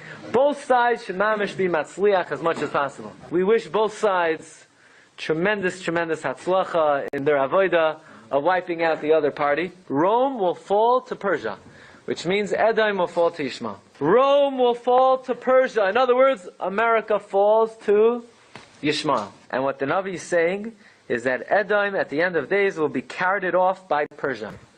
In other words, Persia, Yishmael will completely destroy the Western world. That is the opinion of Rabbi Yehuda Hanassi. So then, according to him, we're not in the right country right now. Edom, the Edom, Esav, America, they're so rotten. They never accept the yoke of heaven. So what's God going to do to Edom? He's going to have to remove him from this world. You know what else he's going to have to do? V'shachar oisa lefanav. He's going to have to shecht him. And at the end of days, God is going to slaughter Edom. What's a kingdom? A kingdom is somebody who usurps the glory, majesty, and power of the Jewish people. All righty, damn, let's go. Okay, family, y'all have a good night. We got an idiot here live and live and all in effect. I heard black music in your intro. What, black music? What's black music? You mean like black jobs and shit? Is that kind of what we're falling back into? Black jobs, black music? I don't know how you can actually prove that you're Israel, because you guys cannot. I've debunked your dumbass Afro mentality and shit, and none of y'all can actually hit the link and prove me wrong. Matter of fact, Fopi, everybody likes to run. You guys claim that you ruled Europe, but then you want to use the Bible to claim that you ruled Europe at the same time. So the Bible says in Deuteronomy 28 that you would not know your oppressors. You wouldn't know their language. You wouldn't know nothing about them. You nor your forefathers would not know any of them. But you guys are from over there and you know Europeans. Make it make sense. No, dumbass. See, you're new and you're using milk shit. And when you look up the word wool, or at least in Revelation 1:14, that's as best as it can get. Read Acts 13. We talk about Niger. Is that's only one word? Well, there's a guy named Aquila. Do you know what Aquila is? A fucking eagle. So is he an eagle, Sir C? Because you use one word? You only go by Ebonics mentality. You guys got one word? Oh my God, that's a doctrine. You might as well be Christians, because they believe in John 3:16. You got one word of wool, and you can actually see that in Isaiah, and it talks about white as snow, like being cleansed. White as wool. So what are you saying? Damn, bro. Yo, listen, you can bring your little, what do you call it? Your little milk precepts. Trust and believe that whoever you think you're used to talking to, I'm not those people. And you are more than welcome to hit the fucking link and prove your cause. It's 12 o'clock over in my time. I worked hella hard all week. I'm enjoying my time right now. So if you want to prove to me that you are an Israelite, hit the link. Hit the link. Oh, I can't read. But you're listening to me. You're here. So again, you don't hit the link. Hit the link. Show us that you're an Israelite. Show us according to the Bible that you're an Israelite. Because you guys believe in that dumbass doctrine. Let's go tackle it real quick, and then maybe he'll sleep a little bit today. Check this out. I'll show you. You mad because you not like us? I don't want to be black. If I was an African, I'd be proud of it. But I'm not. So I don't want to be you. Do you understand what that means? I don't envy you whatsoever. There's no envy in me whatsoever. If it had to be with like actual life, like street life, I had no problem with your women. If anything, y'all hated me. So it has nothing to do with jealousy. I ain't trying to be you guys. All I like to do is prove people right or wrong. If you guys were the people of the Bible, I'd be the first one to help you. But you ain't. So let's listen into this real quick, Mr. Brainiac. Deuteronomy 28:36. The Lord shall bring thee and thy king, which thou shalt set over thee. I know some people tackle you on that, but I'm not going to worry about it. Unto a nation which neither thou nor thy fathers have known. You guys knew the white man, black man. See, here we go right here. Prove to me that Mexicans are Hebrew Israelites. Show me one scripture. Okay, so where does it say that Africans are Israelites? Like West Africans, where you're from. And the terminology Mexican is not in the Bible, you fucking dumbass. So that's a pretty stupid ass question, by the way. And by the way, when you say Mexican, what does a Mexican look like to you? Because you guys kind of say that you guys are black people, but a lot of you guys are 50% European. A lot of you. And just because you got woolly hair, automatically you think you're black. Listen to me. Hit the link. Stop talking. Stop posting. You think you're Billy Badass? Stop posting and hit the link. I don't need to prove shit. I've been proving it. I've been proving it in this channel for a while now. I can prove it through food, through custom, through culture, through clothing, through folklore, through instruments, through a lot of curses. I don't have to be in Deuteronomy 28, unlike you Negroes need to be. I can go anywhere in the Bible and prove who we are. You guys can't. Matter of fact, I'll give you one. I'll give you one real quick, Mr. Smartass. Let's see. Here, I'll give you this one. All right, let's see. Let's see if it's true. Let's see if you understand this, okay? Because it's gonna go over your head. All right, let's see. See, it was this one. Okay, here. John 12:3. It says, then took Mary a pound of ointment of spikenard, very costly, and anointed the feet of Jesus, or the Meshiach, and wiped his feet with her hair. Your hair cannot do that. First of all, you cannot have long hair unless it's from India, bought, not real. And your hair does not absorb water like this, or let alone oil like that. You couldn't wipe it down. Do you get what I'm saying? And since it's puffy, how could it be long? All right, now that's one. Now we have also Solomon. Solomon has goat's hair. So did David. What about Aaron's beard? Aaron's beard weighed down all the way to the waist. You guys can't grow beards like that. What are you talking about? What are you talking about? Oh, this is it. God made Israel above our nations the best. See, that's where you're wrong, and this is why Nate the Snake is such an idiot. He fed you this dumb shit. Tell me in the Bible, when the hell did the other nations follow Israelites? When did they copy their customs? Israelites were not pushers of any particular type of style. And by the way, if you're the fastest, the strongest, and quickest, and fittest, okay, sounds good. You say you're those people? Perfect.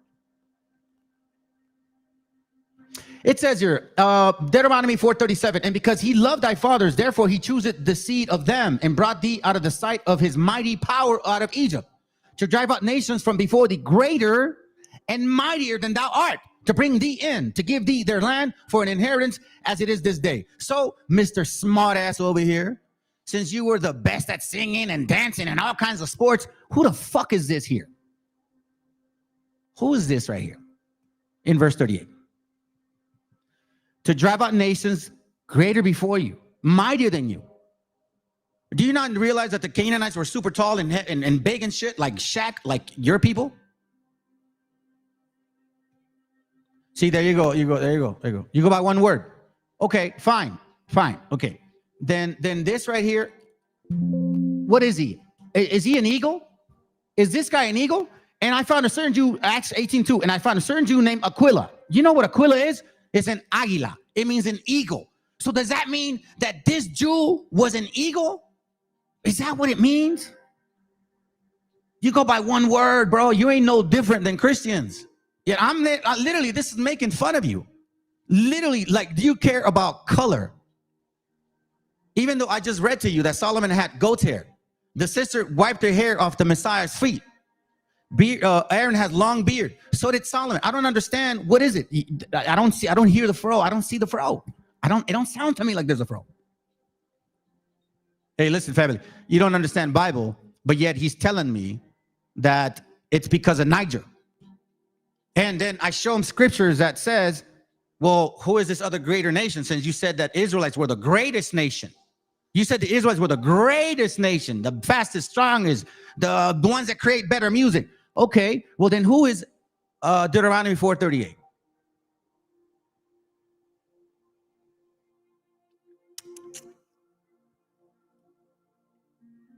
Only give it to us. Stop being stupid. You know what Niger means. Okay. It means what? Black? Fine. There's only one guy. So they, here, you even following your own dumbass shit. So they discern that this guy is Niger black. So that means everybody else was not black. Right?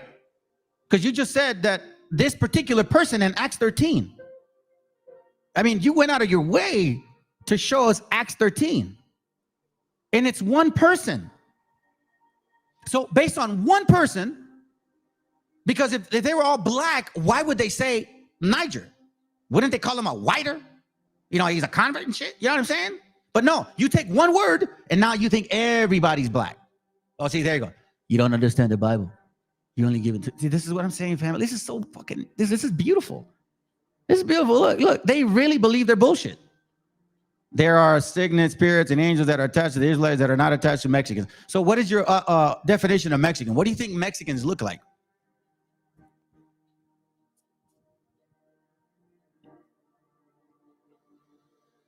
Do all Africans look the same? No, they don't. You see, this just means that you are just a racist piece of shit, that you don't like Mexicans. It's that pretty simple. You didn't even bring up Puerto Ricans, Cubans, Dominicans, Peruanos, South America. No, you said Mexican. What makes you think that I'm that? Because I assume it? Because I look like it? Listen. Hey, listen, Mr. Canaanite. I can prove to you with the Bible, with historical facts, and with my DNA that I'm closer to that land than your black ass will ever be. So unless you're going to hit the link, then have a good night. Because listen, family, I've been through this too many times, man. You got your little dumbass fopies coming over here and they don't hit the link.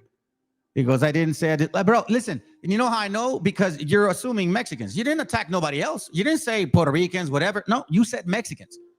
That tells me you got a little problem with them. That's what it means to me. Because I wouldn't point out just Mexicans if I'm over here attacking. Because I say West Africans. I didn't say all Africans. I said West Africans. And that's what you are. And no, we're not a mixed race. Black people like you who are here in America predominantly are a mixed race. Do your DNA and you'll find out how mixed you are. They says you're just demonstrating you're just how much you want to. There's nothing good about being black. There's nothing good about being black, about being West African. Based on the Bible, nothing good about being you at all. But again, look, because it's Mexicans that have been included into our heritage and they have no business there. Who wants to be like y'all? Like, I don't understand why you think people are envious of you. You guys are not great people. Yeah, there you go. Look. Yapping out the lips. Yeah, that's it. I'm not mixed. I'm pure African. West African. God only created a black man. So what, are we like imaginary and shit or what? Am I like a ghost? God only created a black man. Mexican proud of a white man. You gave the white man too much power. Here, I'll show you this real quick. Here, let me embarrass his ass. Check it. Where the fuck is the warrant? You see you coming here with the warrant. You got this monster of a fucking truck with you. Yeah. This is bullshit. For good reason. This is what we do. Who the fuck are you looking for? Why? There's got to be a chick right here. The black man is the greatest. We're the strongest. We're the fastest. We're the best at everything. You can't outdo us in anything. Yeah, that's why you don't rule boxing or anything like that.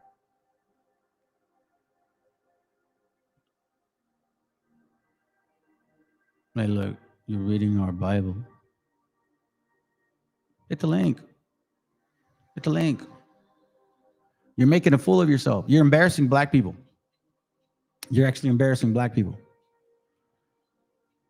You're new to this channel, or else you wouldn't say the stupidity that you're saying. And then she, because it's a girl right here, it's an actual girl. She's over here like, oh, I don't hate Mexicans, but she keeps saying Mexicans. She keeps saying Mexicans. It's all good, family. Let's see where you're at. Oh, I think it's this one. He doesn't agree with what he's all about. No, we don't agree. Nah, not that one. Yeah, I think that's all I got. Oh, check it out. But many African Americans, you are the Native Americans. You're not even African Americans, you're Native Americans. You're the ones that they brought blankets with, was it smallpox or whatever diseases, and wiped out entire communities because they said they came in peace, but they actually came in war. So she says that you are not African, that you are, what do you call it, American from this land. It's funny. This is probably that chick that was here earlier. What's her name? Neftali, the fat chick. The fat chick with funk.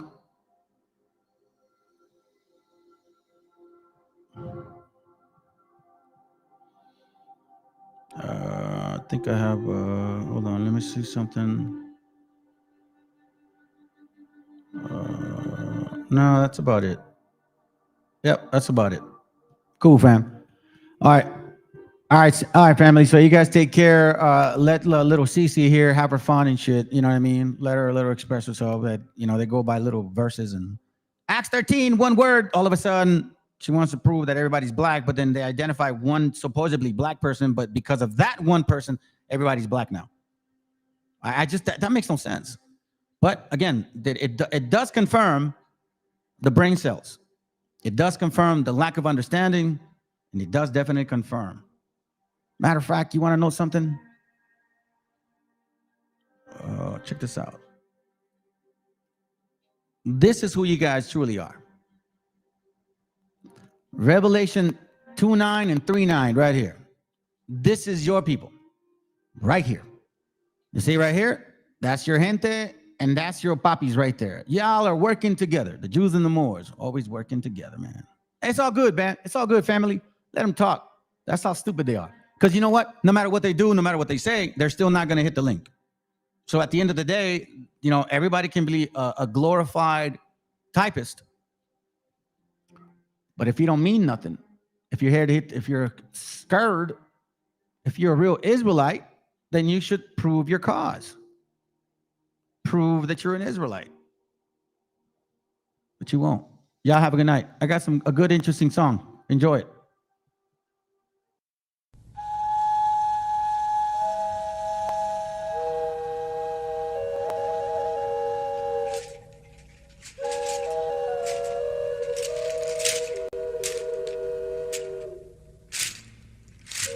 Del mar los vieron llegar.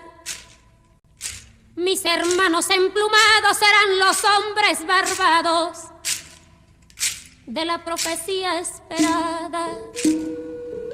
Se oyó la voz del monarca de que el Dios había llegado y les abrimos la puerta por temor a lo ignorado. Iban montados en bestias, como demonios del mal, iban con fuego en las manos y cubiertos de metal. Solo el valor de unos cuantos les opuso resistencia y al mirar correr la sangre se llenaron de vergüenza, porque los dioses ni comen ni gozan con lo robado, y cuando nos dimos cuenta ya todo estaba acabado y en ese error entregamos la grandeza del pasado y en ese error nos quedamos 300 años esclavos.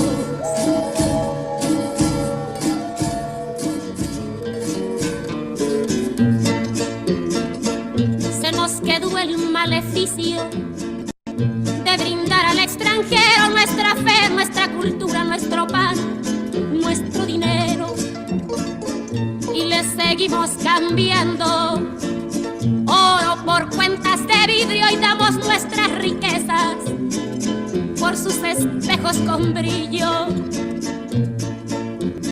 Hoy, en pleno siglo XX, siguen llegando rubios y les abrimos la casa y los llamamos amigos. Pero si llega cansado un indio de andar la sierra, lo humillamos y lo vemos como extraño por su tierra. Tú, hipócrita que te muestras humilde ante el extranjero, pero te vuelves soberbio con tus hermanos del pueblo. Oh, maldición de Malinche, enfermedad del presente, ¿cuándo dejarás mi tierra? ¿Cuándo harás libre a mi gente?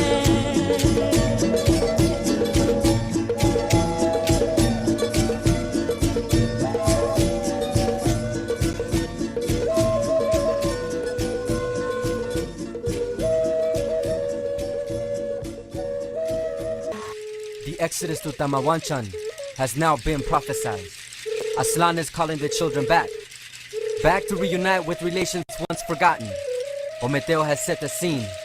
It is up to the children to recognize the signs and return home. Return home. Return home. We're going back to where we came from, back to where the truth dwells. Aslan, we're going back to where we came from, back to where the truth dwells. Aslan, going back to where we came from, back to where the truth dwells. Aslan, going back to where we came from, back to where the truth dwells. Aslan, in search of my original origin, I know I gotta begin within, traveling like the wind, back to the place where I can find my true face, back to the start. I get my guidance from the spark in my heart. So now that the fire is ignited, all the children are invited to return back home, to learn that we will never again be alone. Welcome back by our spiritual family, reconnecting with that universal energy. Ometeo has set the scenery. The green shall appear more green to me. I shall breathe in the breath of purity, taken in by every tree in the forestry, of where the dependency, coexistence, knowing that there is no differences. We shall no longer be separated by the mental fits. I look around and notice that my skin is brown like the ground. The connection is obvious. To Aslan, I am indigenous. We're going back to where we came from, back to where the truth dwells. Aslan, we're going back to where we came from, back to where the truth dwells. Aslan, going back to where... Have a good night, family, and don't let the bed bugs bite on this nappy Negro right here. Yeah, I said it, because you can tell how racist this bitch is right here. Like I said it before, family. I was like, you just don't like Mexicans. Oh, it's not that I don't like Mexicans.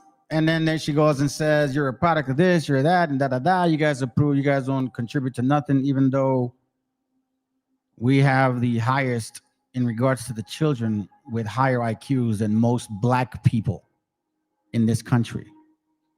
Talk about being on the bottom. Y'all can't create shit, haven't done shit, and the only thing you can do is search for empathy for people to feel sorry for you in order for somehow achieve something. Charles White said it himself. Y'all are losers.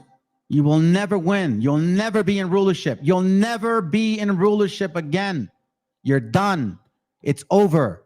You've had it. Enjoy it while you can. Let the white man keep feeding you, because that's your buddy. The white man is your best friend. If I were you, I'd stop talking shit to him, because you're going to eventually need his ass. When it's all said and done and you find out that this Bible never belonged to you, ooh, it's going to hurt.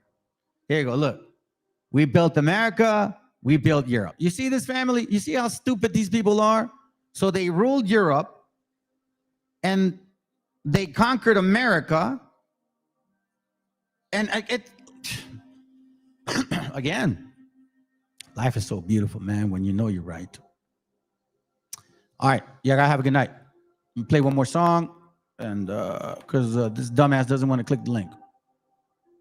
So let's have a little bit of a music session right here. Not that one, not that one. Stop. Shit, man. Oh, here goes right here. All right, family, have a good night.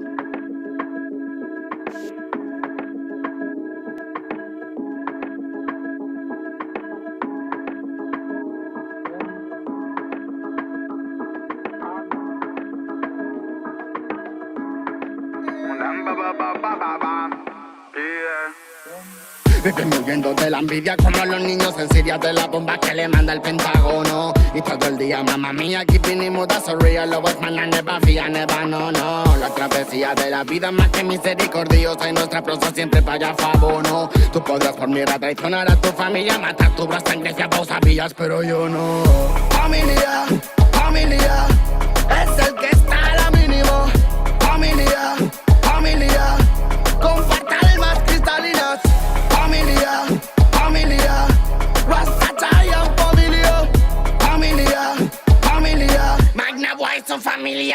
maniga.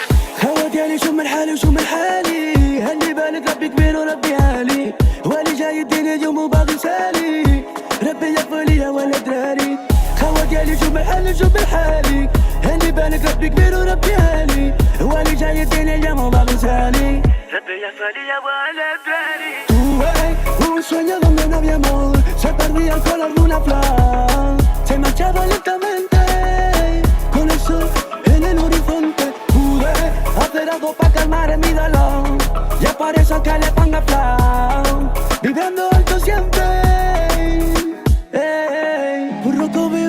Burruco bimba y es que todo por la familia Burruco bimba y es por eso vengo a bendecir Burruco bimba y es que todo por la familia Burruco bimba y es por eso vengo a bendecir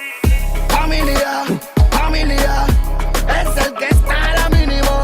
Familia, comparte almas cristalinas. Familia, Rasta Giant familia, Magna Boy son familia, ya no maniga. Magna Super Slalom, subiendo a nueva escalón. Metallic in the salon, esquivo like Silver Stallone. Esos tips van del palo, pero bitch no rascan balón. Aunque me enrollo nada, cáñamo, nunca me paro. Aunque van tras de mí, no se pueden medir. Buscan el elixir, está metalizado. Y es que yo soy así, no van a descubrir sexy flow y skill con este descaro. Si familia necesita de ti, fíjalo. Burruco Connection, Antarctic Field, dígalo. A mí nadie aérea de París, día yo. Los magnetes han llegado, están aquí, víalo.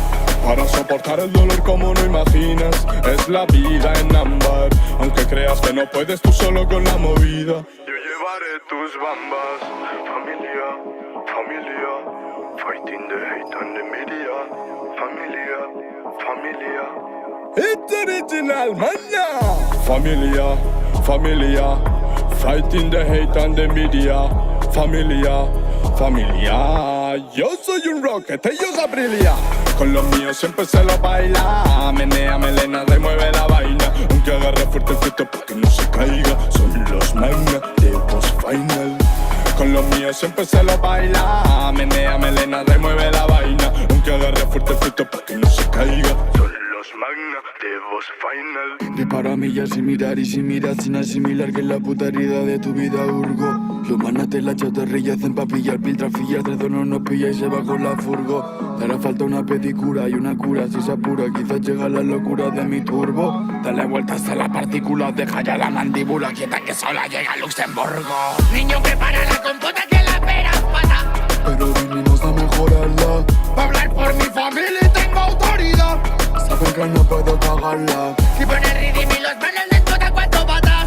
¿Quieres esa vaina va a probarla? Estoy aquí en el party donde se gana. What the fuck, que el guatan alma. Vivimos huyendo de la envidia como los niños en Siria de la bomba que le manda el Pentágono. Y todo el día, mamá mía, keeping it mood, so real, lo es mana, never fear, never, no. La travesía de la vida más que misericordiosa y nuestra prosa siempre para fabono. Tú podrás por miedo traicionar a tu familia, matar tu brazo sangre si vos sabías, pero yo no.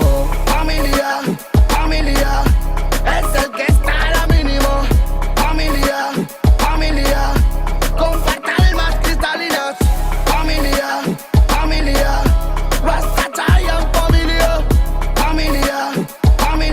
Magna Boy son familia, ya no maniga. Bombo cry, sing it, cross the line on them. Warrior, vengo con los míos, Magna get to life, fire them. Bombo cry, sing it, cross the line on them. Warrior, vengo con los manas, esa get to life, fire them. I could stop, shut up on the microphone ballad, and let's smoke the marijuana, psycho Buddha bombo clap. Bang in the sweet fire, burn it, fill it with. Rasta man, I want Illuminati, play the kill. Stop, shut up on the microphone ballad, and let's smoke the marijuana, psycho Buddha bombo clap. Bang in the sweet fire, burn it, fill it with. Key Cray is a king, Magna sting. Nobody, no kill them. In a crazy style.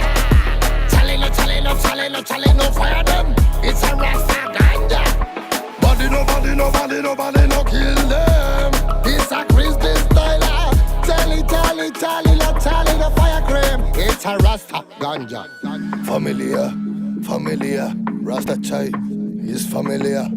familia, familia. Kick Ray is familia, familia, familia. Pure Nego is familia, familia, familia. Siku, Key Magneto, familia, familia, familia. Es el que está a la mínima, familia, familia. Con pestañas cristalinas, familia, familia. Rasta y Zion, familia, familia, familia. Magna boy que te aplasta, Nego.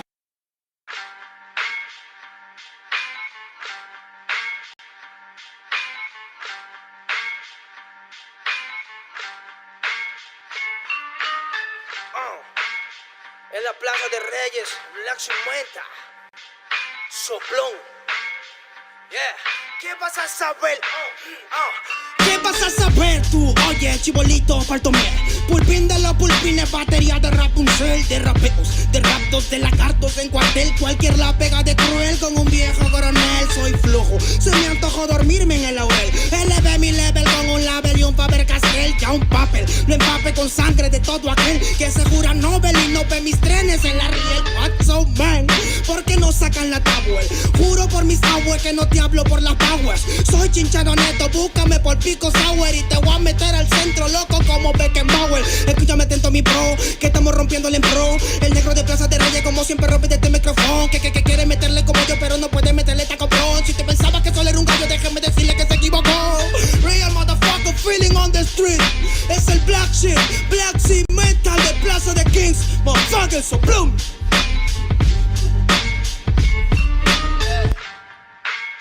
Nero Luigi, man, desempeño a la victoria para que sepa. Incas Mo, Money Gang Gang, yeah, yeah, Yo también he llorado, gente. También me han desplazado por mi rasgo afrodescendiente. Sí, un perro no habla pero siente. Cuento historias callejeras pa' barrios de delincuentes. Y soy un perro que te ladra, que te muerde y que te huele, nene. Soy más que Lele, ustedes para mí son pelele. Con mi jauría todo el día en busca de los cheles. Tengo un perro en fiscalía que nos mueve los papeles. Y otro en la comisaría para evitar el susto. Muchas veces me han llevado por solo como luzco. Perdón, madre mía, si yo le causé un disgusto. Pero en esta vía yo crecí rodeado de perros chuscos. Yo sé que me quieren ganar, yo sé que me quieren tumbar y no pasará porque soy de verdad. Está súper rafina la Dodo Style, metido en latina aprendiendo un quizá. Yo tengo el style, no mido la raza del perro, yo mido por la lealtad y yo soy leal. Yeah. La calle te enseña lo que no te enseña la universidad. Yeah. Saliste ese peña aquí con una seña te tiran para atrás. Yeah. La calle limeña aquí nadie la tenía, ya nada es igual. Yeah. Tiene que respetar, yeah. Tiene que respetar. Yeah. La calle te enseña lo que no te enseña la universidad. Yeah. Saliste ese peña aquí con una seña te tiran para atrás. Yeah. La calle limeña aquí nada le doy, ya nada es igual. Yeah. Tiene que respetar, yeah. Si yo soy tu papá, yeah, yeah, yeah. Cinco Mob, negro. Yeah, Cinco Mob, nigga. Yeah, Nero Luigi, man.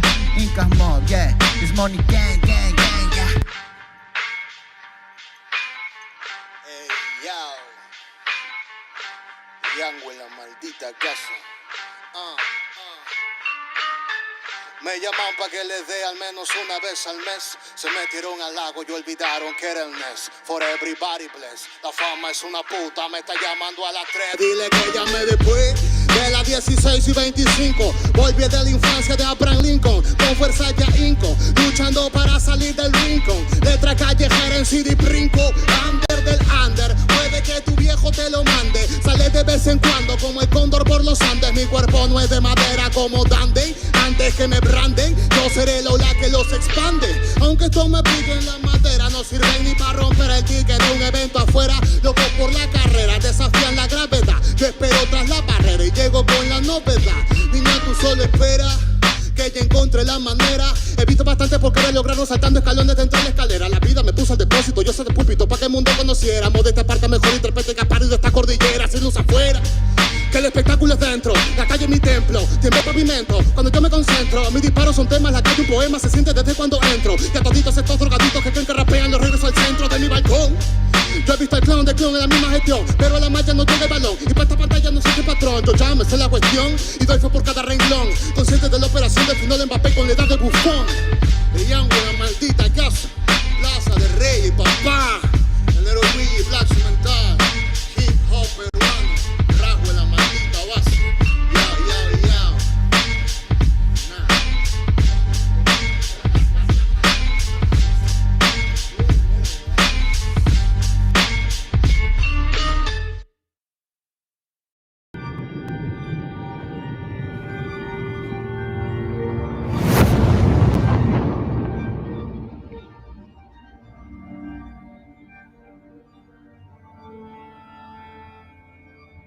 Ical, hijo, abre los ojos.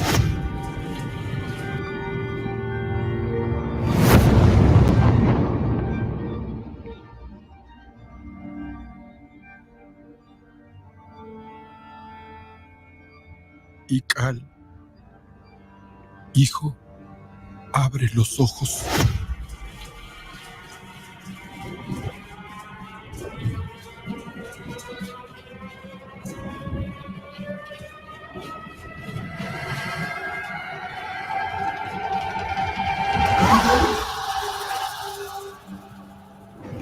Tu cuerpo se queda con nosotros, pero tu espíritu debe seguir.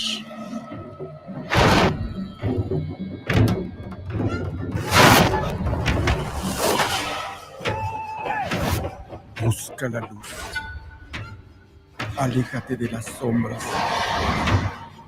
Deja que nuestro dolor sea tu fuerza. Desde aquí iluminamos tu camino.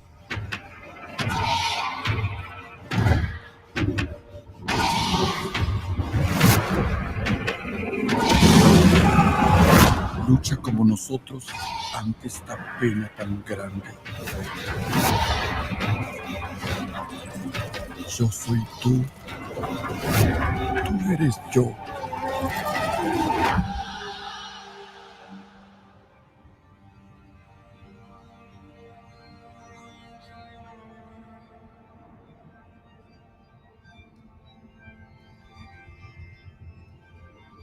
La muerte que hoy nos separa, mañana volverá a unirnos. Eres libre, hijo.